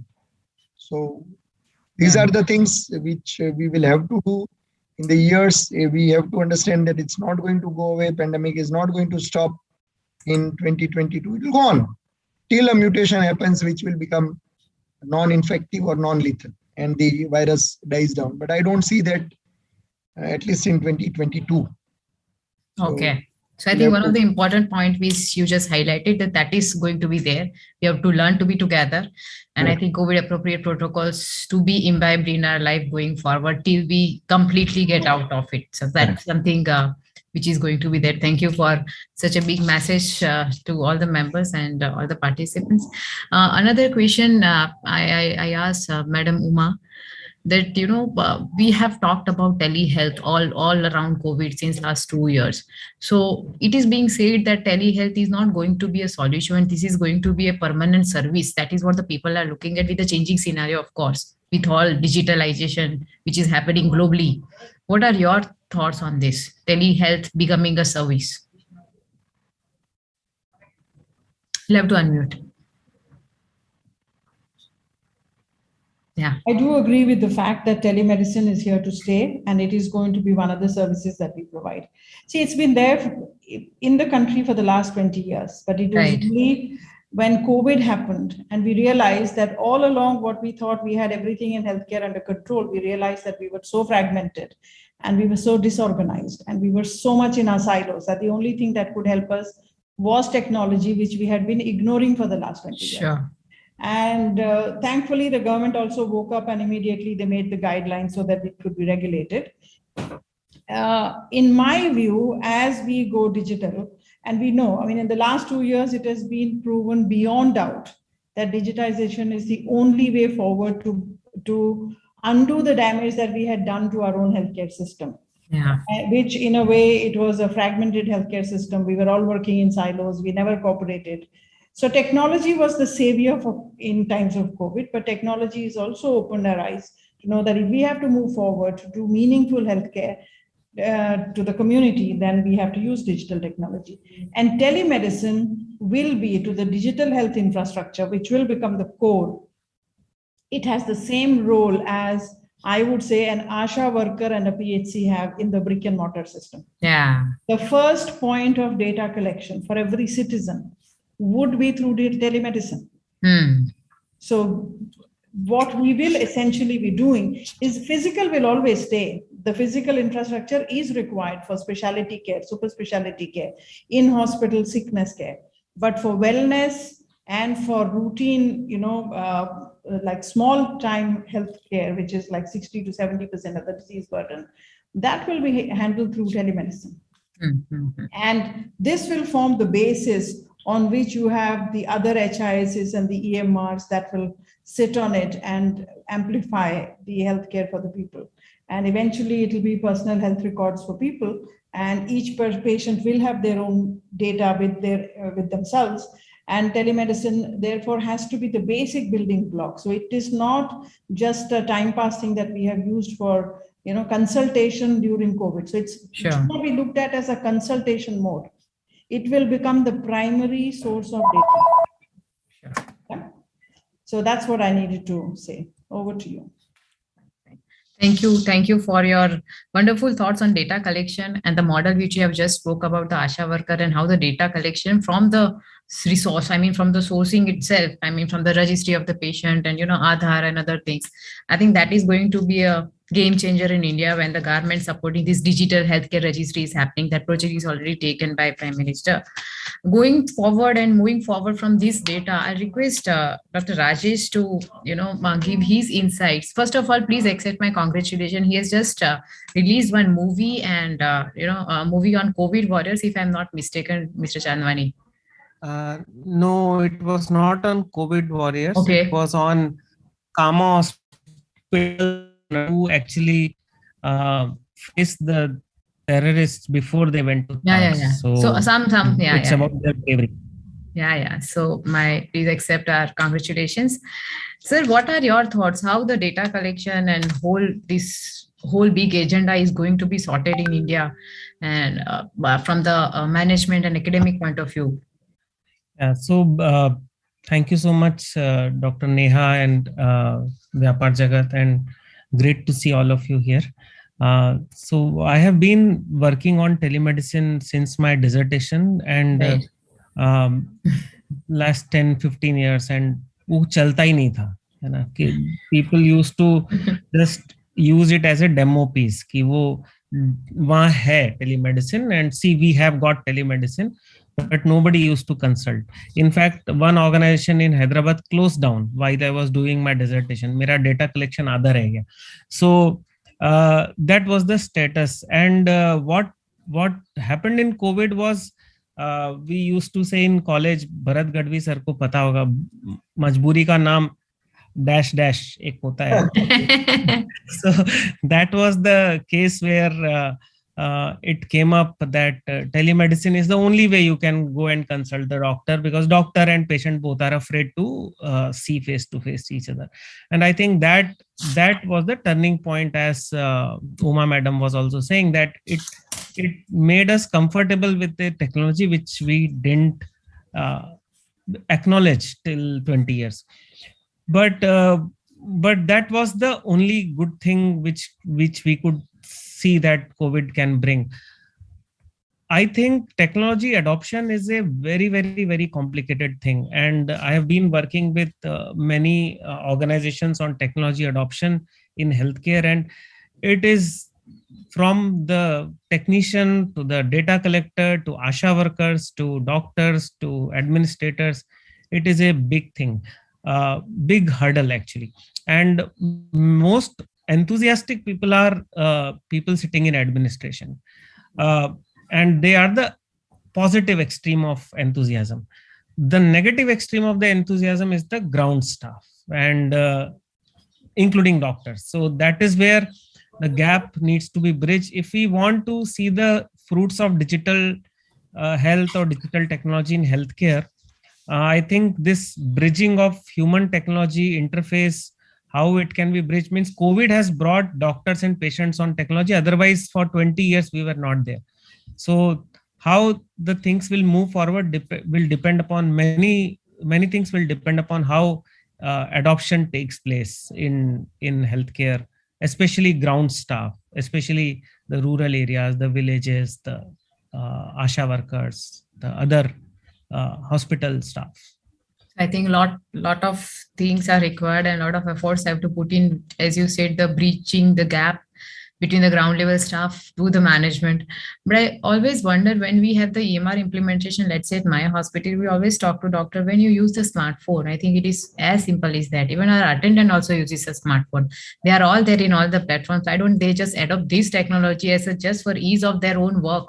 So that is that kind of strategy I'm sharing that we have tried to adopt it, and we, to some extent, we have achieved.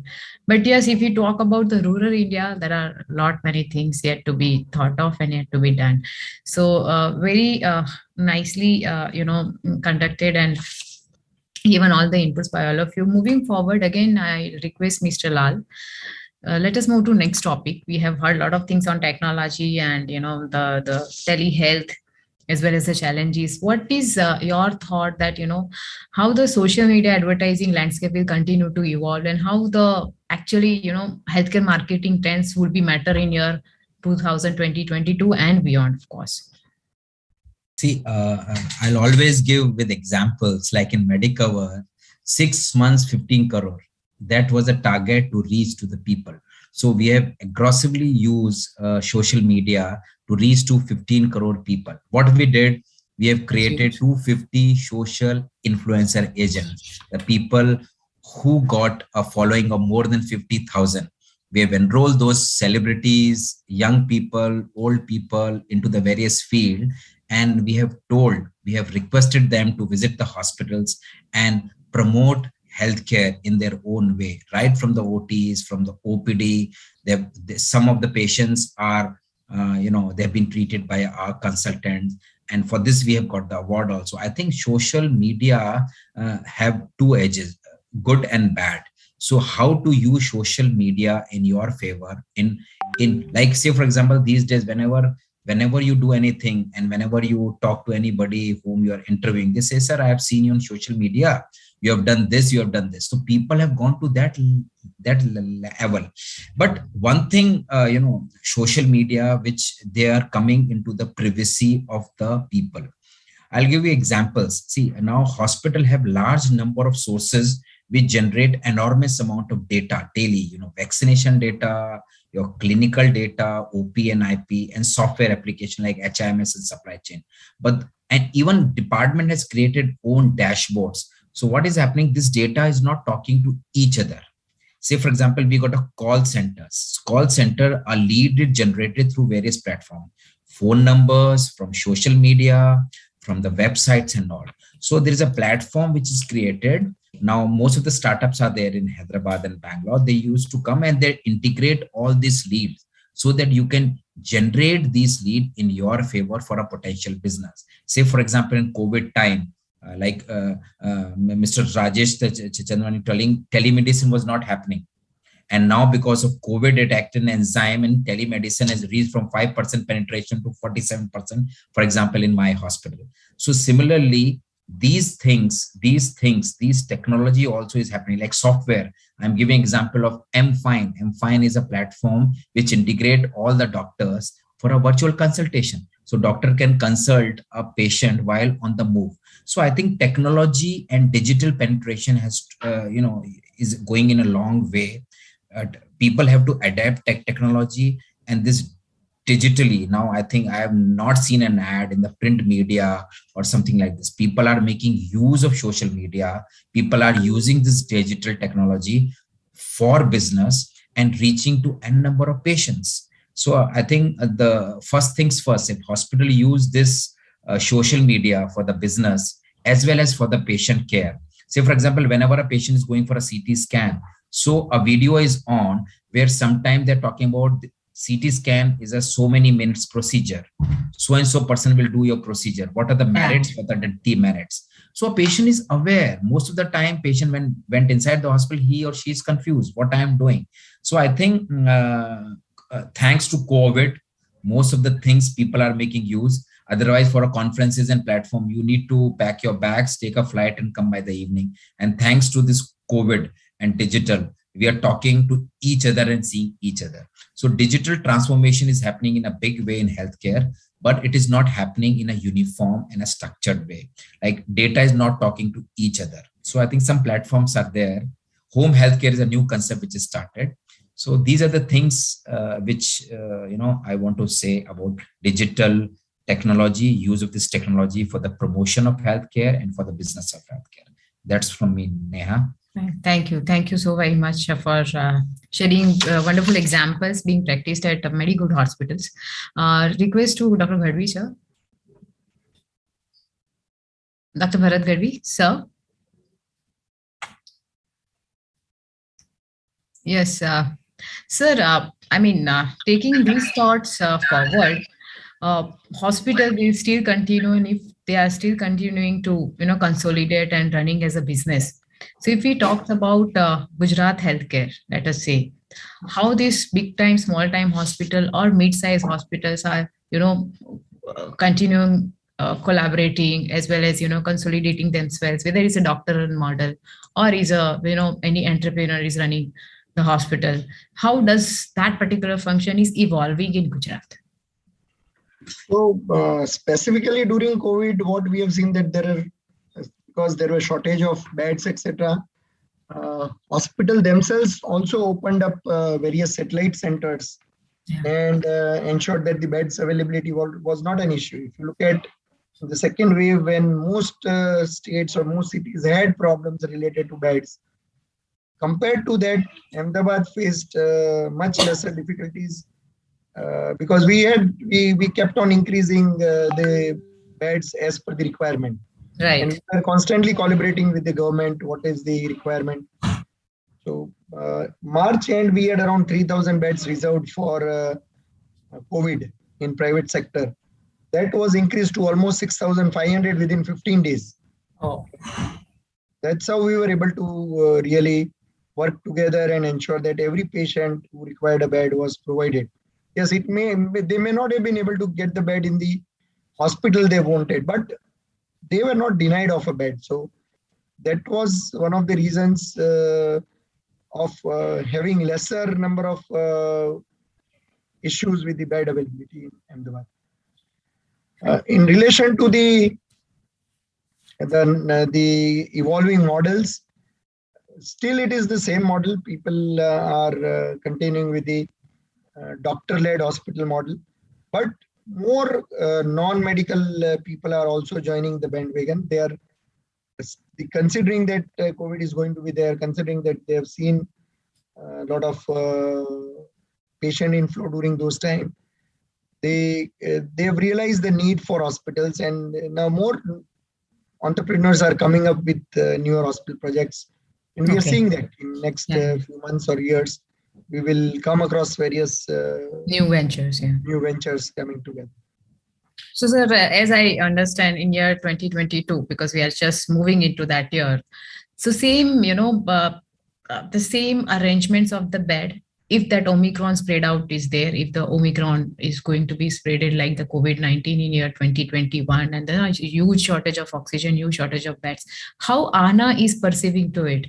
How ANA is already, driving this particular challenge?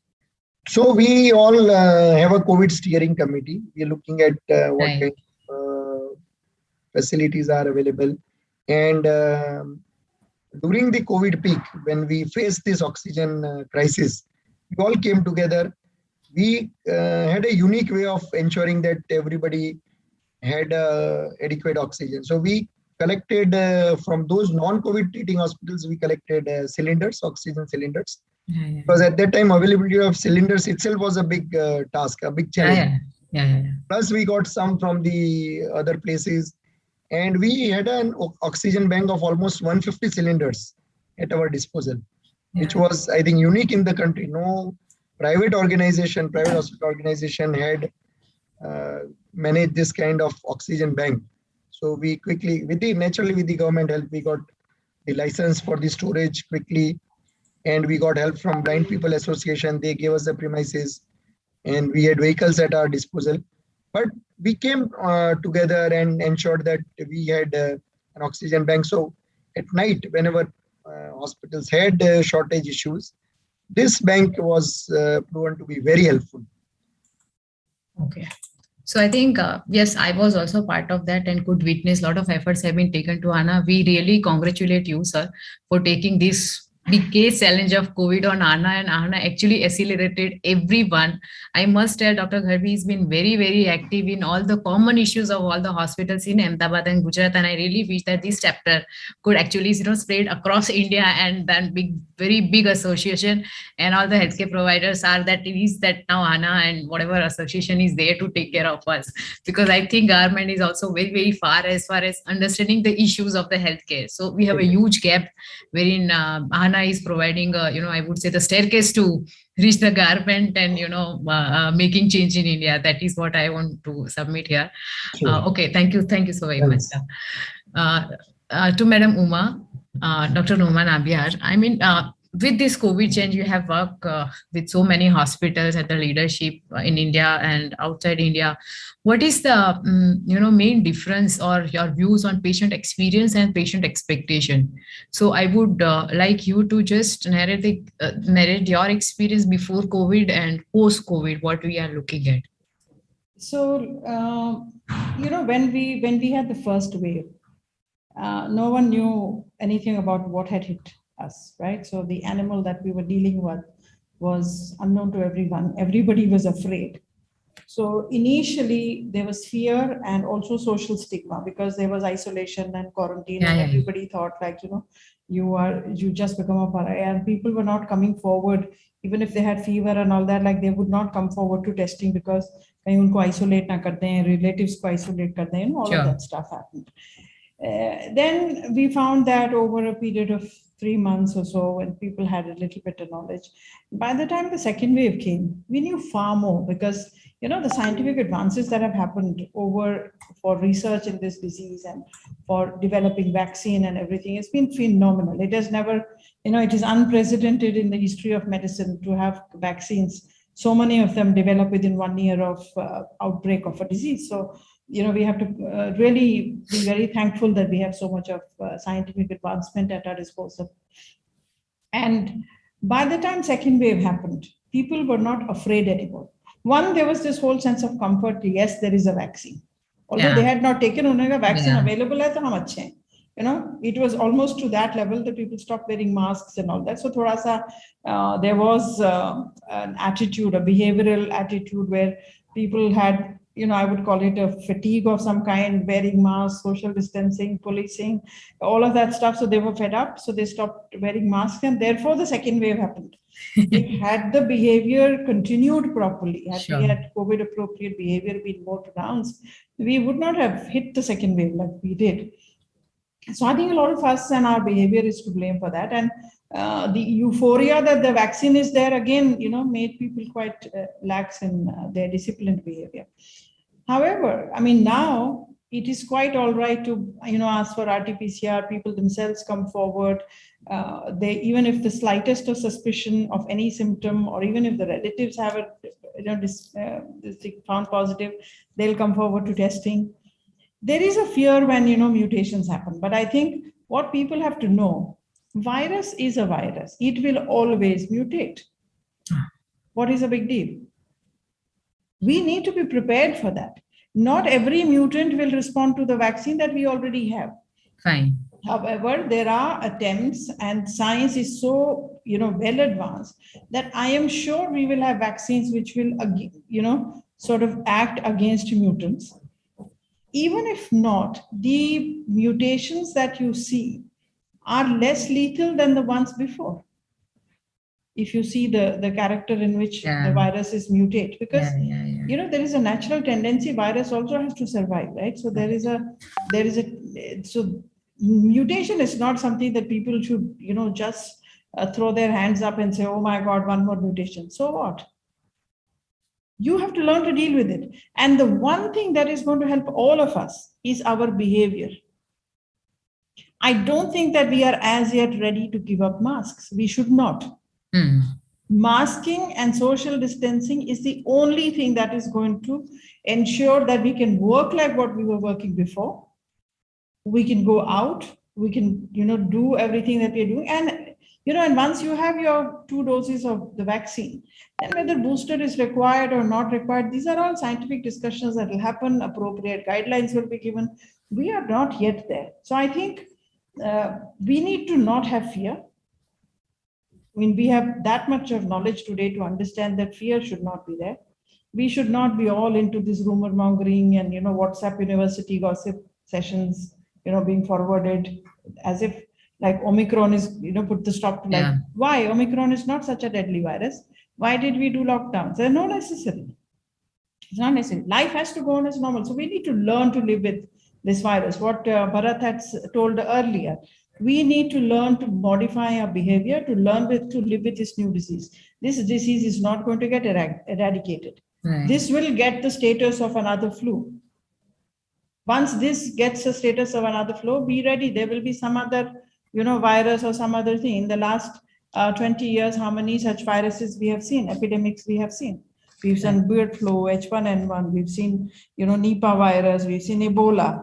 This just became a pandemic because of certain, factors. That's our carelessness as well. And so many social factors and communication factors and travel factors. That is what happened. So a little bit of carelessness on the part of the whole global community. But otherwise, we have to learn to live with it. Right. Yeah.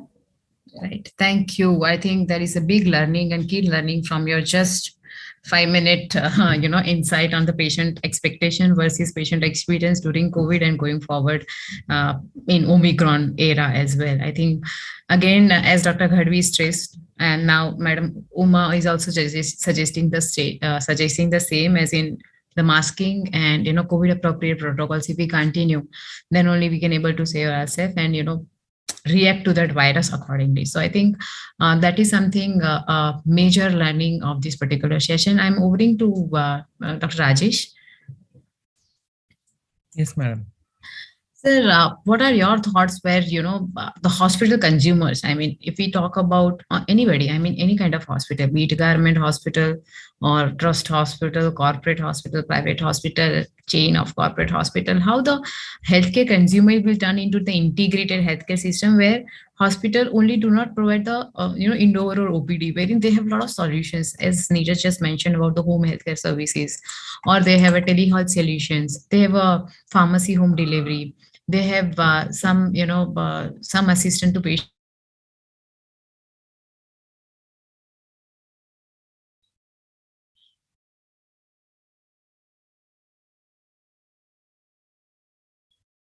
What are your thoughts that how that going to be there? Because of course the healthcare industry is facing a lot of shortage of the manpower. When I say manpower, there are doctors and nurses.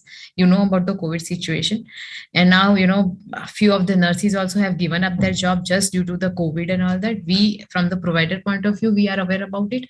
So barring those challenges, how the business will align and how the hospital will continue providing many services.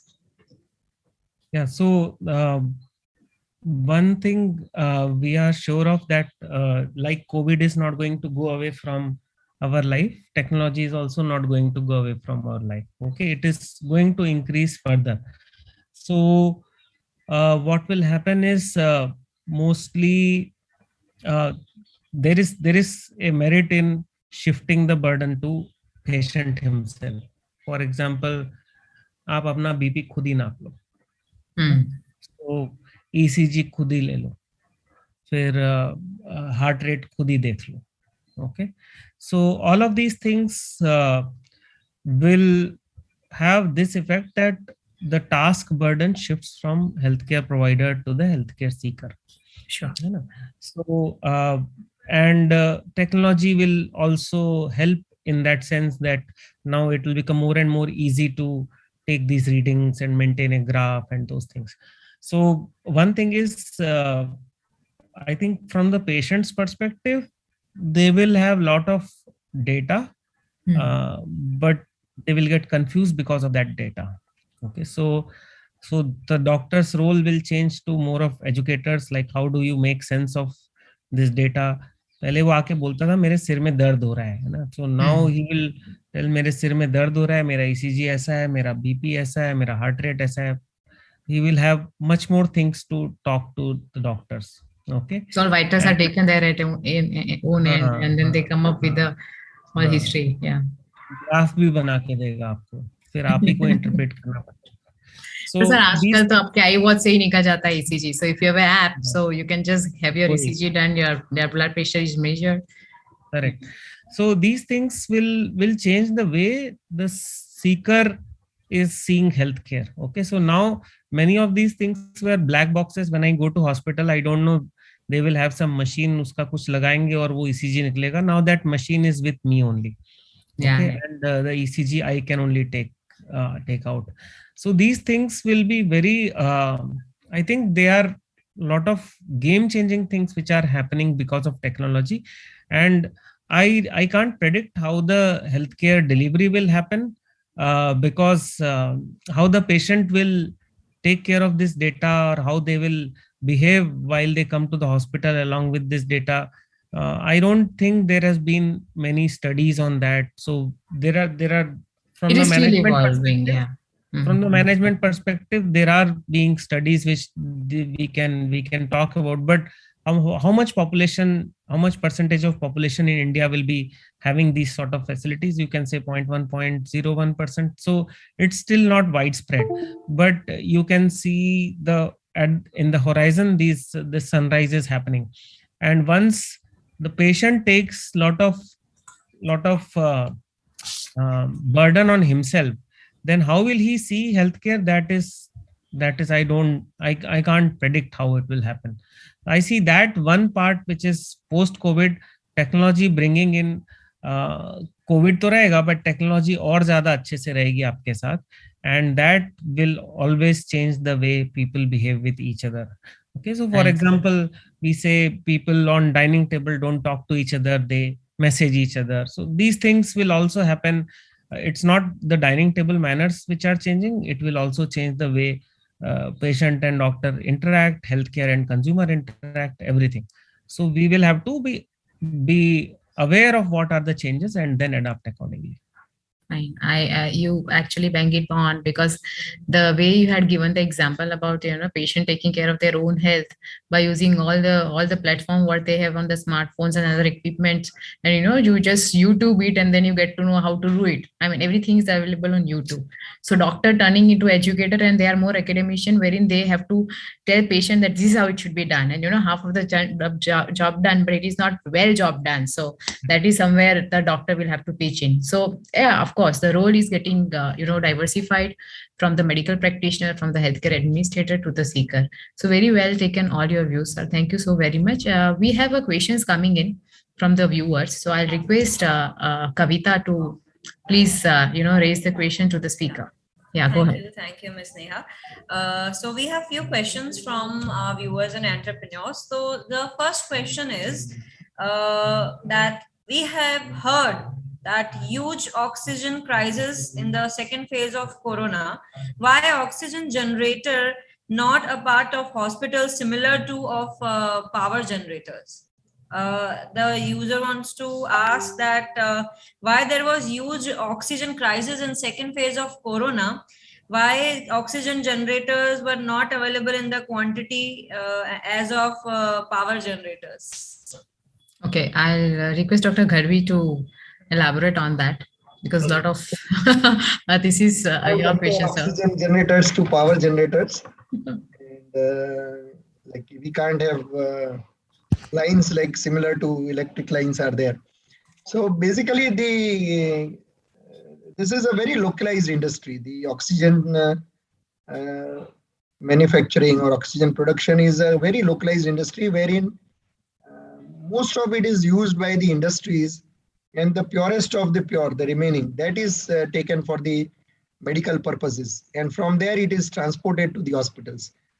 Many hospitals have PSAs, which are oxygen plants, which generate oxygen.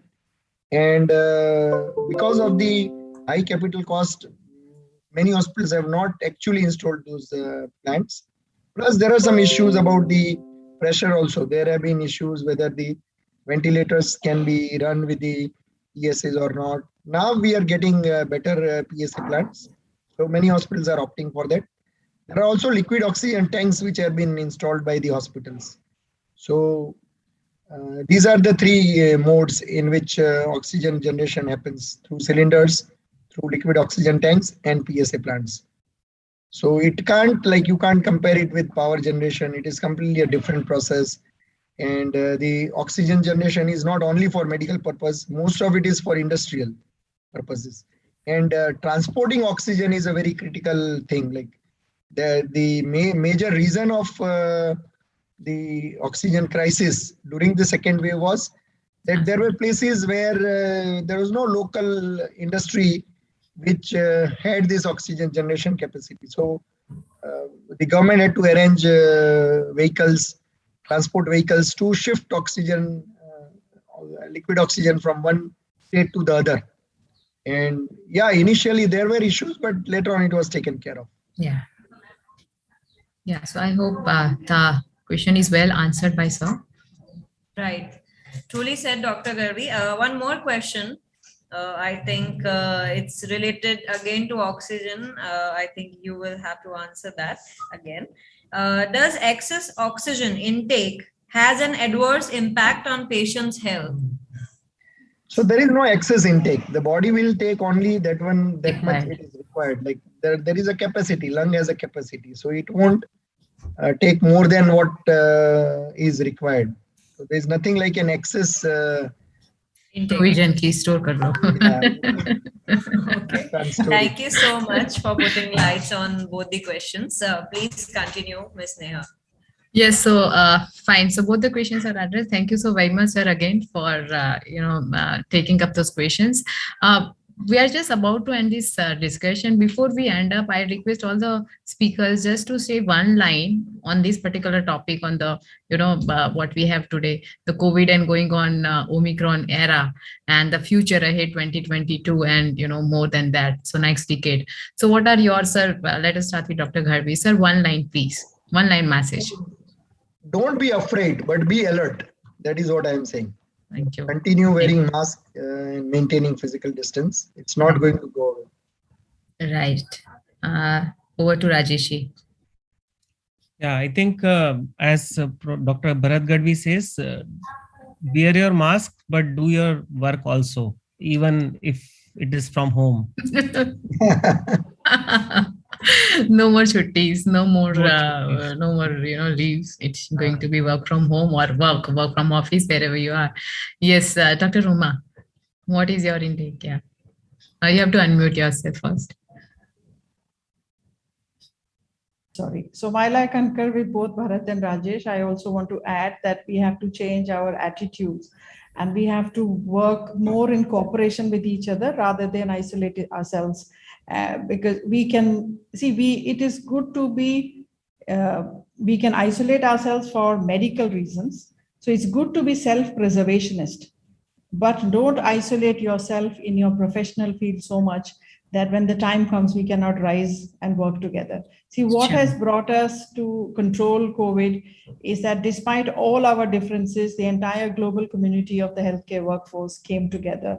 The politicians came together, the social workers came together, and the population as such.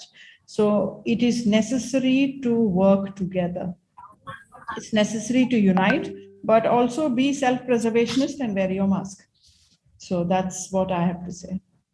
Well, thank you so much. At my end, I'll just sum up with a few thoughts which we have just discussed. One about the data collection, one about the COVID appropriate protocols we have to follow. I don't know for how many more years going ahead, and then bridging the gaps in using the technology and put together. Everyone will have, unlocking the values, because the COVID also has taught us a lot of values in the system, not only professionally, personally.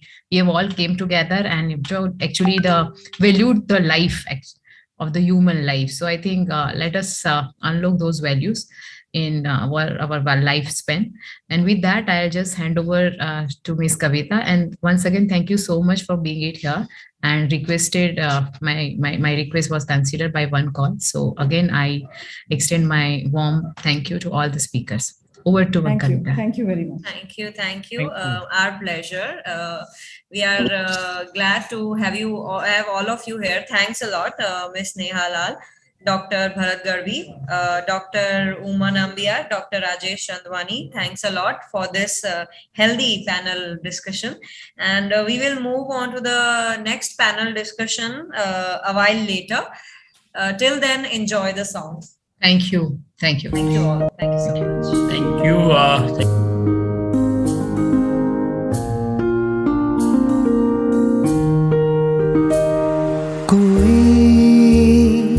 सपना देखें हम उसे पूरा करें,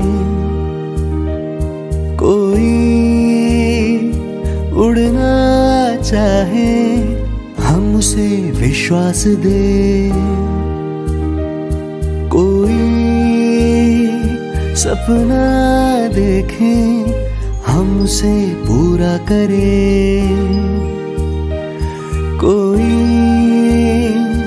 उड़ना चाहे हम उसे विश्वास दें,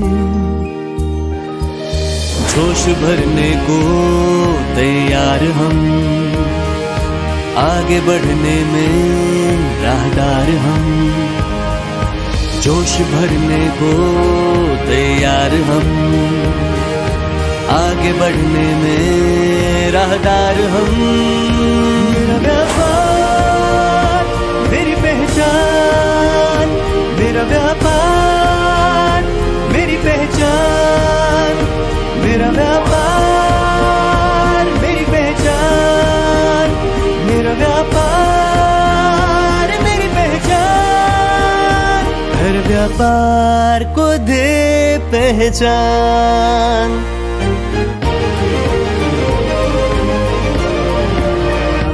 हर व्यापार को दे पहचान। व्यापार जगत।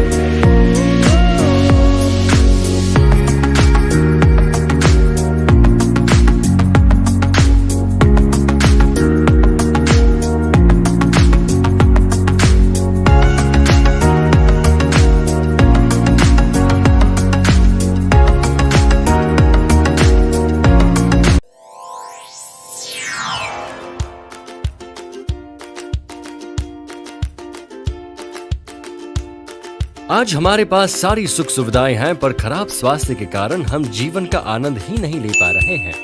स्वास्थ्य समस्याओं में सबसे ज्यादा देखे जाने वाली समस्या है मोटापा या ओबेसिटी। फैट अधिक मात्रा में हमारे शरीर में इकट्ठा हो जाता है तो उसे ही मोटापा कहते हैं। मोटापा कई दूसरी बीमारियों का जन्मदाता भी होता है।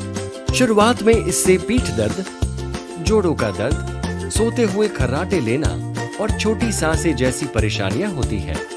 और अगर समय पे मोटापे का ट्रीटमेंट नहीं किया गया तो आगे चलकर diabetes, high BP, high cholesterol, बांझपन, फैटी लिवर, खास तरह के कैंसर, स्ट्रोक और स्लीप एपनिया होने का जानलेवा खतरा बना रहता है। इसलिए मोटापा कम करना या वेट लॉस बहुत जरूरी हो जाता है। वैसे तो डाइटिंग और एक्सरसाइज करके वेट लॉस की कोशिश की जाती है, पर जिनका एक्स्ट्रा वेट 30 केजी से अधिक है वहाँ इम्पॉसिबल हो जाता है सिर्फ डाइट और एक्सरसाइज से वेट लॉस करना। ऐसा भी देखने में आता है कि व्यक्ति रेगुलर एक्सरसाइज से थोड़ा बहुत वेट लॉस कर भी ले तो एक्सरसाइज छोड़ते ही फिर से वेट गेन हो जाता है और कभी कभी तो पहले से अधिक गेन हो जाता है। शुक्र है कि ओबेसिटी या बैरियाट्रिक सर्जरी एक रेस्क्यू थेरेपी बन के हमारे सामने आई है। ओबेसिटी सर्जरी न सिर्फ वेट लॉस करती है बल्कि जीवन भर आपके वजन को हेल्दी लिमिट्स में भी रखती है। अब जरा देखते हैं कि किन व्यक्तियों के लिए उपयोगी है ये सर्जरी। अपने शरीर के BMI से हम यह बात आसानी से जान सकते हैं। वो व्यक्ति जिनका BMI 37.6 से ज्यादा है या BMI 32.6 से ज्यादा है और मोटापे की वजह से कॉम्प्लिकेशंस है या एक्सेस वेट 30 किलो से ज्यादा है और डाइट एक्सरसाइज से कोई फायदा नहीं हो रहा, ये सभी ओबेसिटी सर्जरी के लिए सूटेबल है। और ओबेसिटी सर्जरी सबसे आसान और सुरक्षित रूप से करवाई जा सकती है जोधपुर 4 रास्ता के पास स्थित द्वारका क्लिनिक में। द्वारका क्लिनिक के निदेशक डॉक्टर अविनाश टांग SGPGI से MCH करके आज अहमदाबाद के जाने माने ओबेसिटी और गैस्ट्रो सर्जन है। 10 साल से ज्यादा का अनुभव रखने वाले डॉक्टर अविनाश टांग शैल्बी हॉस्पिटल में liver, gastro and obesity department के फाउंडर हेड रह चुके हैं और एशियन बैरियाट्रिक्स में भी ओबेसिटी सर्जन रह चुके हैं। इंडिया के अलावा जापान और कोरिया में ट्रेंड डॉक्टर टांग कई राष्ट्रीय और अंतर्राष्ट्रीय अवार्ड से सम्मानित हो चुके हैं। अपने करियर में कई ओबेसिटी सर्जरी कर चुके डॉक्टर टांग अब द्वारका क्लिनिक के माध्यम से हर उम्र और लिंग के लोगों को मोटापे से छुटकारा दिला के स्वस्थ, खुशहाल और आत्मविश्वास से भरपूर जीवन जीने में मदद कर रहे हैं। तो अभी विजिट कीजिए द्वारका क्लिनिक या कॉल कीजिए 8866020505 पर और वापस पाइए एक स्वस्थ और खुशहाल जीवन।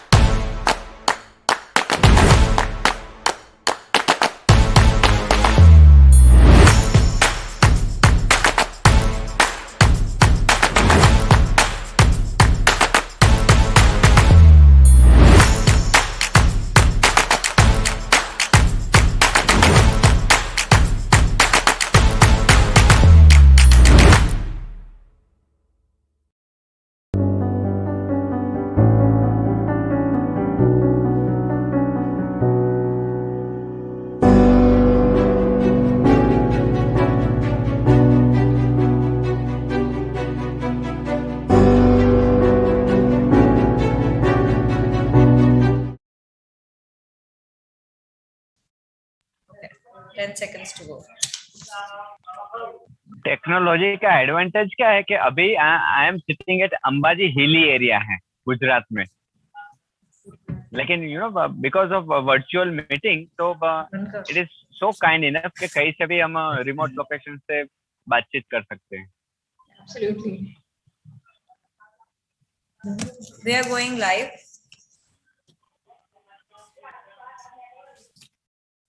So subscribers, yes, I know अब तक इतनी बार हमने व्यापार जगत टीवी पर लाइव देखा है, तो अब आपने सब्सक्राइब कर ही लिया होगा। That's why I'm calling you all subscribers. But जिन्होंने अभी तक सब्सक्राइब नहीं किया है, please subscribe Vyapar Jagat TV and don't forget to click bell icon, ताकि आप कोई भी सक्सेस स्टोरी, कोई भी आर्टिकल और कोई भी स्टार्टअप स्टोरी मिस ना करें। एंड आवर हैशटैग इज मेरा व्यापार मेरी पहचान। Keep posting the glimpse of the event on your social media with hashtag मेरा व्यापार मेरी पहचान एंड टैग व्यापार जगत। And also post your comments, questions and feelings and suggestions in the comment box on YouTube. We will try and share your questions with speakers in real time.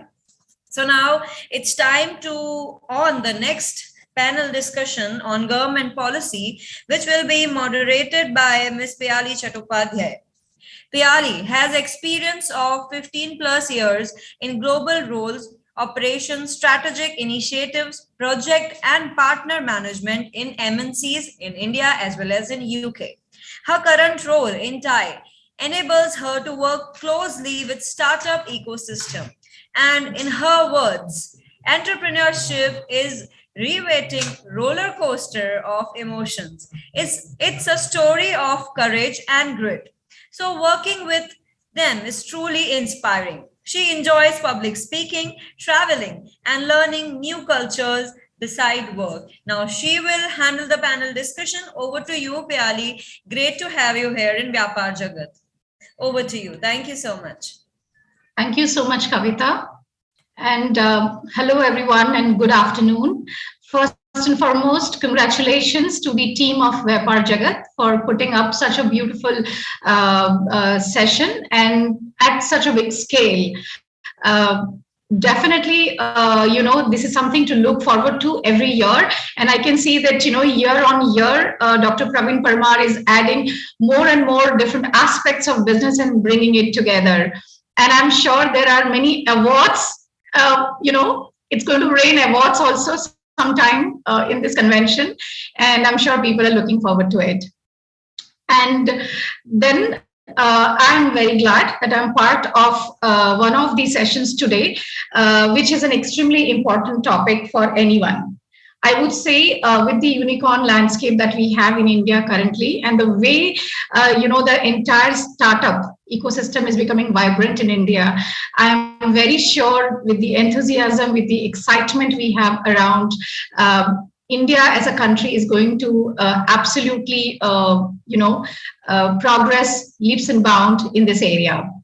The topic for today, which is government policy and startup schemes, I think this is extremely important, and all our audience today who are, watching and are part of this convention would be very happy to have a session like this with two eminent panelists who will be able to talk about from their experience around the government policies and different startup schemes that we have all over India.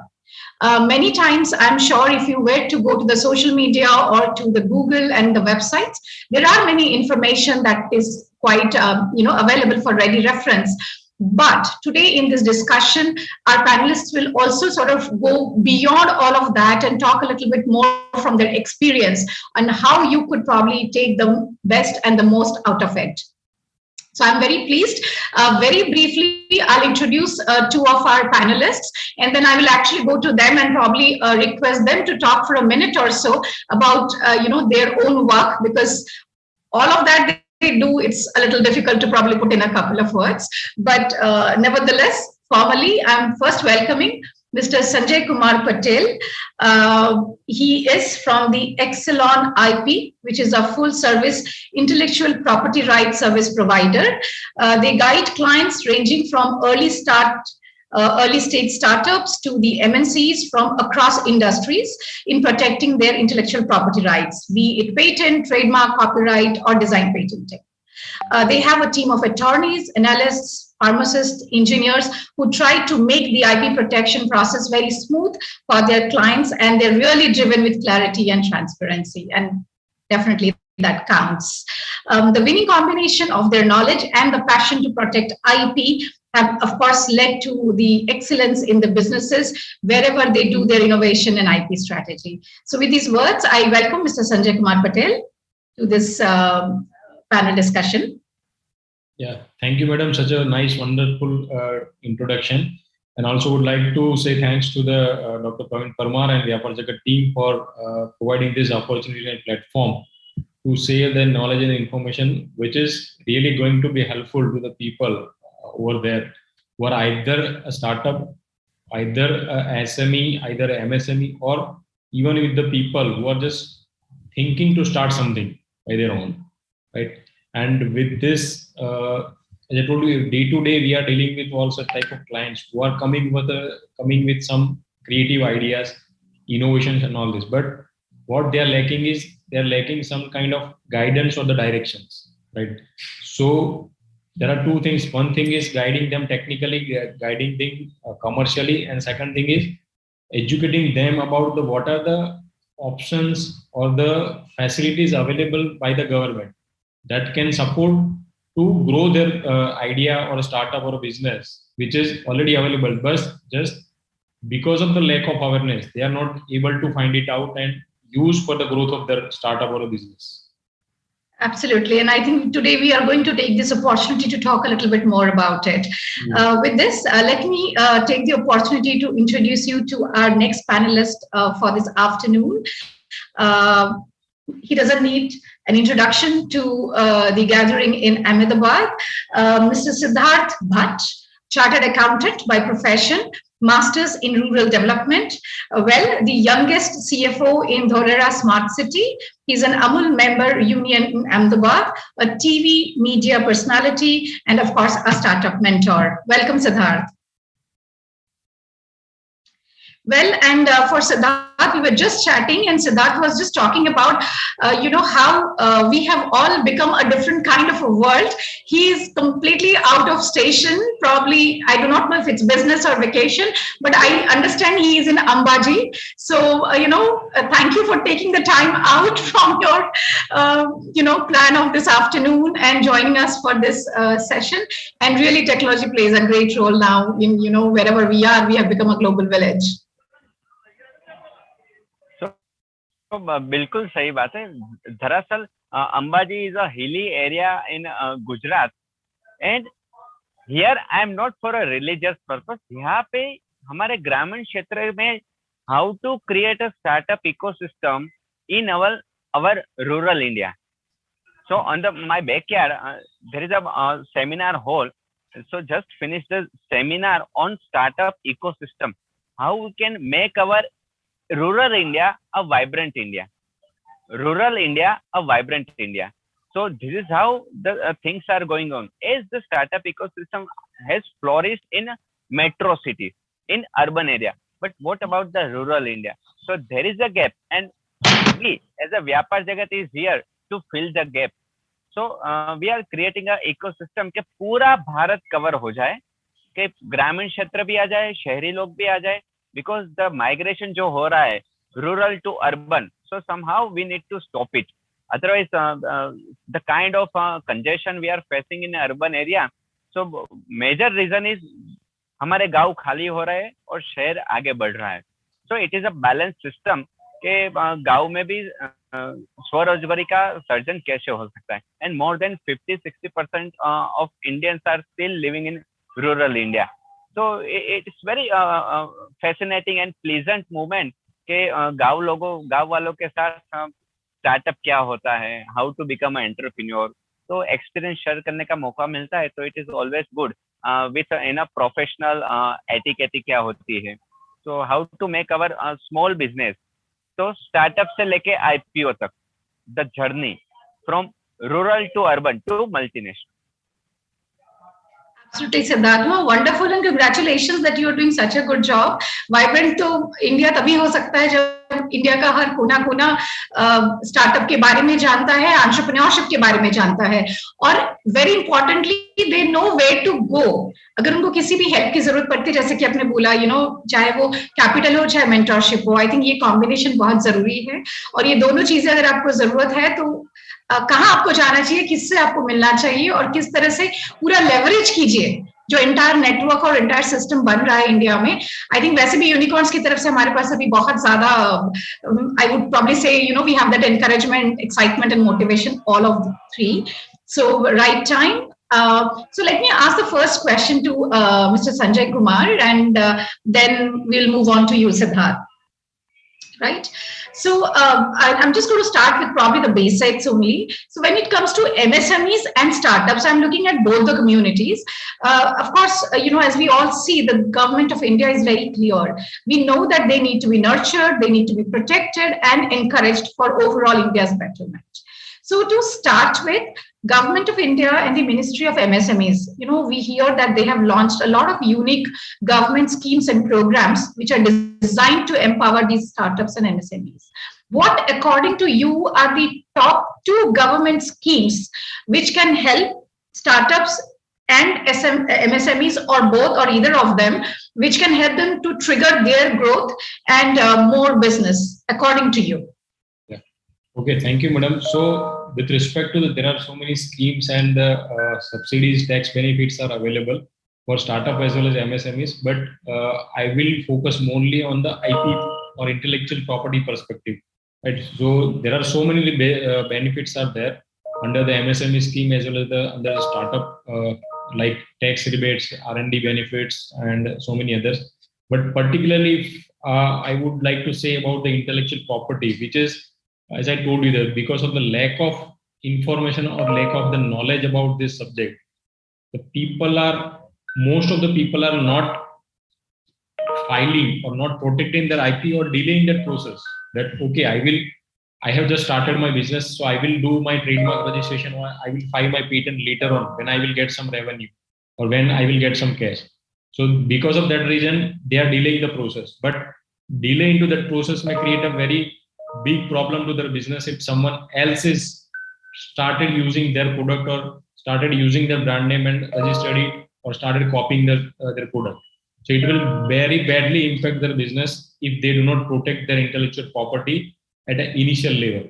And why they are not protecting their intellectual property at initial level? Just because of the cost consideration. They are considering that it is a cost to their business.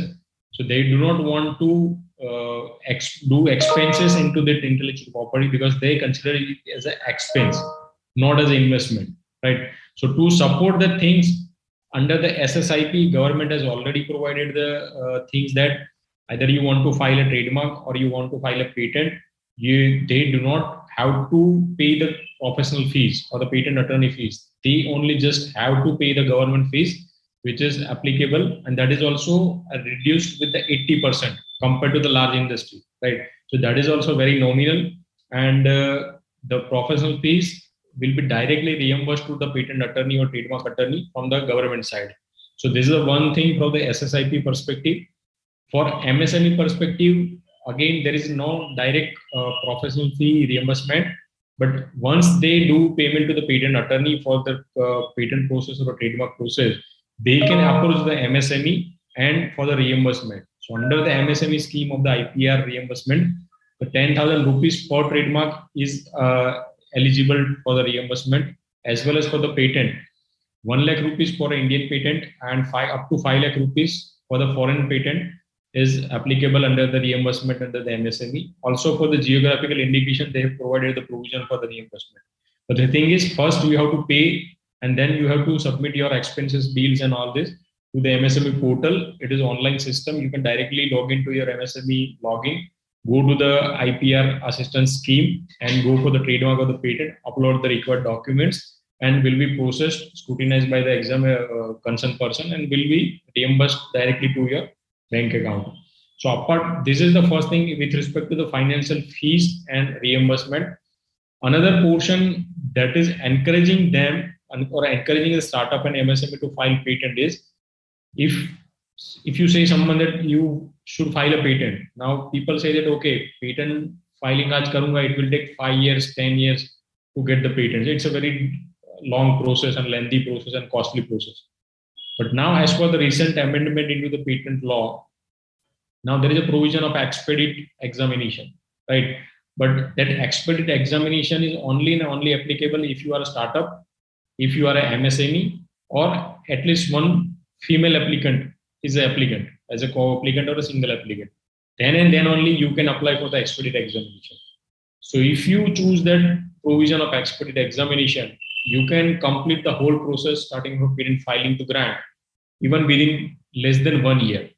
So this is the additional provision which encourages people because now it is faster.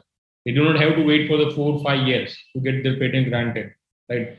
So financial as well as the procedural perspective, there are the two benefits which is available to the startups, to the MSME applicants.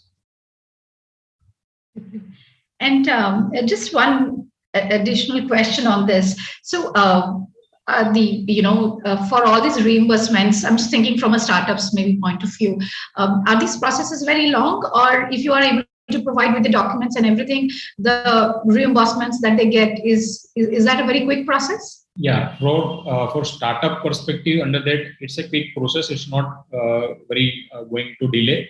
Whatever the time frame they have decided, little bit delay, but it is getting cleared systematically. For MSME, the reimbursement scheme will be directly to the applicant only. Okay. No, thank you so much. I think you've really touched upon a very important point on the IP. I probably will have 1 or 2 more questions, which I'll come back to you, for the next stages. Siddharth, a question to you. Since you are there, and doing some work around with the startups and ventures in the rural area. My first question, rural areas mein ab zyadatar koi specific sector, I do not want to assume that, maybe it's agricultural or agri-tech is something we would promote. Aap kya dekhte hain? Zyadatar interest किस product या service में आप देखते हैं कि youngsters को है, या आपको लगता है कि the capabilities are more in this sector and you see them coming up and progressing in that? कौन से हैं? So as far as the startup are concerned, it's in specific rural India or in rural part of our countryside area. तो वहां पर हमने ये observe किया है, जो हमारा यूथ है, गांव का यूथ है, तो somewhere or other way they do not have such kind of vision. They are visionless. The reason being कि जो एक्सपोजर उनको अर्बन एरिया में मिलता है, तो यहाँ पे वो exposure somehow they are unable to get it. Because whatever the government schemes are there at national level, तो वो जो गवर्नमेंट की स्कीम्स होती है, बी इट MSME है, स्टार्टअप है, तो वो गांव तक नहीं आ पाती है, because of it's a very lengthy process. कि दिल्ली से जब हम कहते हैं कि ड्यूरिंग ओल्ड गवर्नमेंट के 1 रुपये भेजता हो तो 15 पैसे भेजते हैं, तो similar kind of things are happening in information, even in technology, digital India के इंफॉर्मेशन जो सेंट्रल और स्टेट लेवल से जाती है, तो जहां तक वो डिस्ट्रिक्ट लेवल तक आ जाती है, लेकिन डिस्ट्रिक्ट से तालुका लेवल तक आती है, तालुका से हार्डकोर विलेज लेवल तक आती है, तो वो इतनी 100% करेक्ट वे में नहीं जा पाती है। Dismantling on information is very tricky issue because of जो कम्युनिकेशन चैनल है, तो our collegian youth in urban area they are very much techno savvy. गांव में भी टेक्नो सेवी है, but they are very limited to social media activity. So what's happening in India, in metro city and overseas, तो somehow there is a lack, तो उसको there is a gap, तो वो कैसे हम गैप को कम कर सकते हैं? सो classic example is of Amul. Amul milk is highest organized way in milk industry, milk processing sector in entire India और rather in entire Asia. तो जो मिल्क दूध आता है तो वो गांव से ही आता है, but they have a very robust organization structure where each district has their own milk mandali, we can say a cooperative society, and all the cooperative society comes together and they make a mega cooperative society, multi-state cooperative society. तो अमूल का जो structure है, तो the milk is consumed by the urban people but it is produced by the rural people. So there is a perfect match, perfect combination of rural India and urban India. So as far as our rural India is concerned, they are mainly driven by the agriculture and animal husbandry activity and traditional art. तो वहां पे जो focus करना है, तो वहां पे ग्रामीण क्षेत्र में ITI है, there are so many ITI technical institute. तो हमारे लड़कों को, हमारे बच्चों को, ग्रामीण बच्चों को टेक्निकल नॉलेज होता है, तो उसको थोड़ा सा शेप अप मिल जाए कि व्हाट इज स्टार्टअप, गवर्नमेंट का स्टार्टअप इंडिया कैंपेन क्या है, स्टेट गवर्नमेंट की स्कीम क्या है. हियर देयर आर, जो भी इर्द गिर्द फैक्ट्री है, तो ऑलमोस्ट वो प्रोसेसिंग यूनिट होता है रिलेटेड टू एग्रीकल्चर. से for example food processing sector, जैसे मिल्क प्रोसेसिंग सेक्टर है, वैसे फूड एंड एग्रीकल्चर सेक्टर भी है. तो यहाँ पे जो रॉ मटेरियल है, खेत पैदाश है, तो they are selling directly to the middle man. लेकिन अगर हमारे फार्मर्स को वो टेक्नोलॉजी मिल जाए, डिजिटल इंडिया की हम जो बात करते हैं, वो नॉलेज मिल जाए, तो they can have their own agriculture company, organisation, और उसमें प्रोफेशनलिज्म हम ऐड कर सकते हैं. गवर्नमेंट, स्टेट गवर्नमेंट हो या सेंट्रल गवर्नमेंट हो, they are paying handsomely to the farmer producing organisation. वो हमें सामने से in every year we see in a budget X amount crores of rupees are being invested to uplift our rural India. So there are so many schemes. Sorry Siddharth ji, आपसे फिर मैं एक बहुत important question पूछना चाह रही हूँ यहाँ पे, because you are there on the ground doing all this work. What could be that one good solution you think is practically possible by which this information and communication can timely and in the right way it can reach to the rural areas? I'm sure कि बहुत easy काम नहीं है, नहीं तो हो गया होता, पर आपके हिसाब से अगर हम ये गवर्नमेंट पॉलिसीज एंड स्टार्टअप और बाकी जो MSMEs के लिए अलग अलग स्कीम्स हैं, चाहे क्रेडिट हो गए, क्रेडिट गारंटीज हो गए, कैपिटल हो गए, सब चीजें हम उन तक कैसे पहुंचा सकते हैं? कोई आपके हिसाब से good solution? Yes, the solution is very simple. The only thing is willingness to act.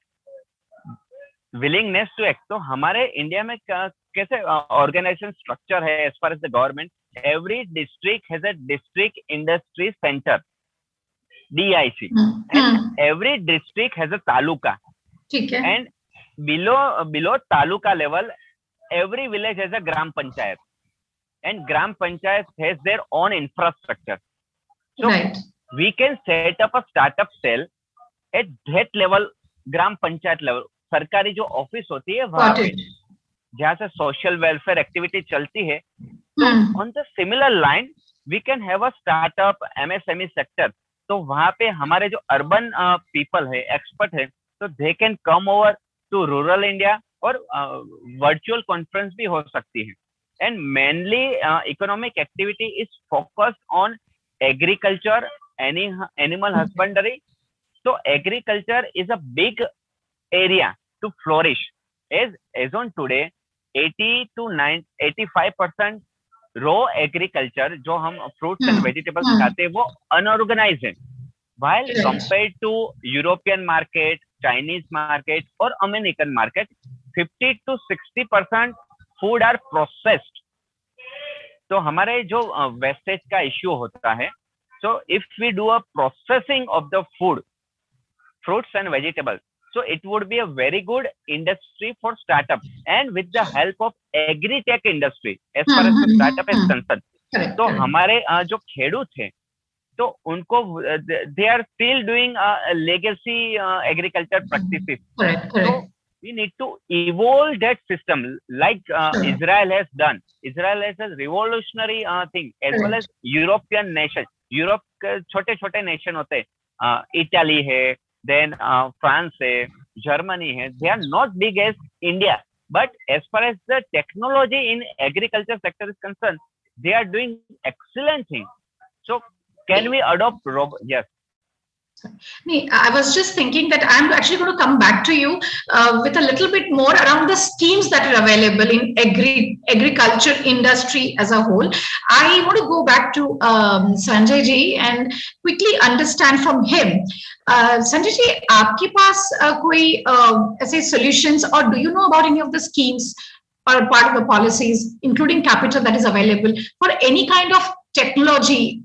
It could be a technology upgradation, it could be a technology transfer, maybe in any ways. I'm not just saying in rural, of course we understand is probably needs a lot more, but according to you, are there any such good schemes or policies that our audience can know about?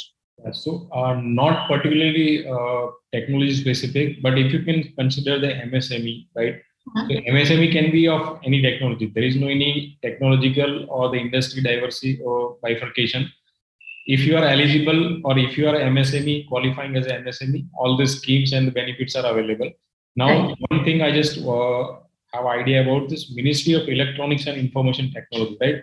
They have their own different budget allocated for the intellectual property protections and all this, which is dedicatedly only for if you are working or doing something creative or innovative or startup in terms of electronics and information technology. So they have a dedicatedly separate spare budget, and the reimbursement scheme is available for particularly into electronics and IT. Other than this, I don't think any specific vertical specific any thing is available, because under MSME everyone is falling within that umbrella, and all can take the benefit of that schemes available, the benefits available under the MSME schemes. Correct. This could be probably for technology, and it sometimes some could be available even for, say, market reach to markets and those kind of things, right? Yes. So do you think now, of course we hear there are so many different kind of capital related or investment funds are available for startups and MSMEs. Do you think that alone is good enough for this ecosystem, or you think there is something more that is required beyond the funds and the capital? Yeah. So as I told you, when people are coming up with innovative ideas or startup or creative ideas in terms of either product or concept or a technology, what they are lacking or missing is not only the fund, right? Fund is one of the requirement, definitely. But apart from fund, they need a proper mentoring. They need a proper guidance with respect to from idea to market, how they can reach to that journey, or how they can go through that journey from idea to market. They might have a very good idea, but if they do not execute it properly, then it is a failure, even though they are having a sufficient fund, right? So in terms of fund, there is no restriction of fund. There are so many government funds are available, so many private VCs, angel funds are available. Lots of funds are. If you have a proper idea, if you have proper execution, if you have a proper team, then fund is not an issue. The issue, as I told you, that apart from fund, proper mentorship, proper guidance, and the first thing is the team as a startup. जिसका idea होता है, they mainly focus onto that idea. They do not think the commercial aspect of that idea, commercial viability, team building, marketing, business development. They do not think at initial levels, but it is equally important if you want to really succeed your idea, and if you want to successfully convert your idea into a product and want to flourish into the market. All these things are parallelly important and equally required at the initial times. So fundings are there. Funding is not an issue. If you have proper product at proper time and you have a team to execute it properly, then as per my understanding experience, funding is not an issue. Thank you so much. No, so absolutely, I take your point that while the funding is important part of it, because your market development, your infrastructure, your upgradation, or maybe of technology, all of that can be taken care. However, the right kind of guidance and mentoring has to go hand in hand to ensure that it succeeds well. So Siddharth ji, इस पे थोड़ा सा further हम और इसको discuss अगर करें, आप रूरल एरिया में ही हैं और आप देख रहे हैं, how do you see the entrepreneurship in women? Of course, government also, I mean, we all have seen, very encouraging these days to ensure that women also come up and, take up business, have their smart ventures, startups, generally any business that they're able to put up. How do you see it in the rural area? आप क्या देख रहे हैं? मतलब are the women able to have enough information कि government कितने सारे support उनको दे रहे हैं and they should take advantage, or what's happening? Yes, as far as the government woman is concerned, तो हम ऐसा कह सकते हैं, they are the unsung heroes. Women are the unsung heroes in specifically rural area.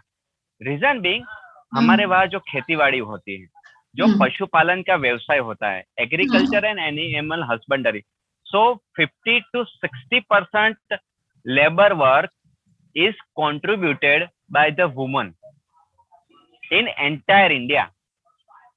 सुबह 4 बजे से लेकर रात को 10 बजे तक. As the morning comes up, so they have to take a milk from the cow. Then they will go to the farming area, do the farming. दोपहर को आके खाना बनाते हैं, थोड़ा आराम करते हैं. Again at 4 o'clock they will do a milking of cow, and at later evening again do a housemaid work. So if we see the how the rural economy is moving, so 50% contribution is made by the woman only. And as far as the government scheme is concerned, so NABARD hai, so NABARD is doing excellent work for rural startup. NABARD and SIDBI, they are the national level agencies. Though they have a contributed Startup India की जो scheme है, as well as fund of fund की जो scheme है, तो during that process 2016 से ये startup campaign अच्छी तरह से शुरू हुआ है. So the fund are decentralized and allocated to SIDBI and NABARD.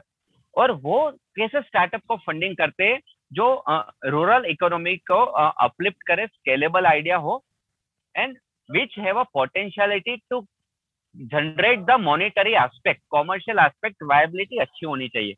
लेकिन as far as the rural India is concerned, तो यहाँ पे we need a more social entrepreneur, not entrepreneur, but we need a social entrepreneur. So say for example, वो कैसे हो सकता है? There are lot of startups nowadays are moving, focusing on rural India.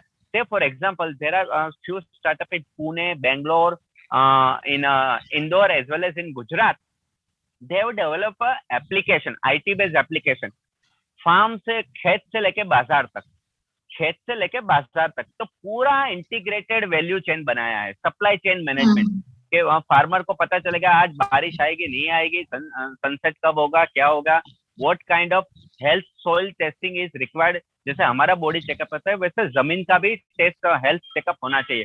तो how it can be cultivated. Farming doctor concept आया, जैसे हमारे लिए डॉक्टर होते हैं, एनिमल्स के लिए डॉक्टर होते हैं. Now the concept has change, farming doctor. तो वो आएगा, whatever we produce they will check, and there is a huge export potentiality, and agriculture is the only business or the profession which is the oldest in entire world and biggest in India. Correct. So a lot of scope is there, and government is supporting like anything at every district, every tehsil level pe.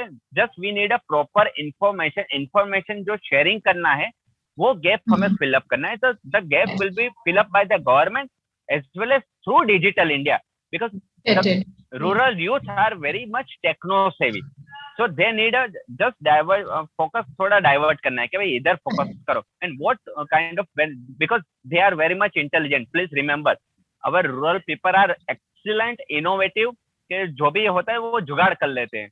So Indians and our Grameen people are very जुगाड़ी.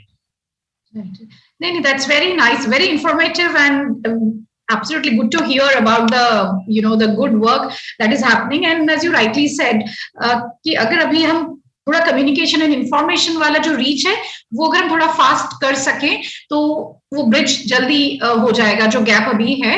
And I think that of course will be faster, and I'm also confident, like you just said, with digital India and everything, this might be quite fast as well. And to be more interesting, yes, to be more interesting, our startup, agri-tech startup, has received a funding worth of 100 crore, 200 crore, 300 crore in terms of agri-tech sector. And the benefit of the technology is received by lakhs of farmers. The impact is very huge.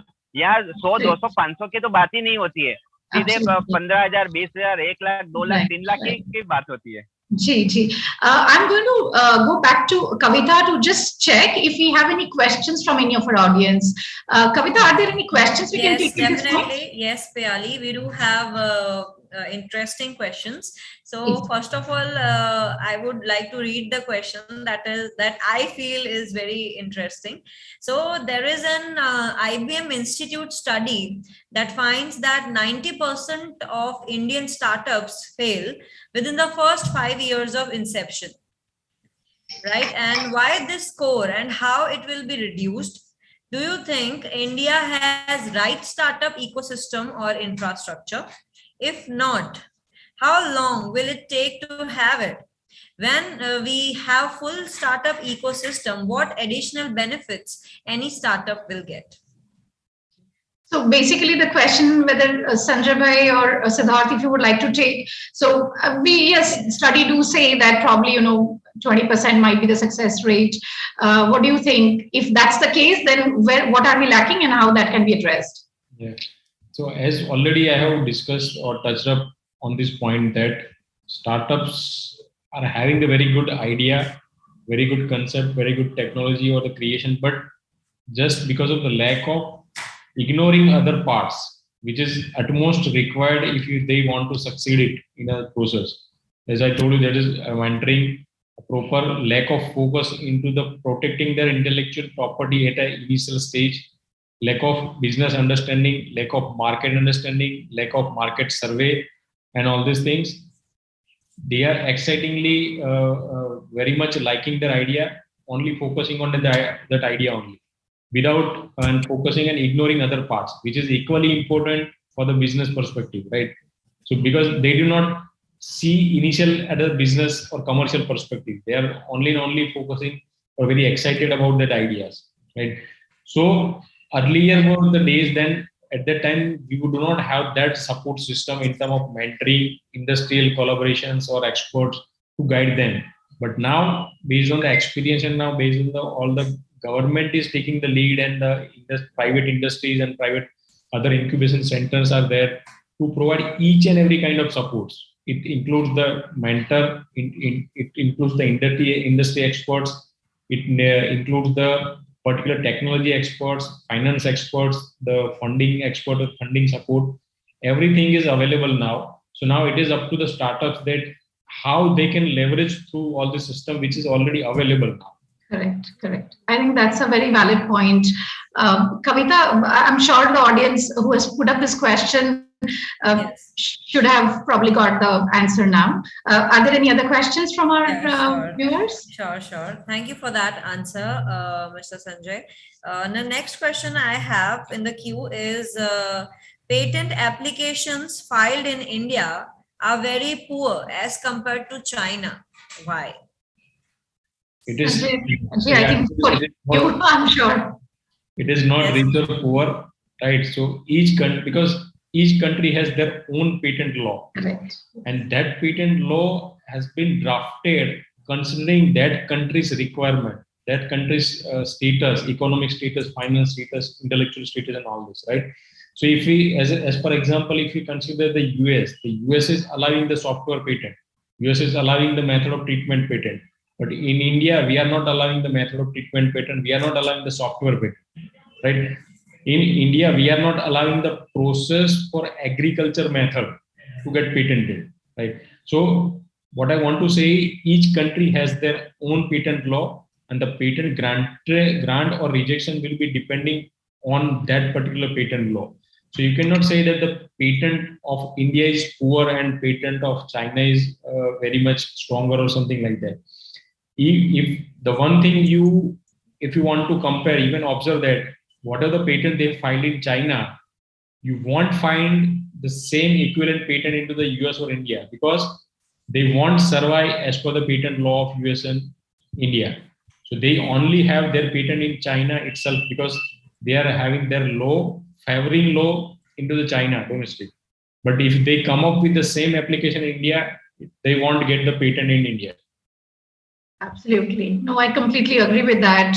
So, Kavita, let's take if you have any more questions for our panelists. Two more to go. The third question is, what challenges are being faced in encouraging startups in rural area? Siddharthji, I think, has already spoken quite a few, key points today. Siddharthji, in addition to all of it, if there is something more that we can hear from you. So, as far as there are so many challenges, koi nahi hai. There is no challenge. Where there is a will, there is a no challenge. And challenge kahan se ho sakte hai? Because Gandhi ji ne bola tha कि असली भारत ग्रामीण भारत, जो हमारा दिल है वो ग्रामीण India में रहता है. And to be very surprising facts and figure देना चाहूंगा कि बिफोर ईयर्स 500-600 साल पहले our export potentiality in the entire world is 25%. पूरे विश्व में जो अभी चाइना का प्रश्न आया कि they are exporting 25% of entire world need, तो 500 साल पहले हम एक्सपोर्ट करते थे और वो ग्रामीण एरिया से ही होता था. And as far as the foreigner has हमारे वहाँ पे आक्रमण किया, तो just because of healthy and prosperous rural India, के वहाँ पे जो स्पीसीज होते हैं साउथ इंडिया के, so they are tremendous potentiality, they are very much hard working. The only thing is technology के साथ जो कदम से कदम मिलाना है.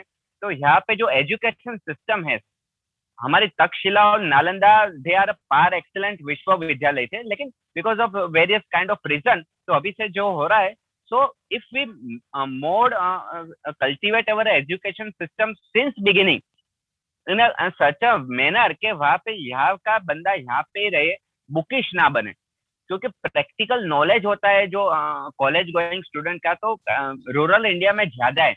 They know how to do farming और how to run the village or how to run my home. They are very hard working and their economic power is comparatively very poor. कुछ ही लोग हैं जो सिल्वर स्पून से born हुए हैं, बाकी as far as the general Indian is concern, so they have a marginal farmer, उनके पास जमीन ज्यादा नहीं होती है, so they take a land on rental basis and they just on their daily needs. So lot of things are there. Challenge तो सभी जगह होती है, अर्बन में भी है, अपने रूरल एरिया में भी है, लेकिन कुछ हटके सोचते हैं, इनोवेटिव आइडिया में सोचते हैं, सो रास्ता अपने आप खुल जाता है. से फॉर एग्जाम्पल जैसे पार्ले जी 2 रुपए में मिलता था, अभी भी 5 रुपए में मिलता है. सो पार्ले जी इज द बिगेस्ट ब्रांड के पूरे छोटे से छोटे गांव कस्बे में जाओ वहां पे भी मिलेगा, और दिल्ली के लाल चौक में जाओ तो वहां पे भी मिलेगा. This is what the power of our rural startup के जो पार्ले जी या कोई भी बिस्किट बनते हैं, जो गेहूं आता है वो गेहूं गांव से ही आता है. तो ओनली थिंग इज हमारे जो रूरल पीपल है, गांव के लोग हैं, they have to think like a entrepreneur. जो उनकी खेती बाड़ी है तो वो सोचना पड़ेगा कि it is my business, it is my business, I am the owner, and make it professional, make it organise and see the magic. तो पूरा प्रॉफिट मार्जिन उनका, फार्मर की इनकम डबल हो जाएगी. लेकिन वो गवर्नमेंट तो सपोर्ट करेगी, छोटा मोटा फाइनेंशियल हेल्प करेगी. The thing is to encourage the spirit of entrepreneurship in our rural people, and the magic is bound to happen, and it is happening. Yes, absolutely. I completely agree. I'm sure, Kavita, is there any other question connected to? जहाँ चाहा है वहाँ रहा है, इसी बात के साथ आखिरी सवाल है. Though government is encouraging patent practice, will renewal fee encourage startups? I will repeat. Though government is encouraging patent practices, will renewal fee lead to removal and encourage the startups? If the renewal fee is removed, will the startups will be encouraged? No. So basically, patenting concept is a dual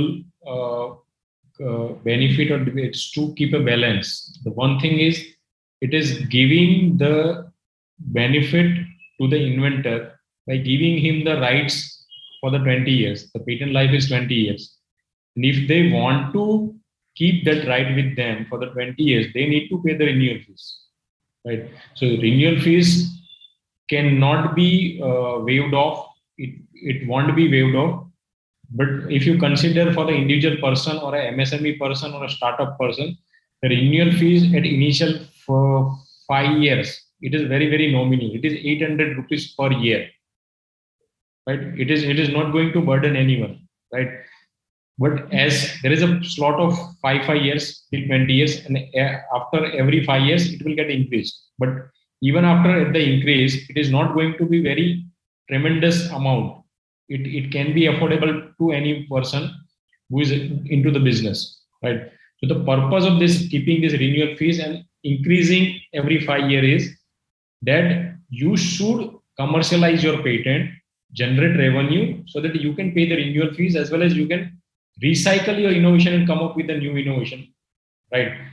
This 20 years is to give the encouragement to the inventor, and after 20 years is over, once patent is expired, it is available to the public or the society to use it for the benefit of the society. So it is a balance between the inventor as well as the society benefit, and just renewal fees is not going to be burden to anyone, right? Considering the very, very low fees is there in your, specifically for the startups and MSME or individual person. Absolutely. Kavita, any more questions we have? Thank you so much, panelists. So over to you, Pyali. You can wrap it up in your own way. Thank you so much, Kavita. So I think those were very interesting questions, and I'm sure it just did not, benefit the person who was asking, but in general also it would have helped others. I think in the interest of time, I think we could probably have sort of the concluding, statement from both our panelists. One, Sanjay ji, from you on probably just about a wrapping statement on how this IP can really become the X factor in someone's business. And then Siddharth, going to you and with your passion, probably just in literally 2 bullet points of what would be those 2 immediate things you would like to see happening, let's say from anybody, whether the government, public, us, private organizations, anyone that can in the end help the rural startups and MSMEs both. Over to you, Sanjay ji, first. Yeah, thank you, madam. So at the closing perspective, I just want to convey the message through the platform of TV is either you are a startup or a MSME or an individual person having some creative, innovative idea, just come up and explore the things. There are so many resources are available in terms of support, in terms of finance, in terms of guidance, in terms of mentoring, or in terms of IP also. IP is why IP is playing a very critical role, because idea or startup is based on any particular innovation or innovative idea. If you do not protect it, definitely other person will come and copy it, right? So if you do not protect it, you can lose the business in future. So that's why it is always advisable to protect your intellectual property as early as possible, right? To safeguard your business, to safeguard your idea from the copying. If you have that protection proper way, then definitely you can explore and leverage into the further business expansion or business scale up, because there are so many things that people are not aware that this kind of, they do not have IP and then go on discussing the many peoples to get help either from funding or other perspective. But the person the other way, you do not understand the what thought process he is using, right, to take that idea, and because of he is having the resources, he can easily come into the market without you think of. So if you have IP protection, you can always stop or avoid that kind of situation into the future. IP, if you consider any foreign country or university, their universities are self-funded just through the royalty of the patent, right? Here, we would like to see that kind of educational institute, that kind of incubation centers who are self-funded based on the royalty earning of their intellectual property. Thank you so much. Siddharji, quick, your concluding two-line statement. Yes, India is shining, and it's shining because of rural India. And as far as very surprisingly, पूरे startup, पूरे MSME या government का जितना भी budget है, तो सबसे ज्यादा बेनिफिट रूरल इंडिया को मिल रहा है, मिलता रहेगा, मिलने वाला है. And even surprisingly, more than 50%, 60%, 80% subsidies are given for making our farming, agriculture next generation level. So इतना बेनिफिट और कोई भी MSME में, कोई भी फैक्ट्रीज में नहीं मिल रहा है. So just take the advantage of it, and poverty, to remove the poverty, to remove the unemployment, and to create a self-employment, uplifting rural India is the best way. And government is supporting like anything. Only thing is we need to have a self-confidence in ourselves and make our agriculture a more professional, process-driven business. Then magic is going to happen. Thank you very much. Thanking both of you. It was absolutely a delight listening to both of you. Thank you very much. And I'm sure it is helpful for everyone who have joined us today. Thank you once again. Over to you, Dr. Praveen Parmar. Yeah, so it was really indeed, I mean, it was a fantastic session moderated by Piali, and I think a lot of insights about the startups and the MSME scheme shared by Sanjay Bhai and Siddharth. And so I personally, Siddharth, I'm coming from a farmer family, and I came to know about 2-3 things which I was not aware about it. So thank you so much for sharing the detailed insights about those sectors as well. And it was really a great session, Piali. Thank you so much. And yes, Kavita, over to you. Bye bye, everyone. Truly said, Dr. Praveen. Thanks a lot, Ms. Piali Chattopadhyay, Mr. Sanjay Kumar Patel, Mr. Siddharth Bhatt for the detailed session on government policies and startup schemes. So now, entrepreneurs and viewers, don't forget to subscribe Vyapaar Jagat TV, and don't forget to click on bell icon so that you don't miss any important notification from Vyapaar Jagat TV. Our hashtag is Mera Vyapar Meri Pehchan, and keep posting the glimpse of today's event on your social media, tag Vyapaar Jagat, and also give a hashtag Mera Vyapar Meri Pehchan. We appreciate your comments, your questions, your feelings in the comment box on YouTube where we are live, and we will try to share your questions with our speakers in real time. So let's move ahead and move on to our next session, which is Intensity of Intentions by Ram Kumar Seshu. So can we have Ram Kumar ji? Yes, sir. Welcome, sir. Ram sir is the author of the Born to Win process, which is based on the learnings from the Bhagavad Gita and Upanishads.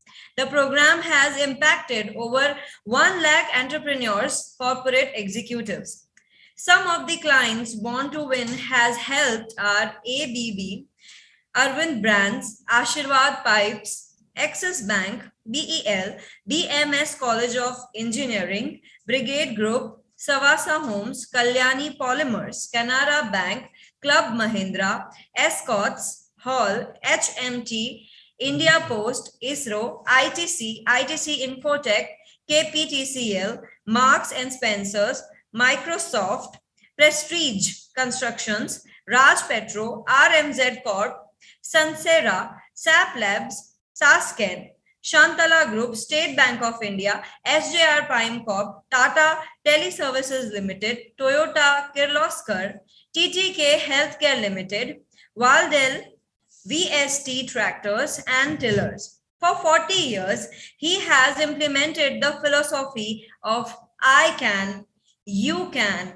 and we can, based on the principle of Aham Brahmasmi. He is now working to help empower and create enlightened entrepreneurs by aligning their Shakti, Ichha, Jana, Kriya with Manas Shakti. His signature program is Enough is Enough. Dimag ki batti jalao. Take charge of your life. Welcome, sir. Interesting introduction, which I read, and I'm very excited to hear more from you. Welcome to Vyapaar Jagat. Over to you.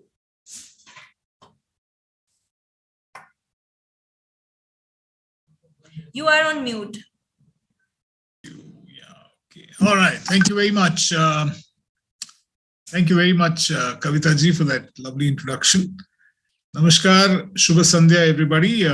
Warm welcome to all of you, and Dr. Praveen Parmar, and somebody who's becoming a good friend of mine, Aditya. Thank you so much for this opportunity to talk to you and share some thoughts with all of you. Thank you so much, sir, for joining, and yeah, looking forward, sir. Thank you so much. How's it going? Yeah, all going well, and yeah, so in fact, we are getting more than what we have expected, and things are very smooth, and yeah, all well, sir.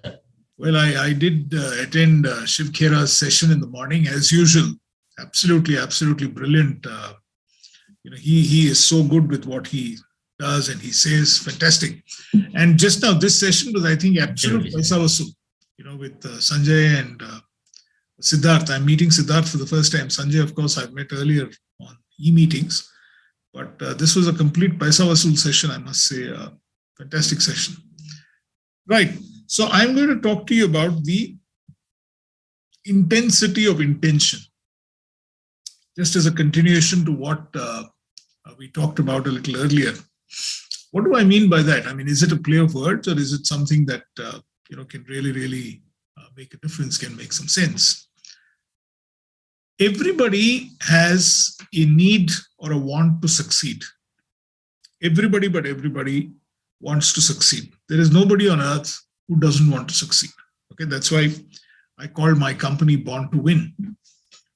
And when I'm saying that everybody wants to succeed, everybody starts out with the intention, especially when you want to start an enterprise. And I love what Siddharth talked about a little while earlier, about the fact that, the time is now and the time is best in India at this point of time, and especially in rural India, where we're going to do extremely well.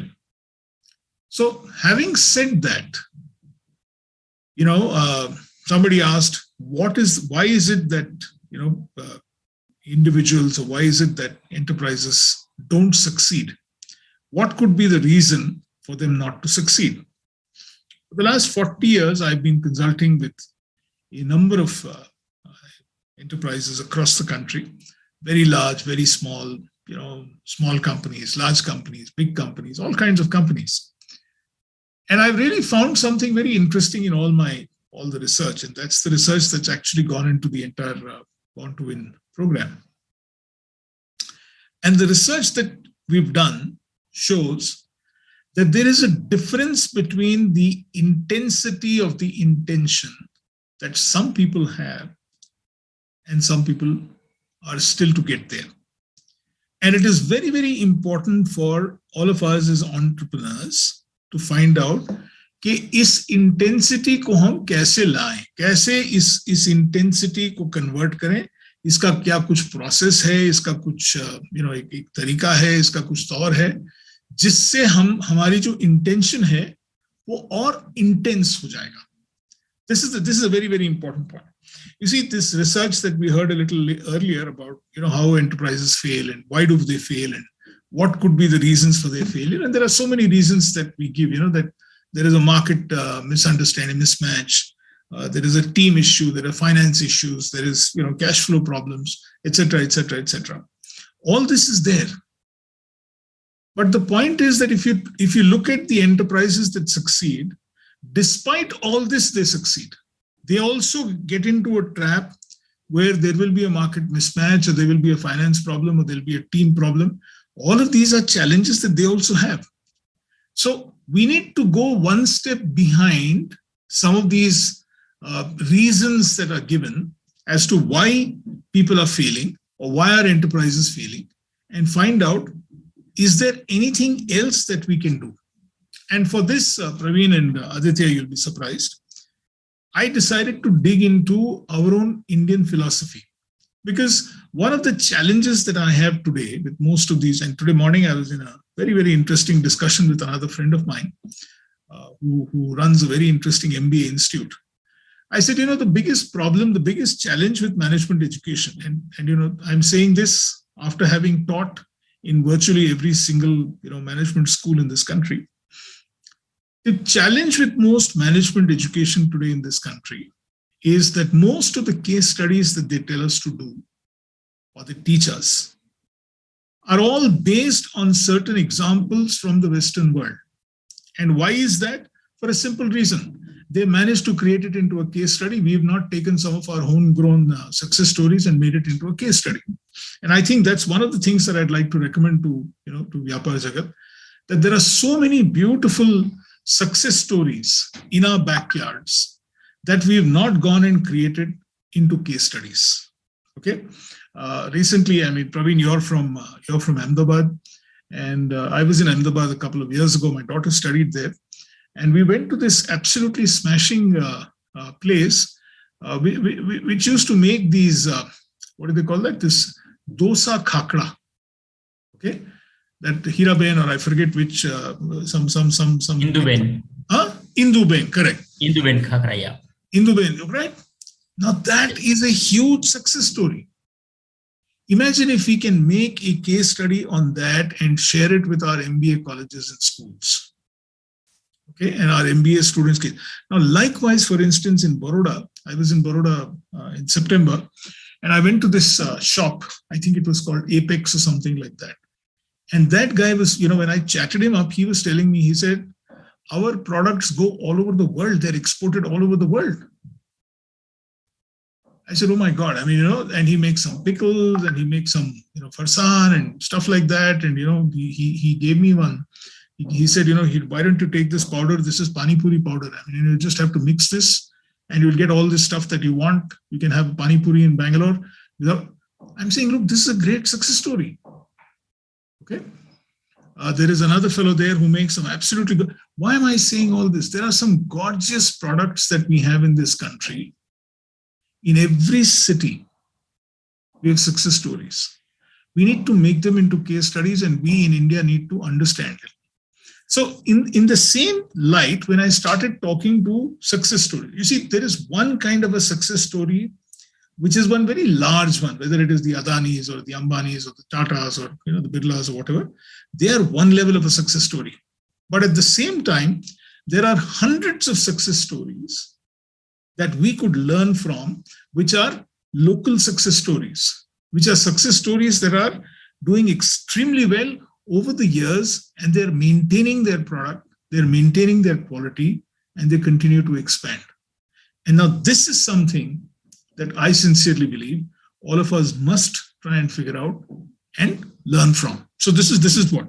So when I started researching this, and I said, is it possible for us to look at this and say, how can we start sharing these, the secret ingredients of our homegrown success stories, the small, tiny success stories, the dosa wala who's been around for the last 20, 25 years and continues to deliver great dosas. Now that's a great success story. That guy is doing a fantastic job.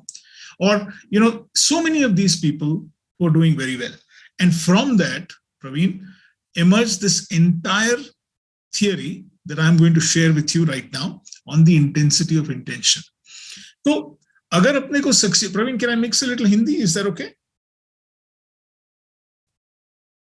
I'm sorry, sir. Can you come again? Can I mix a little Hindi when I'm talking?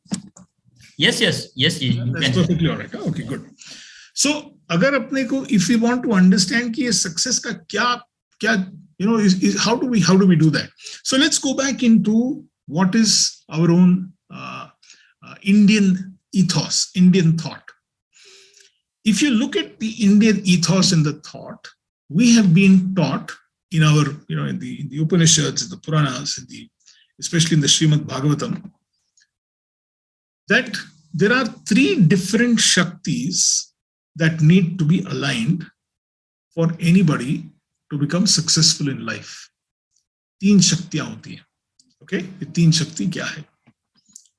एक, इच्छा शक्ति. अपने को जो भी करना है, अपनी इच्छा, हम लोग का इच्छा जो मतलब एक इच्छा होना चाहिए कि हमको we want to be successful in life. Whatever it is that we want to do, we need to figure out a way of harnessing this ichha shakti that is there within each one of us. The second thing that we need to look at is what is known as jnana shakti. इच्छा होनी चाहिए, लेकिन सिर्फ इच्छा होने से successful होता ये मुश्किल है. तो we need to get into a situation of what is known as ज्ञान शक्ति. तो उसका जो knowledge है, उसका जो wisdom है, उसको भी अपने को harness करना पड़ेगा. तीसरा is called क्रिया शक्ति.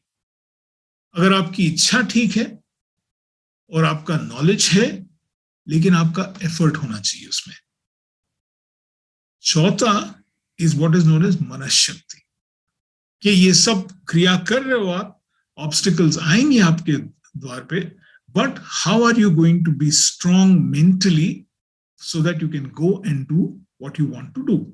So when I studied this model, I was shocked that if you can align these four Shaktis and make Abhyasa a continuous practice, then I think we've got a fantastic recipe for success. I'd just like to share a few slides. Can you enable me to share my slides?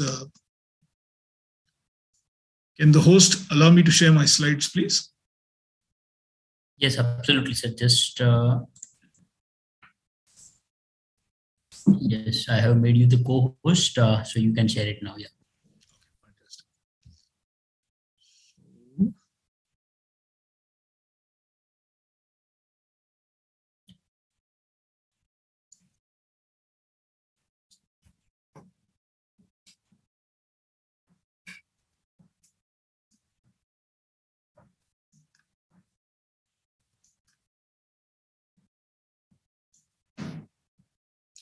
Can you see my screen?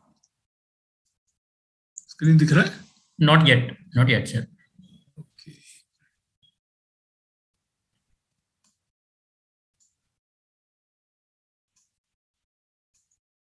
Right. Is this possible? Can you see this now? It's visible now, yeah. Yes. Fantastic. Just give me 1 minute. I'll try and make this into a Slideshow. Right. Can you see this? Yes, yes. Yeah? Okay, great. So what do you mean by Ichha Shakti? Ichha Shakti is all about the fire within. And how do you make sure that this fire within is going to glow in a very, very proper way? Okay? Ye jo aag honi chahiye, you know what we call the fire in the belly. Okay? Now this fire in the belly concept itself is something which is a very Indian concept. You know, we say that the Navi is the center of our entire human body. So usme jo aag honi chahiye, that is the Ichha Shakti. Now, Ichha Shakti karne ke liye apne ko, what do we need to do on the Ichha Shakti part? We need to get three things right into place. Okay, what have I done? All right, we need to get three things right into place. The first is that we need to work on what I call our Swadharma.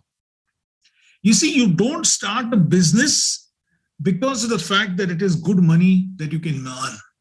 You start a business only for one reason.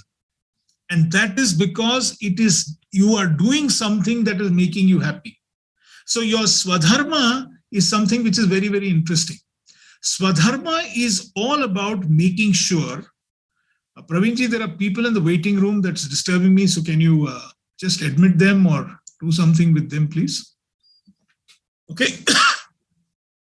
So when your enterprise, when your business, when your entire idea is based on your Swadharma, then your Ichha Shakti is glowing nice and bright. What is the meaning of Swadharma? Swadharma is a very simple concept. Swadharma is doing something that makes you happy while ensuring that there is nobody else who is unhappy. Let me repeat this. Swadharma is to do something that makes you happy without making anybody else unhappy. That is the whole meaning of your Swadharma. So is my enterprise something that is going to help me make people happy in a way that I am going to be happy and I'm going to make the whole world happy and I'm not making anybody unhappy? If that is happening, then you've got the first leg of Ichha Shakti. The second leg of Ichha Shakti is your inner strength. You know, we live in a deeply comparative world. Unfortunately, when we live in this deeply comparative world, what happens to each one of us is that we are constantly compared with somebody else. And in the process, we forget what our strengths are. We've got to have a system by which you keep reminding yourself of your inner strengths. Everybody is unique.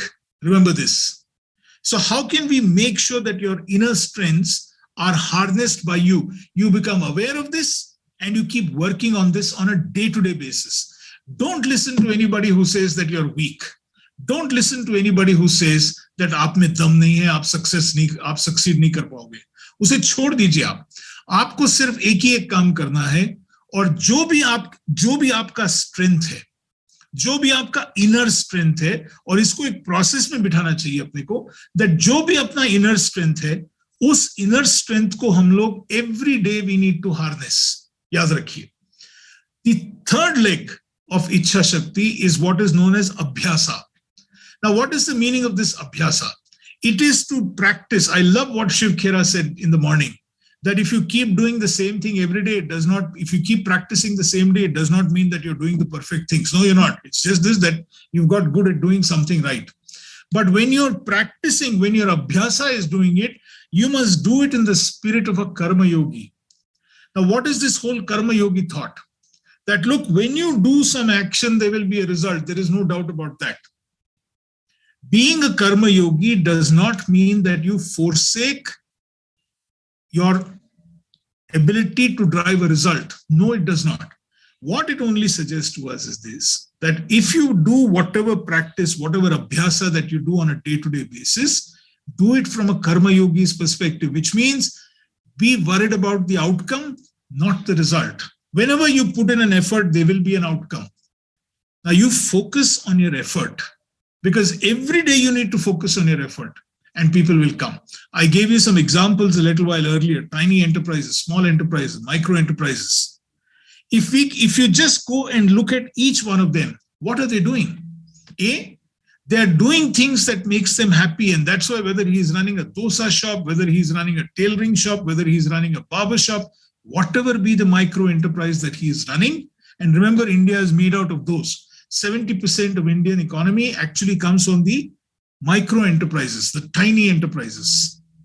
If you can get this Ichha Shakti going, which is aligning your Swadharma, working on your inner strengths, not worrying about what you don't have, focusing on what you have and making sure that you use that as a means of getting what you want to get.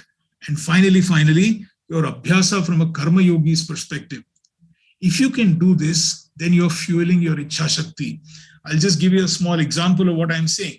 And I'm going to give you some examples again from an industry that all of us understand, which is the food industry, because that is something that every one of us is familiar with. I was recently, there is a fantastic guy here in Bangalore who makes some of the most beautiful idlis, and it's called Brahmins. It's a guy called Adiga. And I was asking him this. I said, when did you start this enterprise? This is something that his father had started. It is not something. But from then till now, their idlis are supposed to be very, very famous. There are no tables to sit.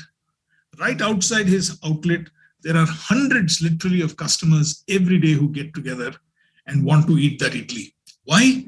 Because he is doing something that makes him happy. He's working on his Swadharma. The strength that he's working on is very simple. He's got a tiny outlet. And he says, look, this is my strength. I can make the best idlis. I don't want to make a dosa. I don't want to make sambar. That's not my strength. And finally, he works like a karma yogi. Every day, can you imagine coming up and making that same idli? Now, this is the power of Ichha Shakti. And this is something that we need to inculcate in all the young people, in all the entrepreneurs that we've got. Not very difficult. We can see this happening across. The second thing that we need to work on is what is known as your Jnana Shakti. A lot of businesses fail, Praveen, only for one reason. Because there is a business of the business enterprise that we need to focus upon.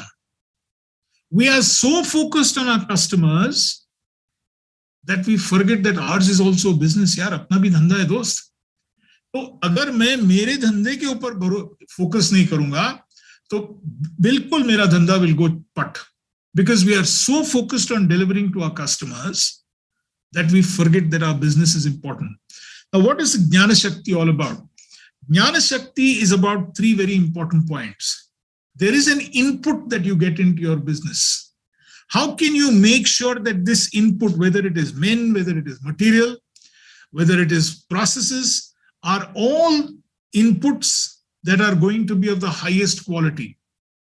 I recently read a beautiful, forward on WhatsApp. WhatsApp University is fantastic. You get all these lovely forwards.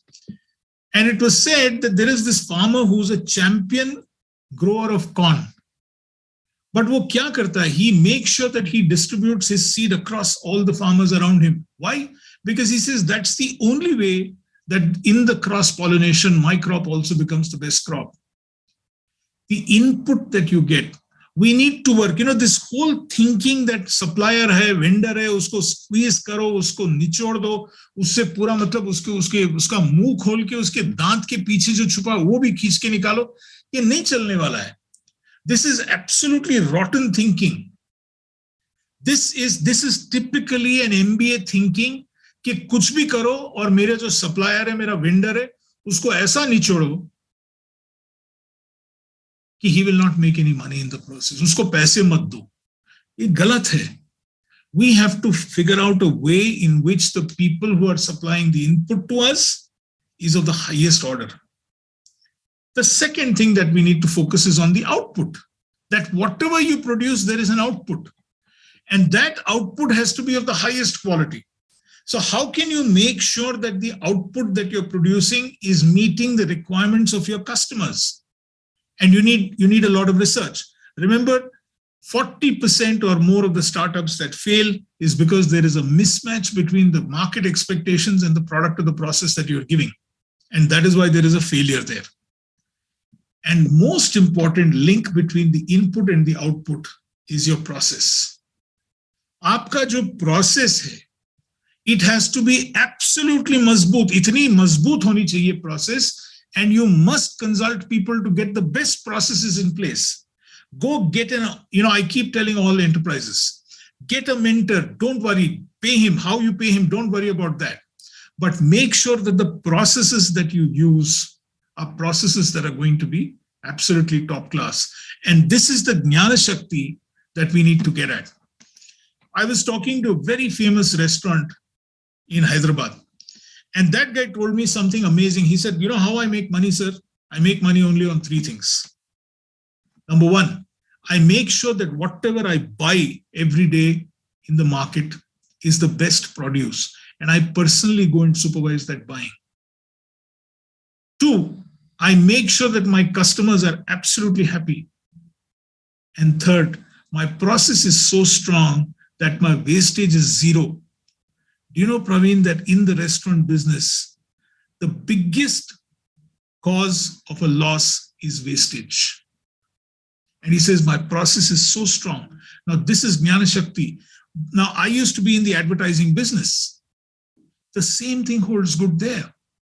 When we used to create some of the best ads, whether it is for Sundrop cooking oil or whether it is Seat Tires or Amul or Zandubam or whichever company that I worked on, and I created some absolutely stunning ads, we followed this to the T.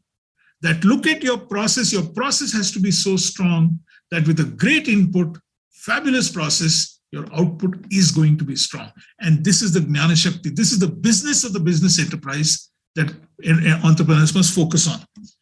The 3rd thing that I told you that we need to look at very clearly is this. We need to focus on something called Kriya Shakti. भाई इच्छा तो strong है, knowledge भी अच्छा है, process भी ठीक है, लेकिन अपने को क्रिया नहीं करना है. What does Kriya Shakti mean? How can you implement whatever you know so that you will succeed in life? The implementation aspect. And this has 3 legs again. 1 is to pursue excellence. कि हम लोग जो भी करेंगे, छोटा करेंगे, बड़ा करेंगे, उससे कुछ हिसाब नहीं है. लेकिन जो भी हम करेंगे, हम एक ऐसा भावना से करेंगे कि we will give you a product that is absolutely excellent. ये एक फीलिंग होनी चाहिए हम में कि जो मैं कर रहा हूं, मैं इतना मोहब्बत से कर रहा हूं, मैं इतना प्यार से कर रहा हूं कि ये absolutely excellent होना चाहिए. Recently in our building, we did a temple. And I met the person who carved the murti. And he was saying it took him a long time to do that. And he said, I was paying so much of attention to the tiniest of details. कोई बोलेगा अरे क्या इतना फर्क गिरता है यार, मतलब उसका जो गणपति का जो मूर्ति है उसमें गार्लैंड था, how does it matter? It'll get covered. No. And he said, no, I need to make sure that is the best product, excellence. The second thing that we need to look at is effectiveness. You see, if you want to have a sustainable operation, then it has to be effective. What is the meaning of effectiveness? Sometimes in the pursuit of excellence, we also forget this very, very important point, that if it is not sustainable, then you must have the guts and the courage to give it up. So effectiveness becomes another very, very strong leg on Kriya Shakti. And the 3rd, the growth or the scalability. It's very, very important for us to remember that you need to grow these brands. You need to grow the enterprise to whatever level that you're comfortable with. I'm not saying that everybody should aspire to become $1 billion company. That is not the idea at all. But whatever it is that you're going to be doing, it needs to be scalable because the enterprise must grow. That is something which is important. So Kriya Shakti is excellence, effectiveness, and growth. Sustainability, scalability. So long as we have this with us, then this enterprise is bound to succeed. The last thing is about the Manas Shakti. How do you stay the course? I see a lot of entrepreneurs coming up, and when I ask them, I say, okay, what is the long-term plan? You know, the shocking thing they tell me is, sir, 5 साल में मुझे retire होना है. I said, ये गलत है. अब, definitely you retire in 5 years. There's nothing wrong with that. But the point is, you don't start the enterprise saying कि मेरे को पैसा बनाना है या मेरे को retire होना है 5 साल के अंदर. ये गलत thinking है. This is not right. So how do you do this? Number one, every day you will find obstacles. जिंदगी का यही मतलब है कि आपको पत्थर मिलेगा, आपको कांटा मिलेगा रास्ते पे. ये मत सोच के सब चलिए कि मेरे रास्ते में कोई पत्थर ना होगा ना कांटा होगा. This is foolishness. So there will be obstacles that will come in your way. The entire Bhagavad Gita, Praveen, is all about this play of obstacles and how do you overcome these obstacles. Because you will have hot and cold, you will have pleasure and pain. ये होने वाला है. You need to get that mental strength not to get carried away when you have any obstacles and not to get carried away when you get success on your way.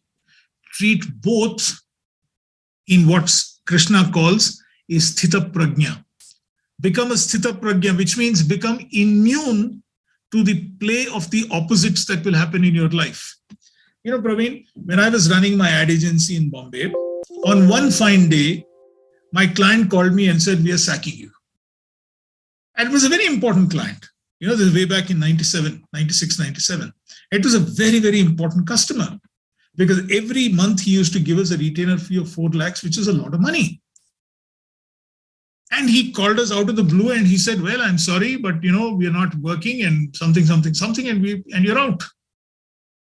And I was completely, shattered because we put in a good amount of effort. The boys were shattered. Everybody was shattered in the office.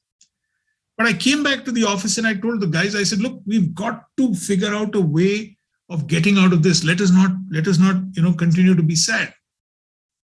And that evening we went to Reserve Bank of India and we made a fantastic presentation to Reserve Bank of India and we got the account.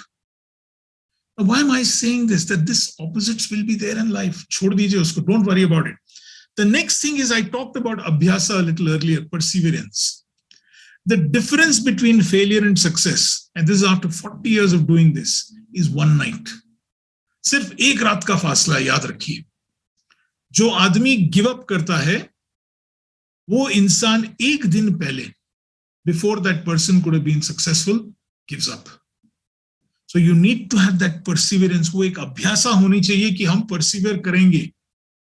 And next, you must have that vairagya, that one-pointed focus, not to get worried about what happens. So these are the 4 things that become very important. The Ichha Shakti, the Jnana Shakti, the Kriya Shakti, and the Manas Shakti. If you get all these 4 into alignment, then the intensity of your intention is extremely strong and you will succeed in life. Ladies and gentlemen, there are enough and more of examples around us of brands, of people, of products, of services who've succeeded. And they've been successful not yesterday, not day before yesterday, but for the last 30, 40, 50, 60, 70, 100 years. We need to learn from them. With that, I close my talk. If there are any questions or anything else, I'd be very happy to answer this. I will stop my share. Yeah.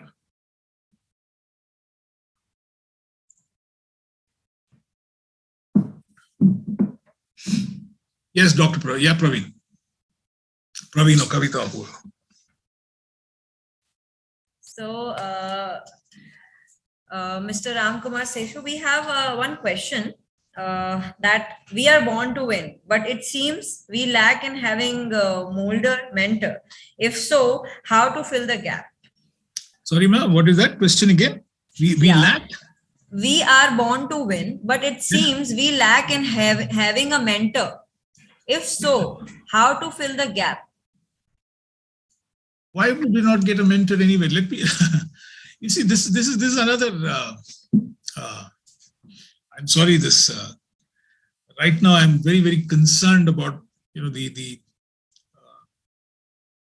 education system that all of us are going through in life. Okay, I have nothing against MBAs and things like that. Some people think that they are not getting a right mentor in their life. Yeah. So who can be a good mentor for you? Let me answer this question. Yes. Yeah. don't look for brands as mentors.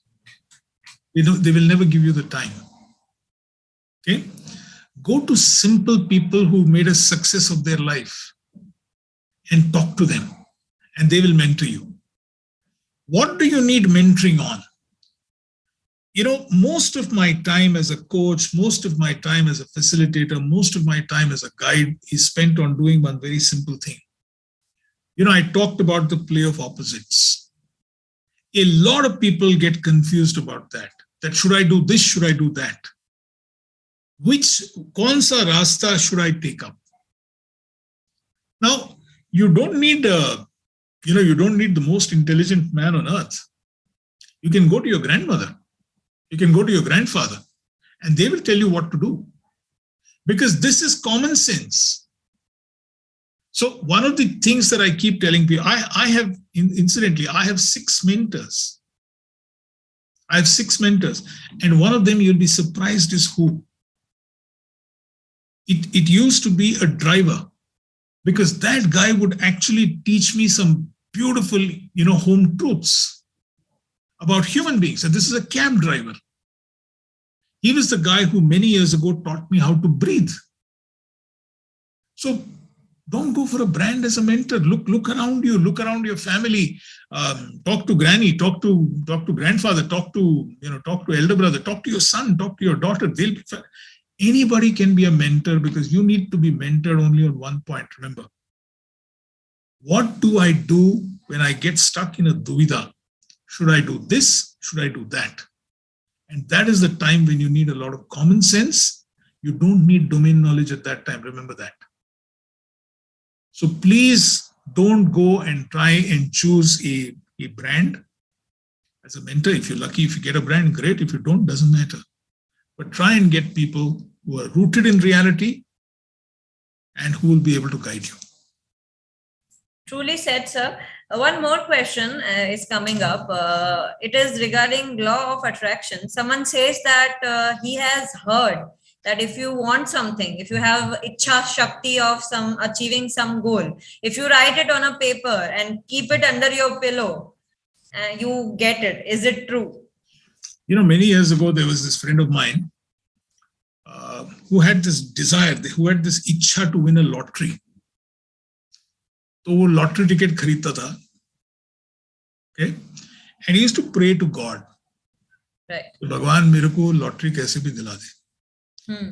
So after some time he stopped buying the tickets, till one day God came in his dreams and said, अरे बेवकूफ, पहले जाके ticket तो खरीद, मैं कहाँ से तेरे को lottery दिलाऊंगा if you don't buy the ticket, right? Correct. Now the point is this, that इच्छा शक्ति होना अच्छा है, law of attraction is very good, but law of attraction should be followed with the other 3, the jnana, the kriya and the manashakti.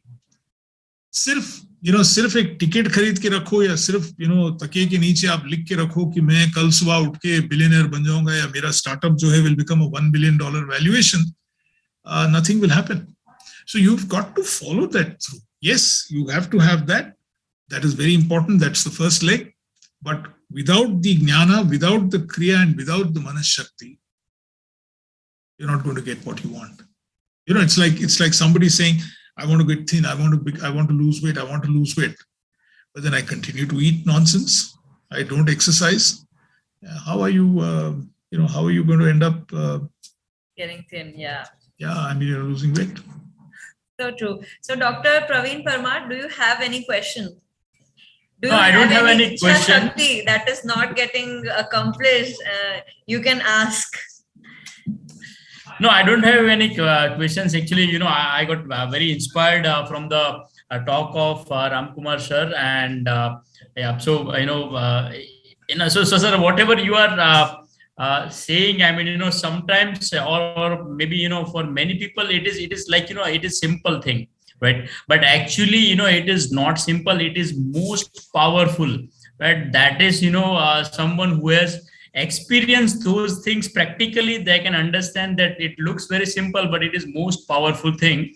And sir, you have shared your insights about the karma and everything. So that is the actual nature. We are part of the nature, and that is something that is the the actual thing. The entire ecosystem or the entire thing is working based on those fundamental algorithms. So that is really very useful for, I think, all the entrepreneurs and those who are attending this particular session. So I would like to thank Ramkumar sir. Thank you so much for your time and sharing your insights, sharing knowledge, and educating all of us. Thank you so much.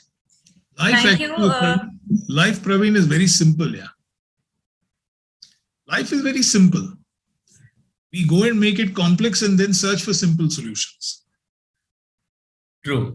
My mission in life is to decomplicate life, demystify life and make it very simple, so that everybody can do what we need to do. It's as simple as that. No, but that is the point, sir. We forget the basics, and we are following set of things which are actually making our life very complicated.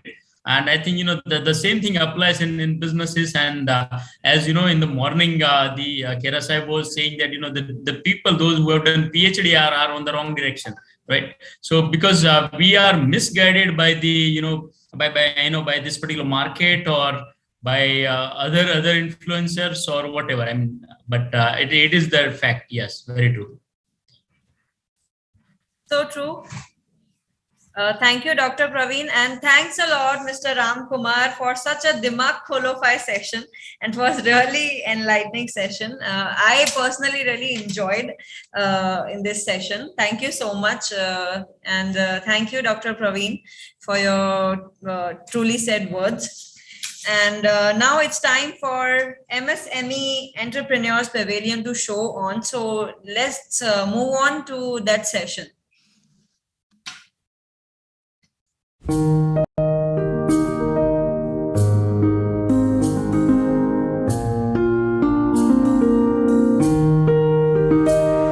कोई सपना देखें हम उसे पूरा करें, कोई उड़ना चाहे हम उसे विश्वास दें, कोई सपना देखें हम उसे पूरा करें, कोई उड़ना चाहे हम उसे विश्वास दें,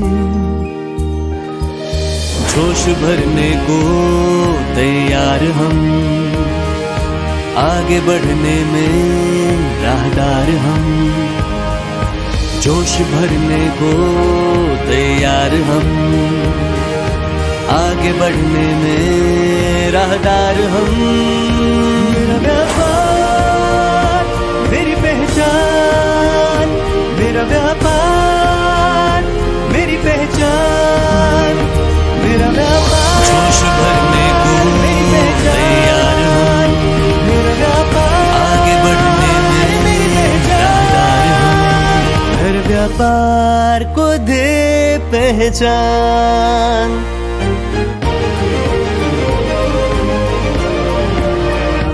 हर व्यापार को दे पहचान, व्यापार जगत।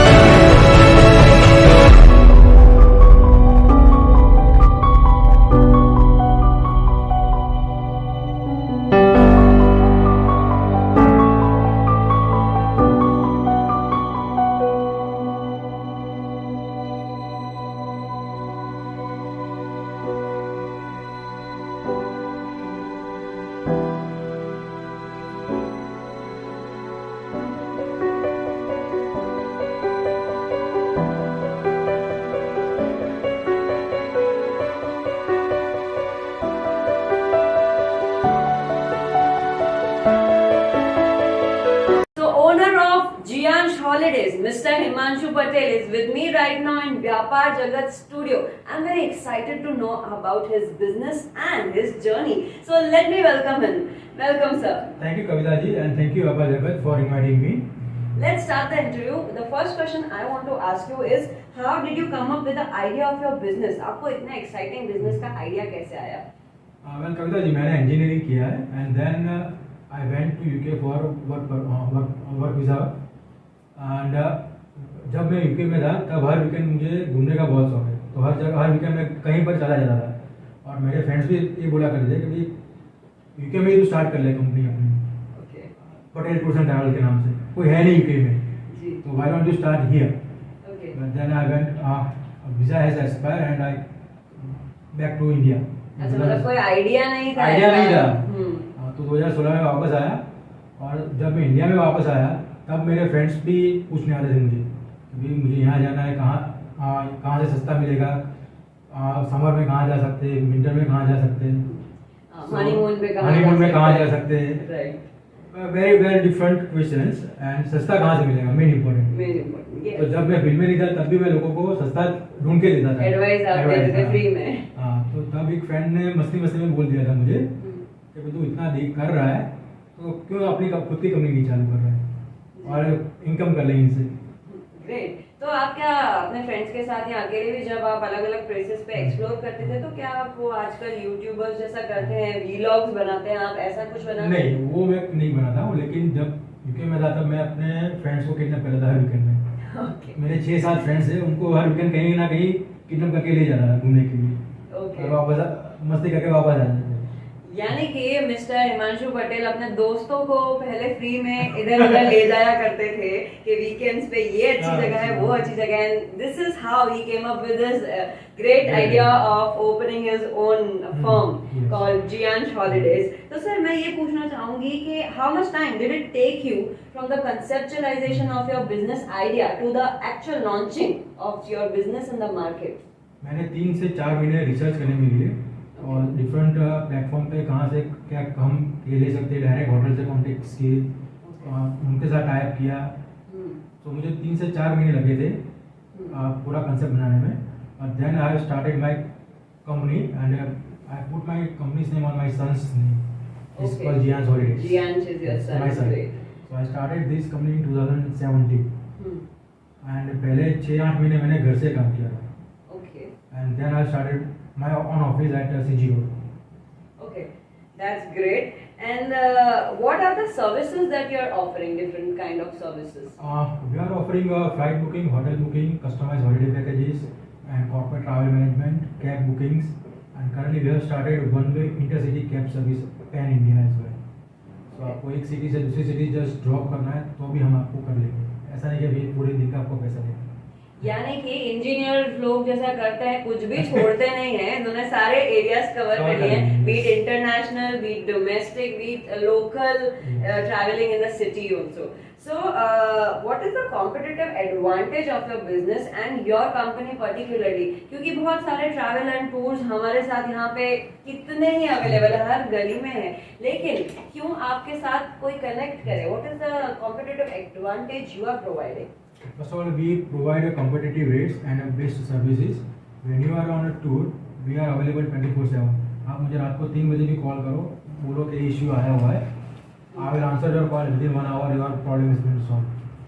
Okay. और ऐसा नहीं है कि अभी मेरा फिक्स बजट रहता है कि भी आपका पर पर्सन का 15,000 है, जो भी है वो मेरा फिक्स नहीं होता। आप बोलो मुझे 50,000 में घूमने जाना है तो मैं आपको 50,000 में घूमने भेजूंगा। आप बोलो 10 लाख में है मेरा बजट, मैं आपको 10 लाख में घूमने भेजूंगा। यानी कि कोई छोटे से छोटे बजट वाला इंसान हो या फिर बड़े से बड़े खर्चा करने वाला अमीर आदमी क्यों ना हो, सबको ये घुमाने भेज सकते हैं। So this is what his competitive advantage is.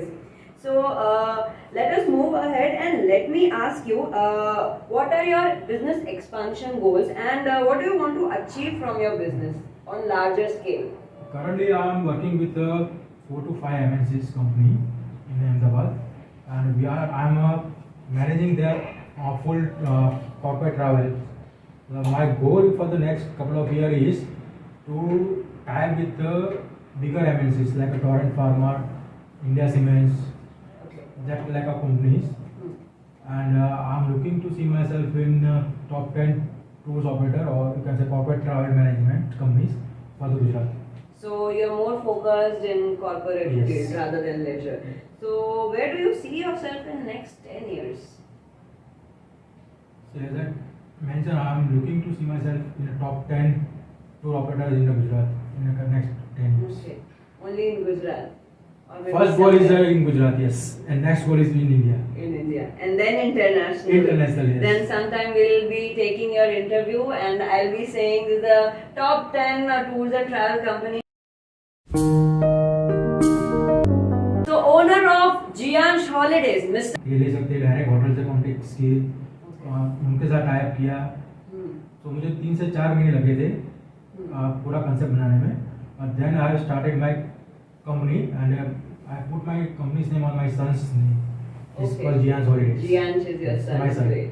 So I started this company in 2017. Hmm. And पहले 6-8 महीने मैंने घर से काम किया था. Okay. And then I started my own office at CG Road. Okay. That's great. And what are the services that you're offering? Different kind of services. We are offering flight booking, hotel booking, customized holiday packages, and corporate travel management, cab bookings. And currently we have started one-way intercity cab service pan India as well. So आपको एक city से दूसरी city just drop करना है तो भी हम आपको कर लेंगे. ऐसा नहीं कि अभी पूरे दिन का आपको पैसा देंगे. यानी कि इंजीनियर लोग जैसा करते हैं, कुछ भी छोड़ते नहीं हैं. इन्होंने सारे एरियाज कवर कर लिए हैं, be it international, be it domestic, be it local, travelling in the city also.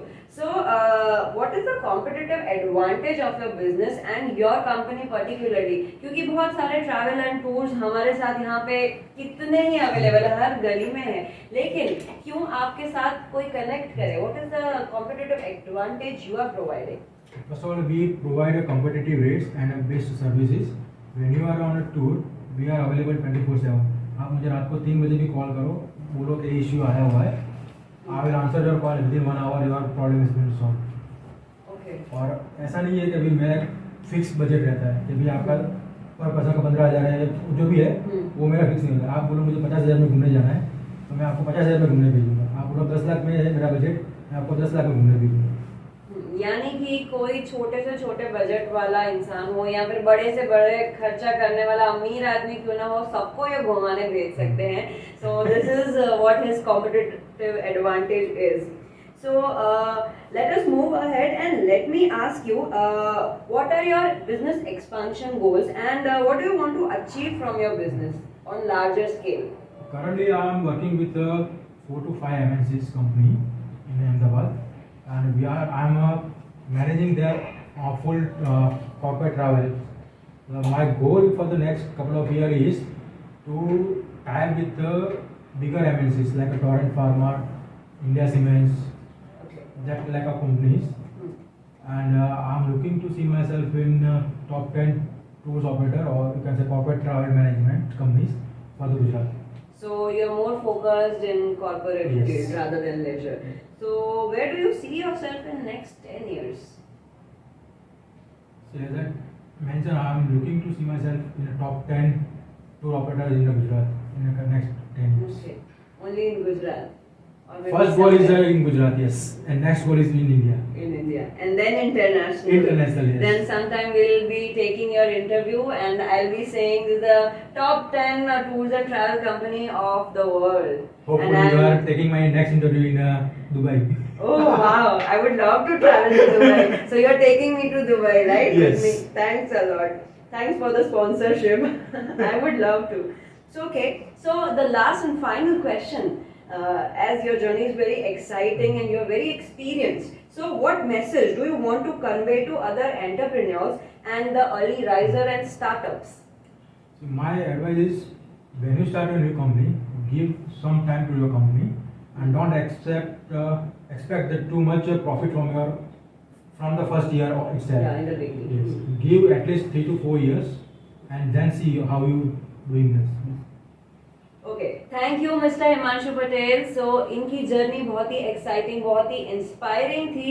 So I hope जितने भी स्टार्टअप्स और अर्ली राइजर्स हैं, you must learn something about Mr. Himanshu Patel and from Mr. Himanshu Patel. Thank you so much, Thank sir, you. and thank you, Vyapaar Jagat. So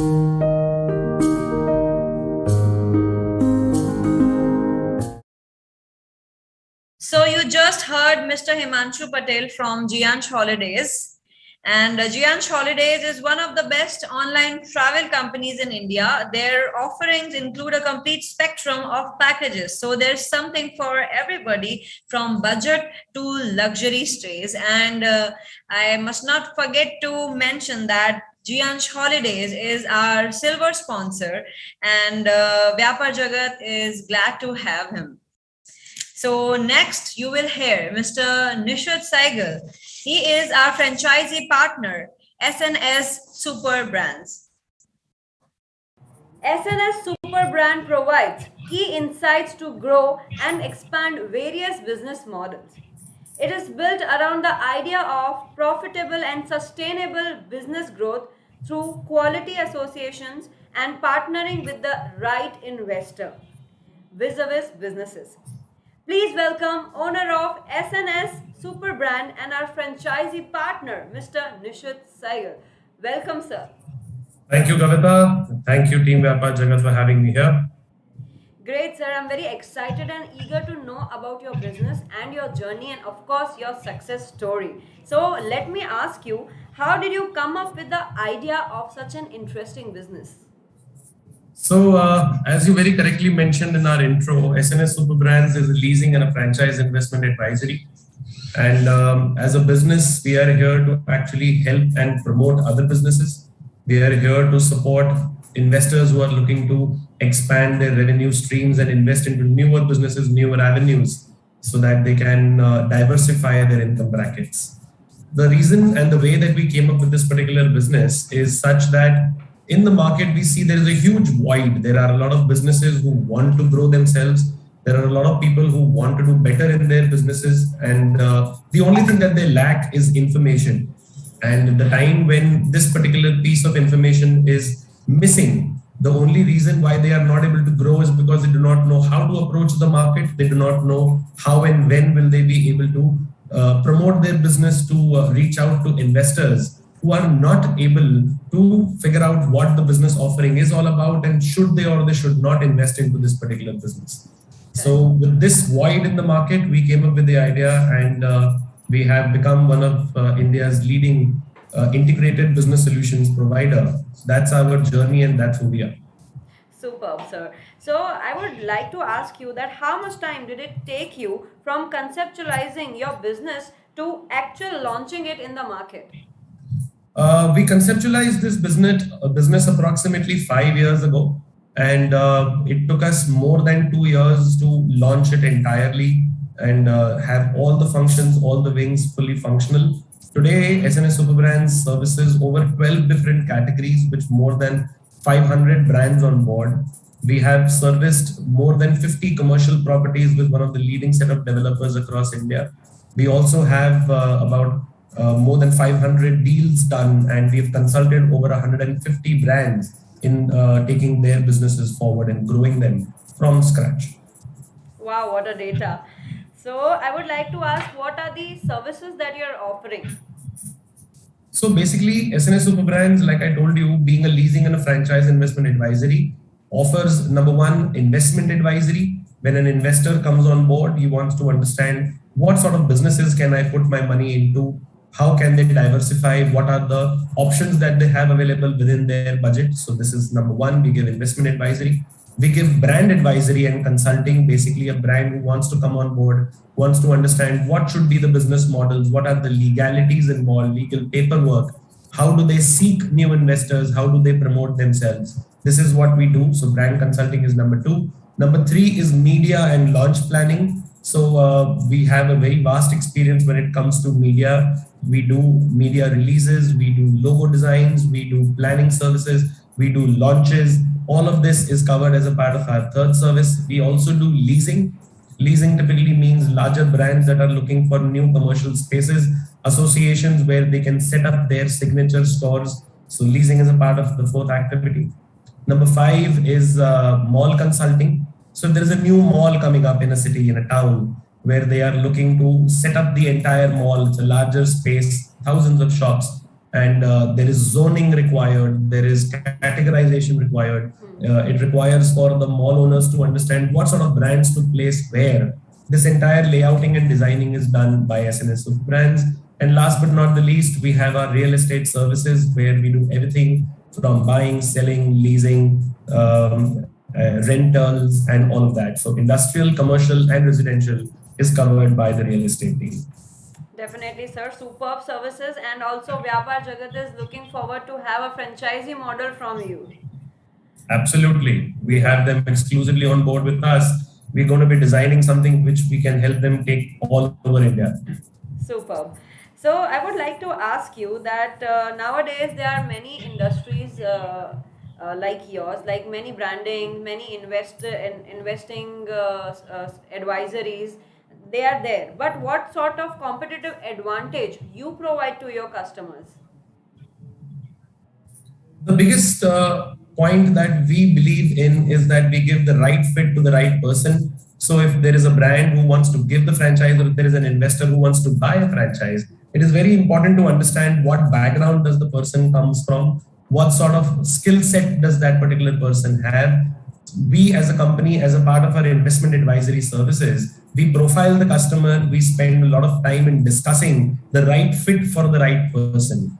All the others, contemporaries that you may talk about who are doing similar services in the market, they are selling these services in bulk. So basically it is a bundled set where you come and you pick and choose what you want. The difference is when you go to a mall and you do self-service when you are buying off a superstore, as compared to when you go to a smaller shop where the owner knows you personally and he gives you personal service and suggests that you should take this because this is good, you can try, this is new, things like that. So our competitive advantage is in the individual interpersonal interaction that we have from the senior management to every single investor and brand, which helps us to build a personal connect with them and for them to get better and faster conversions from us. If I'm not wrong, your service is a high profile service. So are you able to offer any monetary competitive advantage to your clients? Very, very vastly for that matter. Us being a Gujarat-based entrepreneurial company, we understand that price sensitivity is the most important. For Gujaratis, yeah. And of course Anybody, for everyone. Absolutely. So for that matter, price sensitivity is a typical Indian mentality. It is not just a Gujarati mentality. But it is more so prevalent here in Gujarat. So people are predominantly of the idea that they are looking for value for money always. So मतलब 10 रुपए में 100 रुपए का काम अगर मिलता है तो they are more than happy. What we have done is that we have integrated all our services in-house. And the biggest advantage that we are able to give our customers is very, very competitive pricing because of this, that we have developed all competencies on board inside the team, which means that we are independent. We are not reliant on any third-party service provider. All our service providers are on board and on rolls of the company. So the company knows that there is a fixed cost towards delivering the output that is desired by the client. And that's how we are able to give them a very good competitive edge. Great. So having everything in-house and not outsourcing anything, what are your large goals and what do you want to achieve from your business? Any expansions? Sure. So SNS basically was built around the idea of giving a good value proposition to whomsoever gets associated with it, no matter which service we give out of the entire list of 6 services. Those people who get associated with us are at all times assured of the fact that they will get a quality output. What we aim to do as a vision of the company is this, that we create more such value centers. Today, we are present in 12 cities across 8 states and 4 countries outside India as well. The plan is obviously to go larger, grow bigger, go to locations where we see a lot of potential.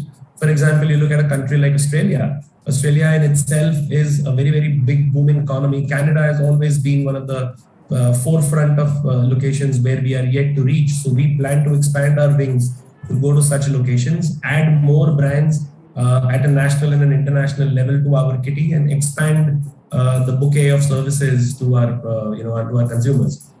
So to be more clear, you are looking for international clients over there overseas, or you are looking for some property, commercial places or something like that for giving it on lease or something?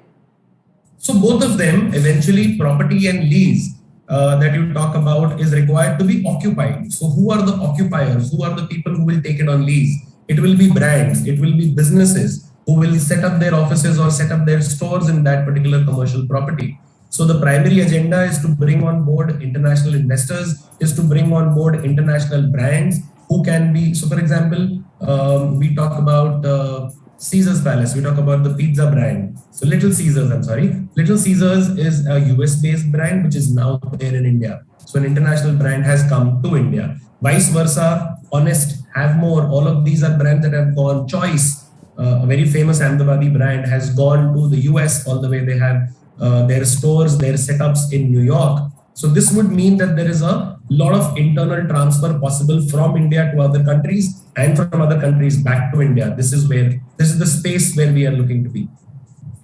That's great. So I would like to know about your team, that who all work with you and your office culture. Sure. So as a part of our team, we are approximately 25 members strong. This is the core team that I'm talking about. And from the core team, as the founder and the managing director, myself, over and above myself, we have our director of sales, who's also the co-founder of the company. Her name is Ms. Shweta. And she basically becomes the forefront face when it comes to taking the brands forward. So from the woman empowerment perspective also, we have a very, very key position taken care of by a very smart businesswoman, followed by a gentleman by the name of Mr. Suman Datta. This gentleman is the chief strategy officer. He looks after the entire brand consulting piece. So whenever a new brand comes on board, people who are looking to diversify, their financial offering, their franchise offering is monitored and taken care of by Mr. Suman Datta. We have Mr. Ekansh Diwan, who happens to be the chief marketing officer. So all the lovely promos that you see, our website, all the logos, the great amount of designing that happens is done by this gentleman. And then we have our head design team. The head of the design team is Mr. Pankaj. Mr. Pankaj takes care of the execution of the entire social media and online promotions. Superb. And what about the office culture? Are you all very friendly, or there's a strict environment in your office to work for? See, we personally feel that there is nothing like office time.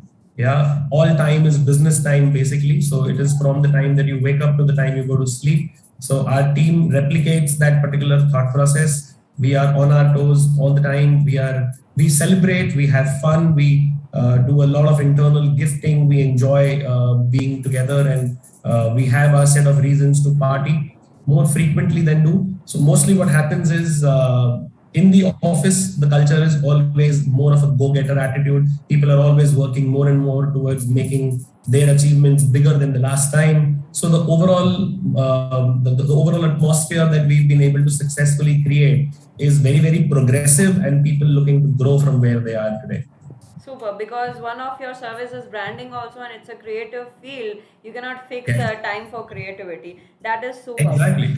So as an entrepreneur, I would like you to give some message and convey to other entrepreneurs and early risers and startups for the inspiration.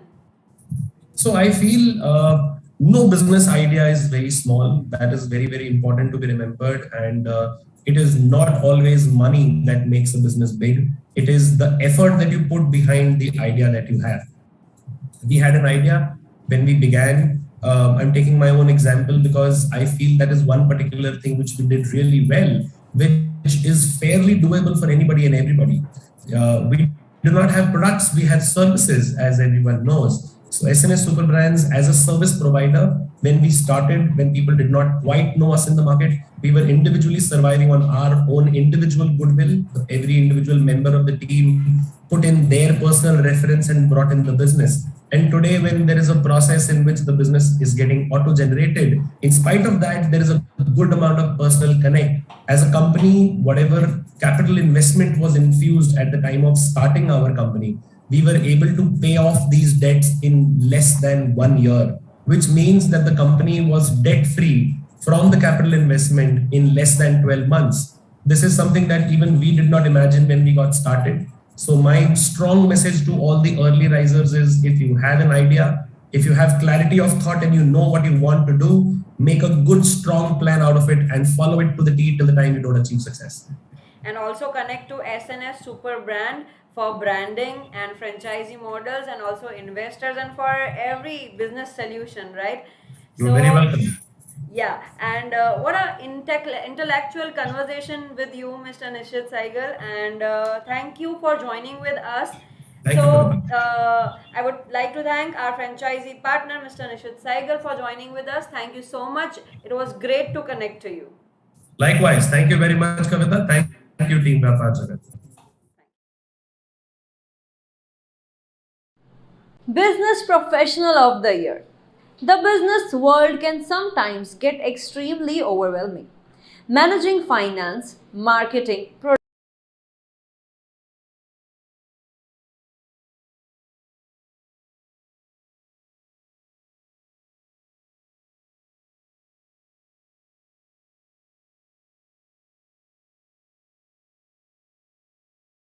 Professional of the Year. The business world can sometimes Business Professional of the Year. The business world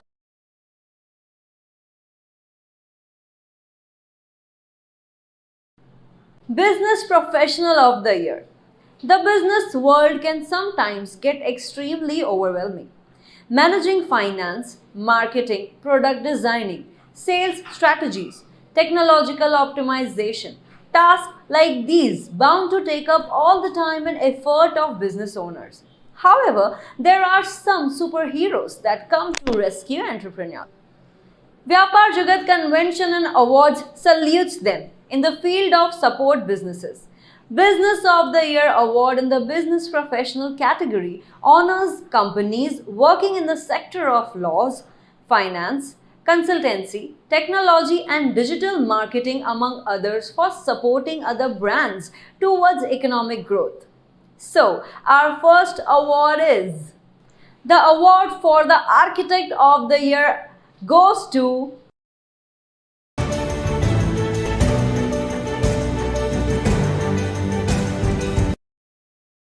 Architect Sonal Soni.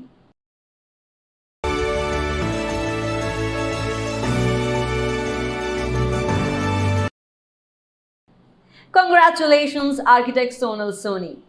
The award for Interior Exterior Designer of the Year goes to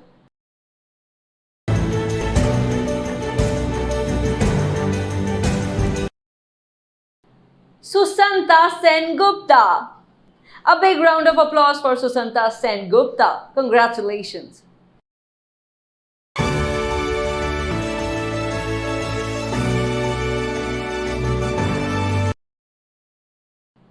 The award for Business Coach of the Year is backed by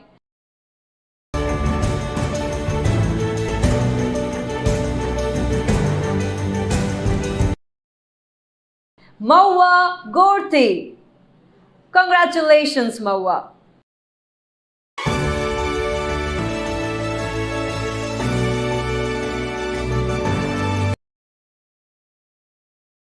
The award for the Insurance Consultant of the Year goes to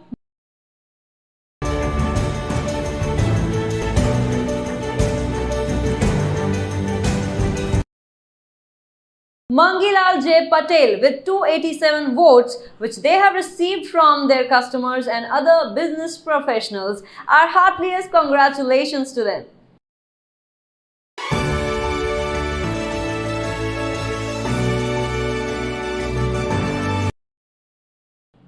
I'm proud to announce the award for the Trendsetter of the Year that goes to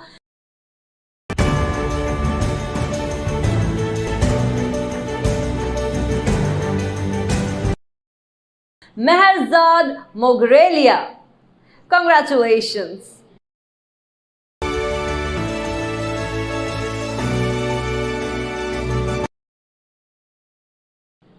Nominations for the Dentist of the Year.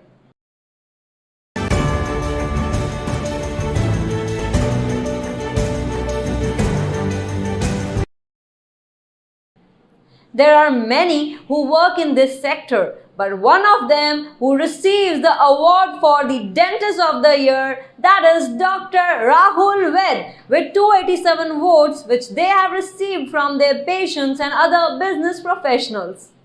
Congratulations.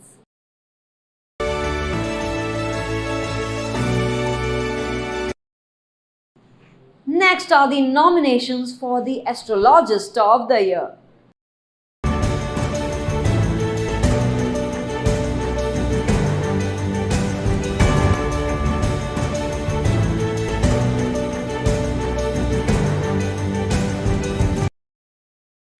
And the award for the Astrologist of the Year is backed by Namrata Kopa, Astro, with 137 votes which they have received from their customers and other business professionals.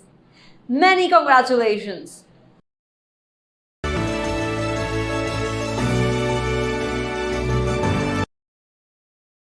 Nominations for the Life Coach of the Year are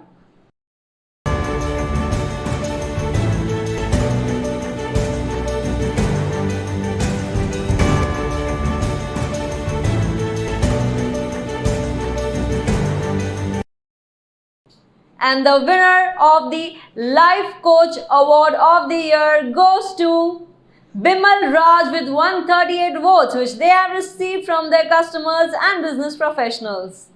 Congratulations.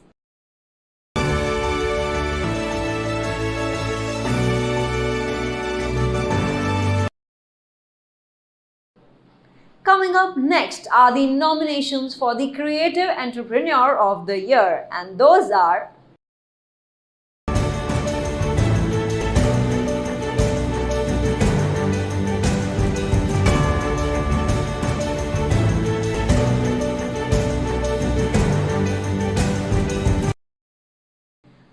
the award for the Creative Entrepreneur of the Year goes to Quirky Writers Media with 158 votes which they have received from their valuable customers and other business professionals. Many heartily congratulations.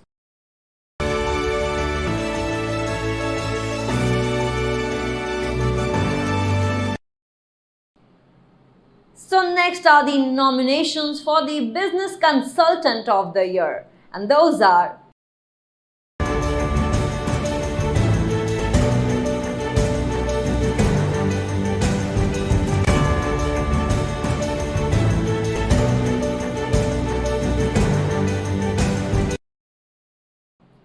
the award for the Business Consultant of the Year is backed by Deepa Nagarajan LLP. A big round of applause for Deepa Nagarajan. Congratulations.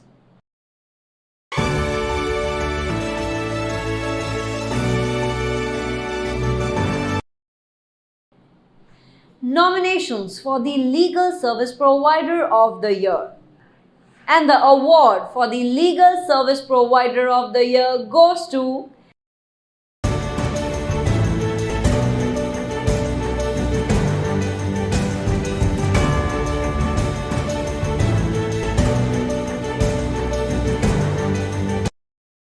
Exelon IP with 527 votes which they have received from their customers and other business professionals. Our heartily congratulations.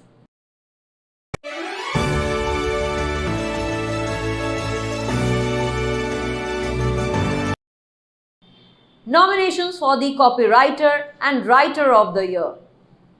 I'm proud to announce the award for Copywriter and Writer of the Year, and that goes to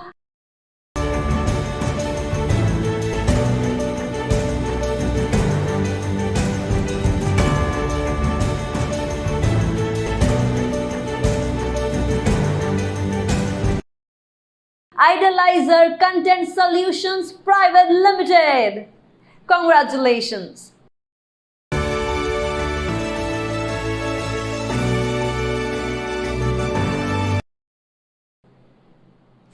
Nominations for the Lawyer of the Year, Real Estate and Construction Industry are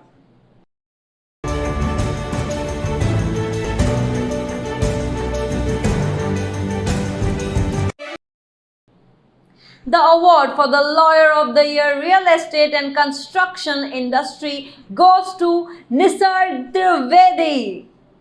Congratulations to Nisar Trivedi.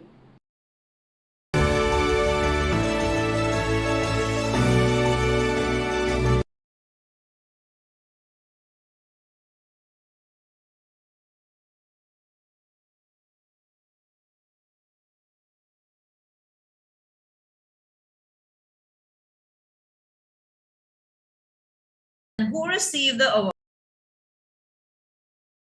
So now the next category of awards are Technological Professional Awards of the Year. Let's see who are the nominees and who has bagged the award. Let's go.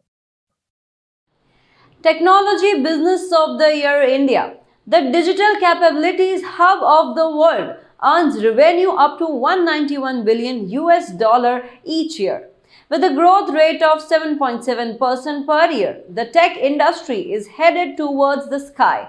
IT companies are steadily taking over the world and accelerating the financial assets of our nation. Vyapaar Jagat Convention and Awards applauds company flourishing in the industry of technology. Tech Company of the Year Award recognizes companies that have undertaken groundbreaking projects that will not only benefit their own business but will also pioneer in the path of making India Aatma Nirbhar or self-reliant. So, our first award is, and the award for the Security Software Company of the Year goes to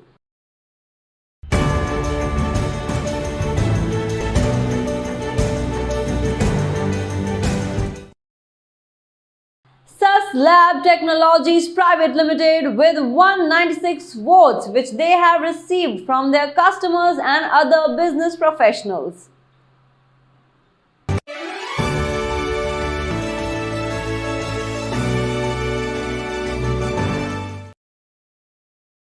Congratulations!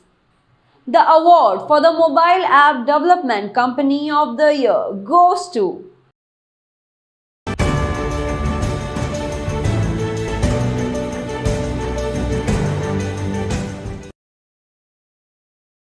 Breezeway Tech.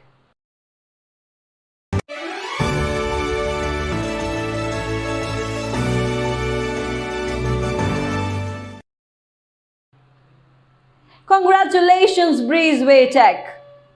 And the winner for the Creative Entrepreneur of the Year is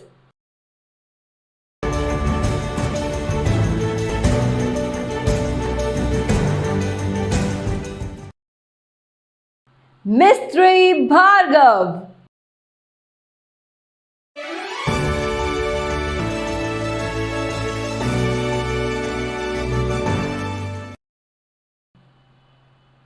Congratulations, Mistry Bhargav. The award for the IT Cloud Company of the Year goes to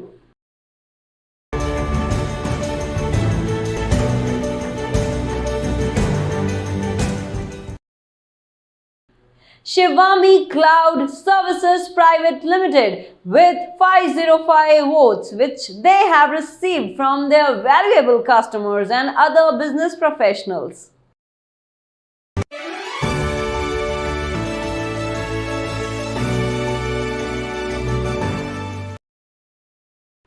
Congratulations!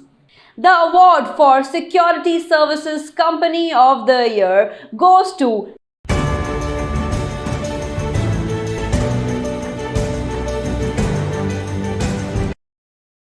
none other than ITCG Solutions Private Limited.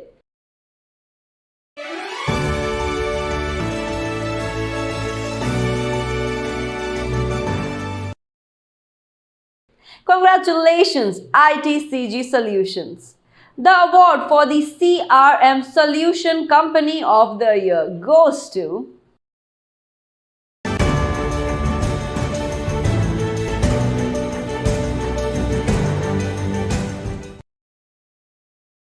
NetLeaf Infosoft Private Limited.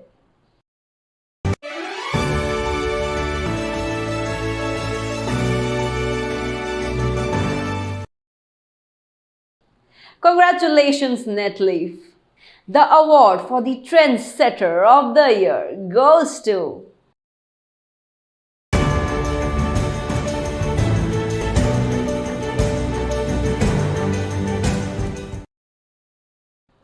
Maya Hero Kudabadi.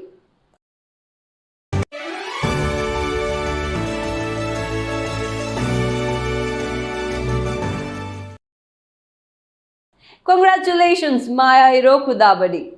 The award for the Computer Business of the Year goes to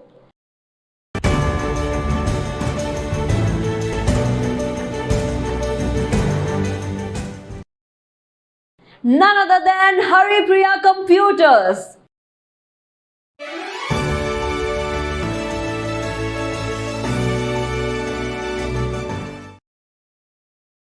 Congratulations, Haripriya Computers. Startup business.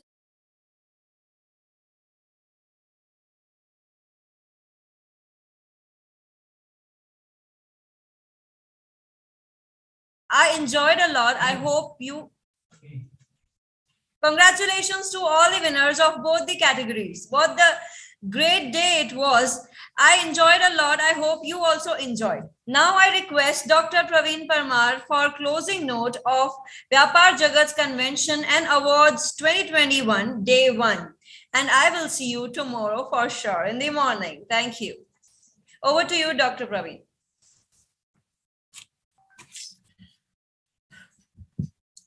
Thank you, Kavita. Indeed, I mean, it was really a wonderful day. And first of all, many congratulations to all the winners from startups, technology and business professional categories. Today's day can be rightfully called amazing. And I hope each one of us had our own share of learning to take from great speakers, starting from Mr. Shiv Khera till the knowledge session of Sri Ram Kumar Sheshu.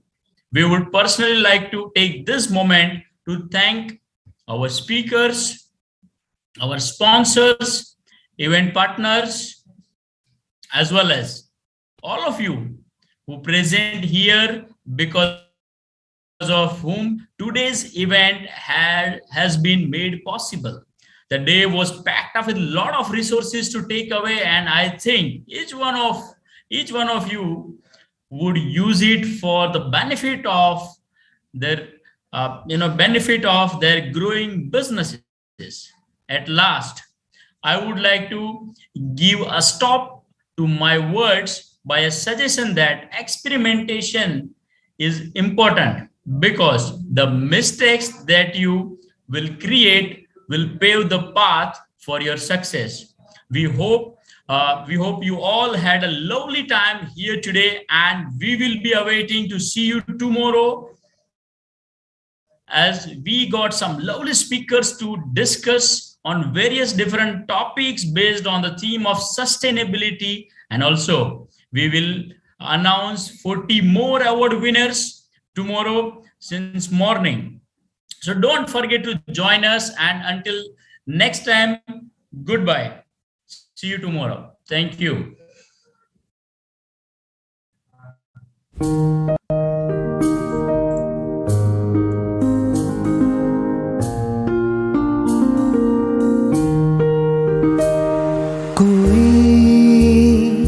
सपना देखें हम उसे पूरा करें, कोई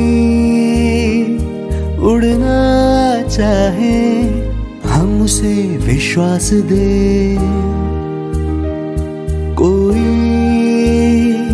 सपना देखें हम उसे पूरा करें,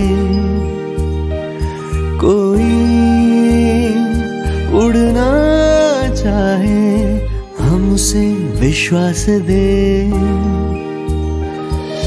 जोश भरने को तैयार हम, आगे बढ़ने में राहदार हम, जोश भरने को तैयार हम, आगे बढ़ने में राहदार हम। मेरा व्यापार मेरी पहचान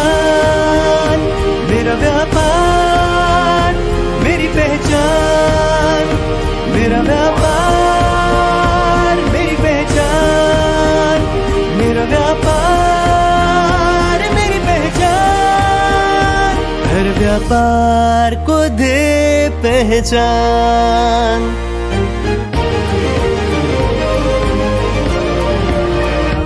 हर व्यापार को दे पहचान, व्यापार जगत।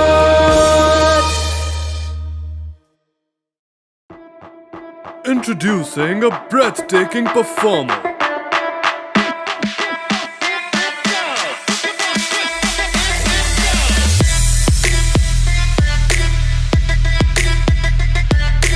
Thousands of shows worldwide. Let's go.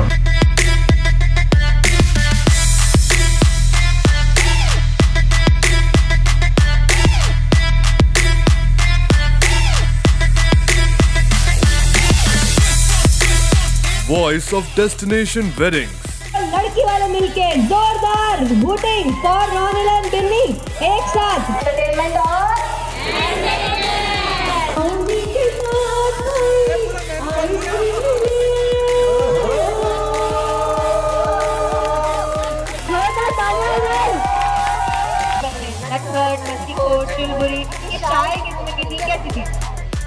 Corporate events. एक बार फिर सैमसंग के लिए जोरदार तालियां बजाएं। ये है हमारा सैमसंग गैलेक्सी एस सीरीज के phone S20 and S20 plus. शेरो शायरी. कि नजरें नहीं होती तो ये नजारा कैसे होता, मेरी खूबसूरत बंसी नहीं होती तो मेरा गुजारा कैसे होता। वो आग ही क्या जो जमकर जले ना, वाह वाह। नहीं बनता कोई मोना जी का आशिक जब तक उसको 2-3 पड़े ना। पति देव क्या होता है? वो गर्लफ्रेंड रखता है और फिर भी बीवी को नहीं बताता, वो पति देव होता है। ये पति गैला होता है। पति गैला होता है। जो विष पीकर भी अमृत जैसी शक्ल बनाए वो पति देव होता है। Full of comedy and humor. तुमसे नजरें मिलाने को जी चाहता है। तुमसे नजरें मिलाने को जी चाहता है, पर क्या करूं, कमबख्त तुम्हारा चश्मा बीच में आ जाता है, हमारी मूछें बीच में आ जाता है। सुनो ससुर जी छोड़ो राखी सावंत पसंद है नहीं डार्लिंग। दाढ़ बाच्छे जरा अपनी दास्तान अपनी जुबान से बयां कीजिए। बीवी ने बोला इसके लिए मान गया। Shared stage with many celebrities.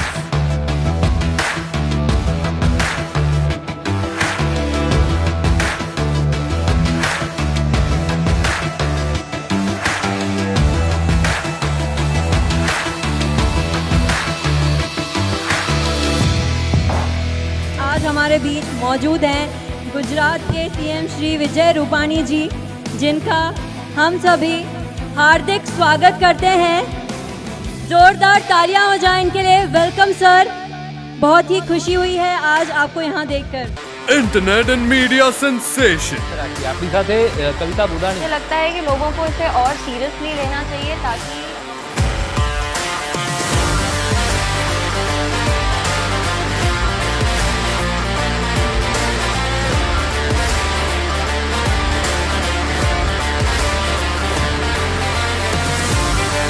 Anchor, singer,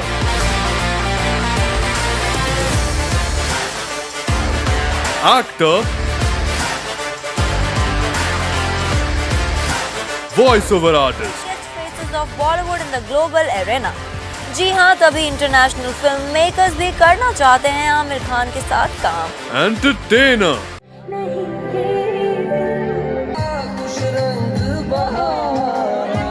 नहीं है, आपको सभी बच्चों को अपने कंधे पे उठाना है।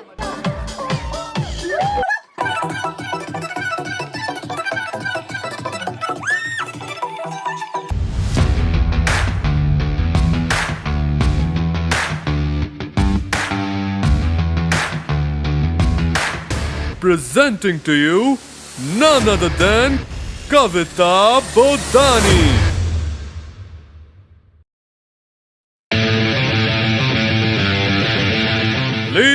and gentlemen, be ready to enter into a whole new world of entertainment. Here comes Rutvej Pandya. आया हूँ आज मैं, लेके जाऊंगा दिल तेरा, रोके कोई मुझे, टोके कोई मुझे, दूंगा उसे जहां से मिटा। हजारों में किसी को तकदीर ऐसी मिली है, एक राजा और हीर जैसी। वो सिंगिंग करते हैं और वो जो मजा आता है वो अलग ही अंदाज है उनका। मुझे इतना मजा आया, मतलब कान ही नहीं थक रहे थे सुने बिना। उनकी वॉइस एकदम अरिजीत सिंह जैसी है।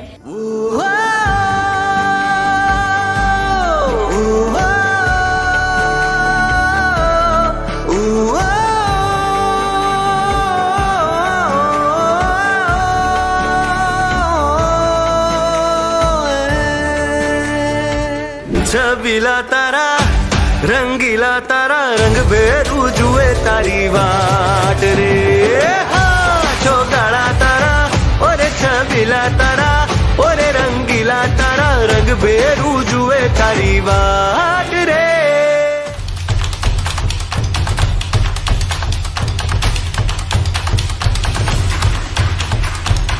The enthralling,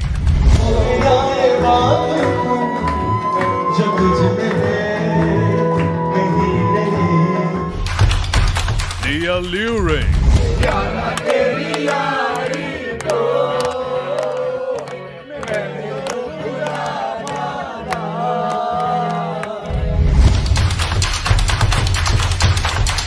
the mesmerizing, My head's underwater, but I'm breathing fine. the irresistible king of live entertainment. Thousands of shows worldwide. The man that defines class and grandeur. A breathtaking performer.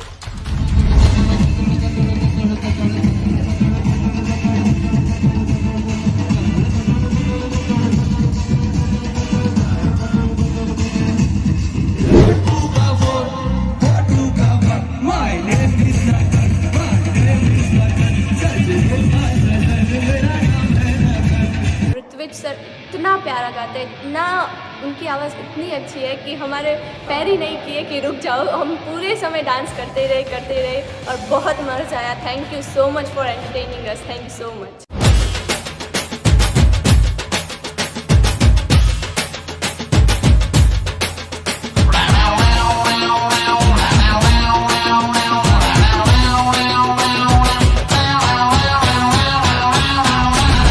सब first class है, हाँ कसम से बाकी सब first class है।